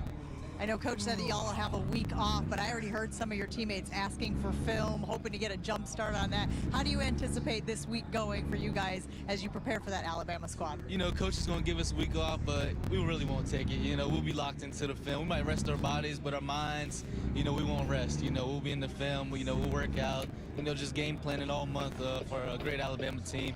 I know my guys will be ready. I know we're excited, you know, and we're just blessed. Let's talk about the adversity that this squad endured endured all season long. What does it say about your resiliency to endure what you guys did endure and also now be considered the top team in the country? You know, it goes to show you how strong we are, you know, how much we love each other, how much we love our brothers, how much we love the University of Michigan. You know, it goes to show how, you know, when adversity hit us, you know, we didn't fall, we didn't crumble, but we stood tall. We just kept going and going and going. You know, we didn't let naysayers, you know, mess with our feelings or anything like that. You know, we just stood together, stuck together, and now we're here, #1 team in the nation. It's amazing. How do you feel your team is playing right now? A tough game last night against Iowa. They are obviously a very difficult defense. Do you guys feel like you're clicking on all cylinders? You know, I think we have things to work on. You know, I think we have things to work on, especially on the offensive side, but the defense is clicking. You know, defense, special teams, obviously, you know, Iowa did have a great defense, you know, but we didn't hit on all cylinders like we should have. So, but that's a good thing, you know, we live for tomorrow, you know, and so we have, like I said, we have a month to clean some things up, and we'll be ready. So we're hitting on all cylinders come Alabama time. And lastly, when you made the decision to come back, there being Jen Latta with Blake Corum, extensive conversation there with a guy who's been just sensational for their running game. You know, one thing that has come up, emotions are raw right now. People get mad, hey, put stuff out, and there are Florida State fans wondering, okay, Michigan was embroiled in this sign stealing scandal. Why are they rewarded? It's worth pointing out, we've talked to the committee about this on numerous occasions. And Boo Corrigan telling us that's beyond their purview. That was not to be considered. That's an NCAA or a Big Ten issue. Big Ten issue is now all cleared up. It's a lingering NCAA issue and had no bearing on where they were ranked or whether they made the college football playoff field. What is going to have some bearing, Joey, is the fact that Michigan's lost a star offensive lineman, Zach Center, against a good Alabama defensive line. 2-point favorite are the Wolverines early on. How do you view this matchup? I absolutely love this matchup because there's a difference in styles here. There is no Jalen Milroe in the Big Ten. There is no style of Alabama in the Big Ten. And here comes Michigan with a physical style, missing the offensive lineman, as you mentioned. But when you talk about that, they lose offensive lineman and they ran a 20-yard touchdown against Ohio State like the next play. And again, it speaks to the point of, you know, Michigan, because of the way that Jim Harbaugh has built that program, they lost their best offensive lineman, plug in another one, and keep that train right on the roll in the same way it was before. And so this matchup is interesting to me simply because of the contrasting styles and how Michigan is going to see something that they have not seen inside the Big Ten all season long because Milroe has become a difference maker. You know, the initial look at the matchup, to me, this comes down to J.J. McCarthy. If you watch him the last few games of the season, he's not playing well. He's not seeing the field well. You go back to the Maryland game, he didn't play well in that game. And I just think about that quarterback with those receivers against this Nick Saban-led defense. To me, that's a mismatch of every proportion right now. So how does Jim Harbaugh figure out a way, if I can't run the football, how do I manufacture some offense? And typically, you can't run the football against Alabama. Kirby couldn't run the football yesterday in the SEC Championship. So if you're Jim, you're going to have to figure out a way to get the quarterback to play better because if he can't, this game will be a blowout. Yeah, they're going to win some one-on-one matchups. And then the big thing, when you look at the teams that have beaten Alabama really over the last 10, 15 years, they've all had great weapons, elite weapons, great wide receivers that can win the one-on-ones. And Alabama's corners, since the Texas game, have gotten better and better and better. Cooley McKinstry on one side, Terrion Arnold the other. I think that's where the game will be decided, much like J.J. McCarthy, but to a lesser extent, the wide receivers. How much separation can they create? Because I think they'll hold up in protection. I don't think Alabama is really good rushing the passer off the edges, but they just kind of push the pocket up the middle. So I think that they'll be able to hold up in protection for the most part, but how much separation can they create? And then conversely, Alabama's offensive line has gotten much better as the season has gone along. Couple sacks given up yesterday, it's to be expected. But now they've become a physically imposing group. That was the first time in a long time, guys, I've seen Georgia defensive tackles that are on their back 6 yards downfield on a few different occasions. So that group has gotten better. How much better will they be even 28, 29 days from now with 15 practices where they can focus on them? So I think the Alabama-Michigan game will be decided at the line of scrimmage. And as of this moment, surprisingly, I would lean towards Alabama because I would have said for a long time Michigan had the edge there. Yeah, and I thought that Michigan would be favored. I think the difference in Michigan's run game is they're comfortable in second and long. They're comfortable in third and long because if they can get some of that, they're comfortable going for it on fourth down. And I think that is a different running mentality. When you play most teams, 99% of teams, if they run it on first down to get 2 yards, they're passing on second down because now it's 2nd and 8. Michigan 2nd and 8, they're going to run it again. Because if they can get 3 or 4 yards, they're good with that. 3 or 4 yards, so it is a different mindset that they bring. Their offenses are predicated upon their weapons outside creating separation as much as their separation is created by the play call itself. And so when you watch what they do, and you watch against Ohio State, when you say J.J. McCarthy didn't play well, I would think that Michigan looked at what J.J. McCarthy did against Ohio State and said he played pretty well because he made those plays that they needed to make. They're not going to like come out there and throw all over the yard. Yeah, That's not what they do. They're going to find ways to convert on 3rd and short. That's what they're built to do. That's what J.J. McCarthy does well. Which quarterback, just initial thought, which quarterback, if neither team can run the football, which quarterback do you trust the most, McCarthy or Milroe? To throw it? To throw it and make plays. J.J. McCarthy is, at this point, a more polished passer and has fewer mistakes made in the passing game. So, I mean, but you can't take away Jalen Milroe's dynamic ability. Yeah. I mean, it's a big part of what he does, and not a lot of people have been able to contain him on the ground, especially last month of the season. You know, and too, McCarthy is going to want to atone for what was not his best day against TCU last year. And in addition to the turnovers that he had, Michigan got out of character, to your point, about just running the ball, got cute on the goal line a couple times, got stopped. They got out of their field of expertise, as it were, against TCU. We'll see if they do the same against Alabama. Capital One Bowl Mania is back. Pick the bowl game winners for a chance to win up to $1 million. Create a group, join a group, make your picks, ESPN.com/bowlmania.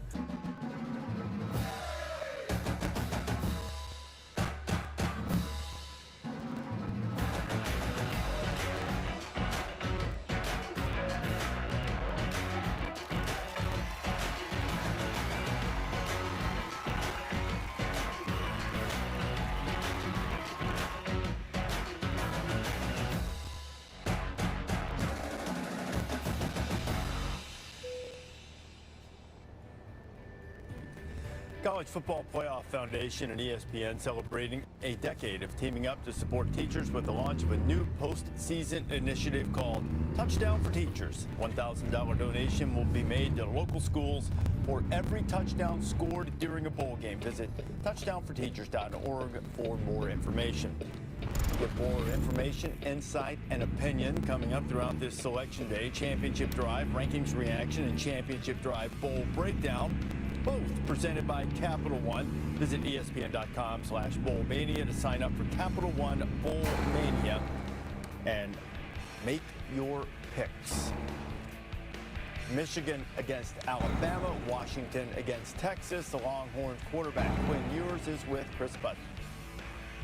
Quinn, a great scene as you guys were in the facility for the watch party, all quiet, and then all of a sudden you guys erupted. Take me into the emotions when you found out that you guys have made the college football playoff. Oh man, we're so excited and truly honored to be a part of the playoff, and we were all just pretty fired up when they announced it, and honestly pretty speechless at the opportunity that we have in front of us, and just couldn't be more proud of how this team works and continues to just focus on us and the opinions inside of these walls instead of focusing on what's going outside. When you look at this team, you grew up a little over 3 hours from here. You come in, you bring this team to its first ever college football playoff. What's it meant to you to bring Texas back to the top? I mean, it's unreal to be a part of a team like this. The way that all these guys come to work every day is truly inspiring for me, and I know everybody, even these coaches. Just the way that how close everybody is on this team is. I've never really been a part of a team like that before, and it's been truly honoring. Congratulations. Hopefully you get more sleep tonight. Yeah, thank you. You should rest easy, at least for one night. Longhorns have taken care of their business and making their way into the playoffs. You look at this game and the matchup. Washington, over the course of the season, though better times than others when Latui Nasanoa was in the lineup, struggled sometimes against the run. Yeah.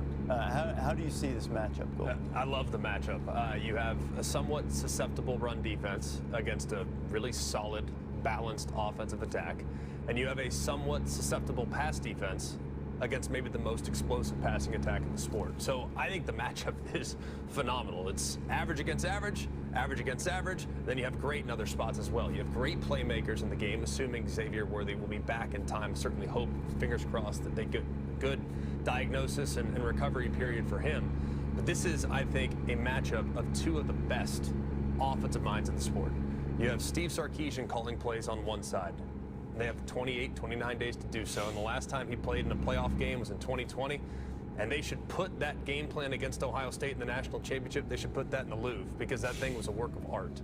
It was that good. And then on the other side, the guy that in the last couple of years has come on like you wouldn't believe, the collaboration that is Kalen DeBoer and Ryan Grubb, his offensive coordinator. I mean, you are going to have two exceptionally good offensive minds that are teeing it up for this game. And I think it's going to be a shootout. I really do. I think on both sides they're going to score a lot of points. If we can get the Texas that we watched play Oklahoma State for the Big 12 championship game and the Washington that we watched play in the Pac-12 championship game, we got one heck of a game.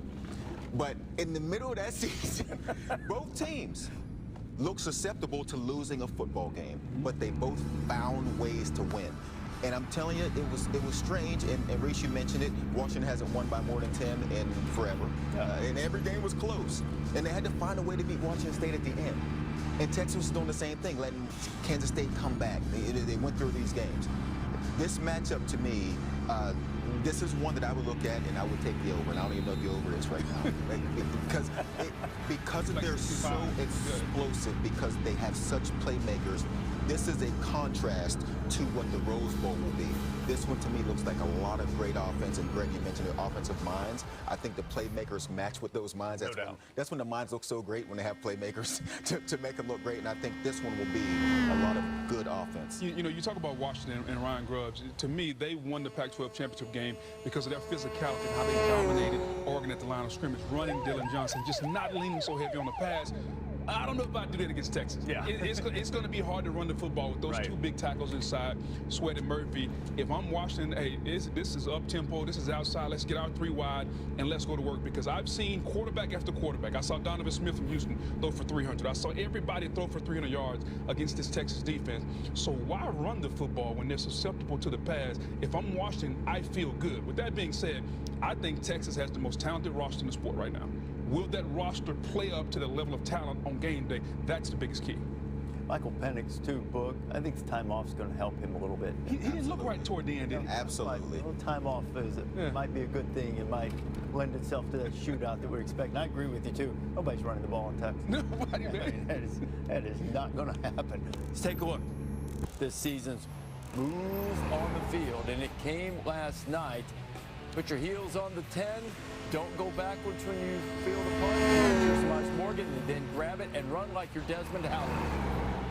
87 yards, didn't quite get to the pylon, but it did set up the touchdown as Michigan making its way into the playoff. What about some X factors in the games, Matt? Reese, a little more punch out of the Chick-fil-A move on the field. A little more punch on. That cost me $1. It probably cost you $1. I get yelled at every Saturday if I don't punch the move much for the Chick-fil-A. It's sort of like McDonough, isn't it? We did the Aflac thing. Said Aflac. Who doesn't know that Trivia's sponsored by Aflac? That's true. The Duck will even tell you that. All right, so X factors on the field. When you look at the Rose Bowl specifically in this matchup between two powers in Michigan and Alabama, Coach, I'll start with you. Give me the X factor from Michigan in this one. It has to be J.J. McCarthy, because you're going to look at the Alabama defense is going to do everything to take away the run game.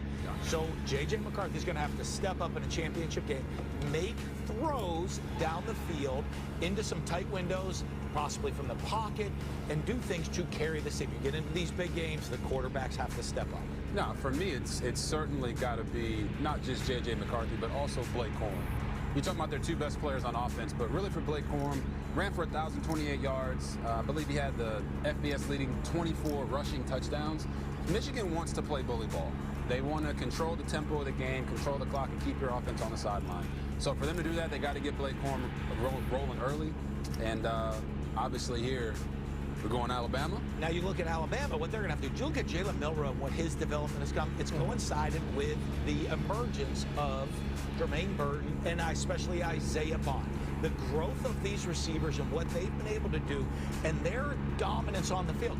When Milroe's in trouble, he gives them a chance and those guys make the plays. Exactly. You talk about Jalen Milroe. Since they made the commitment to build the offense around what he does best and stop worrying about what he can't do, he's got 28 touchdowns and only 5 turnovers. You see him right there when the original play is not there and it breaks down. He is strong, he is dynamic, and then it allows him to get those one-on-one matchups down the field. They got to get him rolling and allow him to be the best version of himself. Yeah, forever head scratcher Jalen Milroe might give you when he tries to drop back there and make a read and doesn't make it and gets sacked. Then he does a play like he did to Isaiah Bond yesterday, finds his way up, pitches it forward. He gives you a wow play for every head scratch. That'll be interesting to watch with the collision of styles between Michigan and Alabama. So the Sark After Dark Bowl, Texas taking on Washington. Give me the X factor for you. We'll start with Washington. Well, with Washington, I think it's Jalen McMillan. And you look at the wide receivers that they have, Odunze and Pope, both over 1,000 yards, and they are great complementary outside receivers. McMillan, when they were struggling, he was not playing. He was banged up. He was injured. He is a game changer because you can take away a receiver in a game plan. You have a chance to take away 2, but when you put a special dynamic guy like McMillan, he can change the game, and he is the game breaker for Washington. Yeah, I mean, for Washington, they have the best wide receiver core in the nation. But you know what a quarterback's best friend is the running game. And Dylan Johnson had 157 of those bad boys against Oregon when they were 9-point underdogs. He didn't just run the ball, so he threw a touchdown as well. But when you have a quarterback like Michael Penix Jr., who's a lefty who throws it just right, giving him a guy like Dylan Johnson against this formidable Texas defense will allow them to be more balanced on offense and use that play-action pass that they're so good at. Now for Texas. Well, you go to Quinn Ewers because there's times you talk about head scratching. Like, what is he doing? Where is he going? But you know when you don't say that? In big games. In big games, he shows up. In big game, he's been his best. Championship game at Alabama earlier this year. He makes the big plays, and this is now on the biggest stage. I expect that to continue. And on the biggest stage, we got to talk about the biggest guy on the field. I'm talking about T'Vondre Sweat. I need another thick 6 touchdown from this man. The way he got skinny on the goal line to run that corner out certainly made our guy Booger proud. But we talked about Dylan Johnson for Washington. This guy not only catches touchdown passes, but he's one of the best defensive linemen in the entire country. They've got to be stout up front to not allow Washington to be able to set up that run and be balanced, make them one-dimensional, make them have to throw the ball. Sark told us on college football final last night that Sweat actually dropped the pass in the walkthrough. And went up to him and walk it through. He said, "Don't make me look dumb in a game. I'm going to still call the ball play." Still had. We've heard from the ACC commissioner. We've heard from Florida State AD. Mike Norvell, head coach, has just released a scathing statement about his team being left out of the college football playoff. We'll hear from that. Plus, the rest of the top 25. This isn't just about the top 4. It's about the rest of the top 25. Plus, the New Year's Six Bowl, all unveiled. There's still so much to get to in our 15 hours of coverage of Selection Day. It is college football's biggest day. We'll have you covered here on ESPN.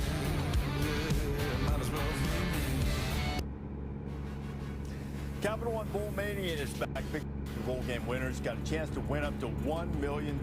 Create a group, join a group, make your picks at ESPN.com/BowlMania. You'll get a little bit of help with that throughout the day as the bowl pairings are unveiled, which they will be in a matter of moments. New Year's Six Bowls coming up just after the bottom of the hour here.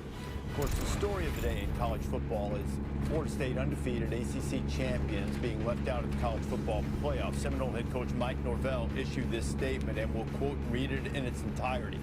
"I'm disgusted and infuriated with the committee's decision today to have what was earned on the field taken away because a small group of people decided they knew better than the results of the games. What is the point of playing games? Do you tell players it is okay to quit if someone goes down? Do you not play a senior on senior day for fear of injury? Where is the motivation to schedule challenging non-conference games? We are not only an undefeated Power 5 conference champion, but we also played 2 Power 5 non-conference games away from home and won them both. I don't understand how we are supposed to think this is an acceptable way to evaluate a team. I'm hurting for our players who have displayed a tremendous amount of resilience and response this season.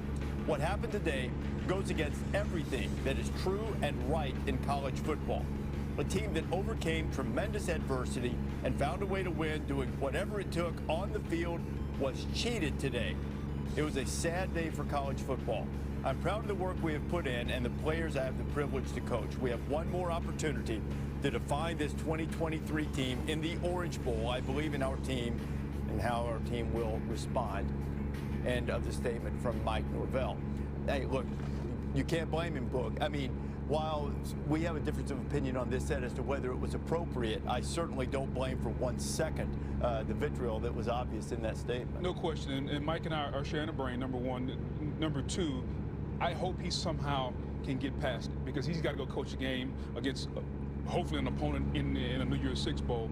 But to me, guys, I said it earlier, this is a travesty for the sport of college football, because we talk all along about games matter, wins and losses matter, and today they didn't. Today, wins and losses didn't matter. Today was about style points. We may as well have built a runway and just sent the teams down a runway and say, okay, that's a 9-5, that's a 10-5, because we judge a beauty pageant. And I'll go back to last year. We looked last year and said Alabama was better than TCU, but because of the resume, TCU got in. But this year, it's different. And I agree completely with Mike Norvell. He is 100% well within his right to feel the way he feels, and I actually think that was relatively under control. I would have lost it. I would have completely lost it, because they did everything in their power. And I know the committee, by their own criteria, and we can agree on the criteria, we can disagree on the criteria. The committee has said for the past 10 years it's the 4 best teams. Now that's a subjective term. That is not a term that you can be applied and used in a bunch of different ways.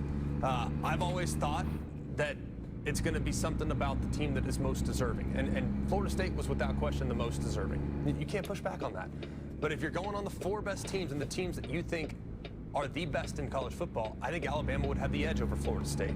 And whether they got it right, wrong, indifferent, I don't blame Florida State whatsoever, because they... So why play the game then? Because before the season ever started, you could have made that statement. 100%. Alabama's better than Florida State. And the results so matter. why are we playing? The results should matter. Look, all of these things are secondary issues, guys, because the only issue that made this decision was the Jordan Travis injury. And that's unfortunate. It's heartbreaking. It's terrible. And you can disagree with that, or whether that should have been the case. That is the only reason. It wasn't about the committee. It wasn't about any of this in the room. Can we just start calling it the 13 people? Yeah. I just think we minimize what it is. It's an unfortunate thing, but I mean, it's within the scope of the committee. It's in their criteria. It's in their protocol, and that's what they did. And that's the only reason. There's no other reason. That's the only one. That it was the injury to Jordan Travis. Now, if you disagree with that, that's fair enough. Fair enough, man. You can agree with Coach had every right to say what he said and say they weren't the 4. Okay, I'm told that we have to get to the New Year's Six Bowls right now.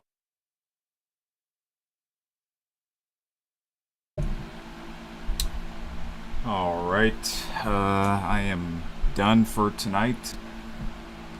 I did 3 deliveries.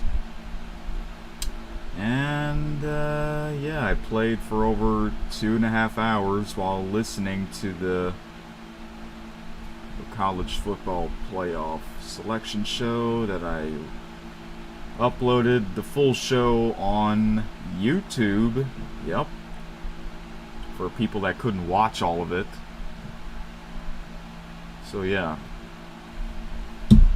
Alright. I did 3 deliveries.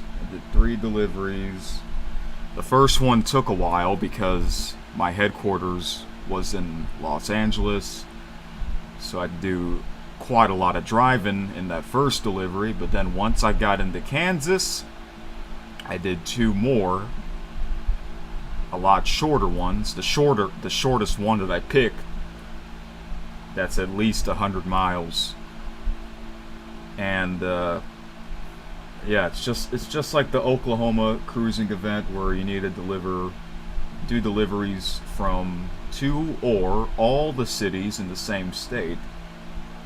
And so far I have done 3. There's 14 cities in Kansas in this game, so I have 11 more to go. So most likely this will probably take 2 more streams to complete it. Or who knows, maybe I can do all the rest in the next stream, which I don't know when the next time I'll be streaming this game, but pretty soon though, probably sometime next week or in a few days, whenever I feel like it. So yeah, that's it for tonight. So I'm glad the stream went well, and yes, it's past 2:30 a.m. This is one of the latest times where I end the stream. But next time I'll live stream this game. If it's on the weekdays, of course it'll be a lot earlier than this stream. So, all right. It's unfortunate that the update took like over an hour. Yeah, at the beginning of the stream, I had to wait for like an hour for the game to update, or Steam to update it. But while I was waiting, I was reading some of the news that I missed for the past 3 weeks, so I guess it was worth the wait because I did a lot of talking and reading of the news. Anyway, that is all I gotta say. So yeah, I'm getting kind of tired. I need a break. I'm actually kind of hungry too. So anyway, I'll be back within a week or so. Yeah, much earlier time than tonight's version. Yeah, it went well. It really did. The weird thing is that sometimes I'll get fined for not turning on my headlights even though it's not dark yet. Well, it's starting to get dark, but it's still bright enough to not have the headlights on, and I get fined a few times. Like, that's kind of annoying. That's like a sensitive police, sensitive cops fining you. So alright, I think that's it. So yeah, have a great night. And I'll be back probably in a couple of days whenever I feel like it. So in the meantime, more unreleased vlogs. The next live stream will be Super Mario 3D World on the Nintendo Switch. Yeah. Anyway, good night for real, and I'll see y'all very soon. Bye-bye.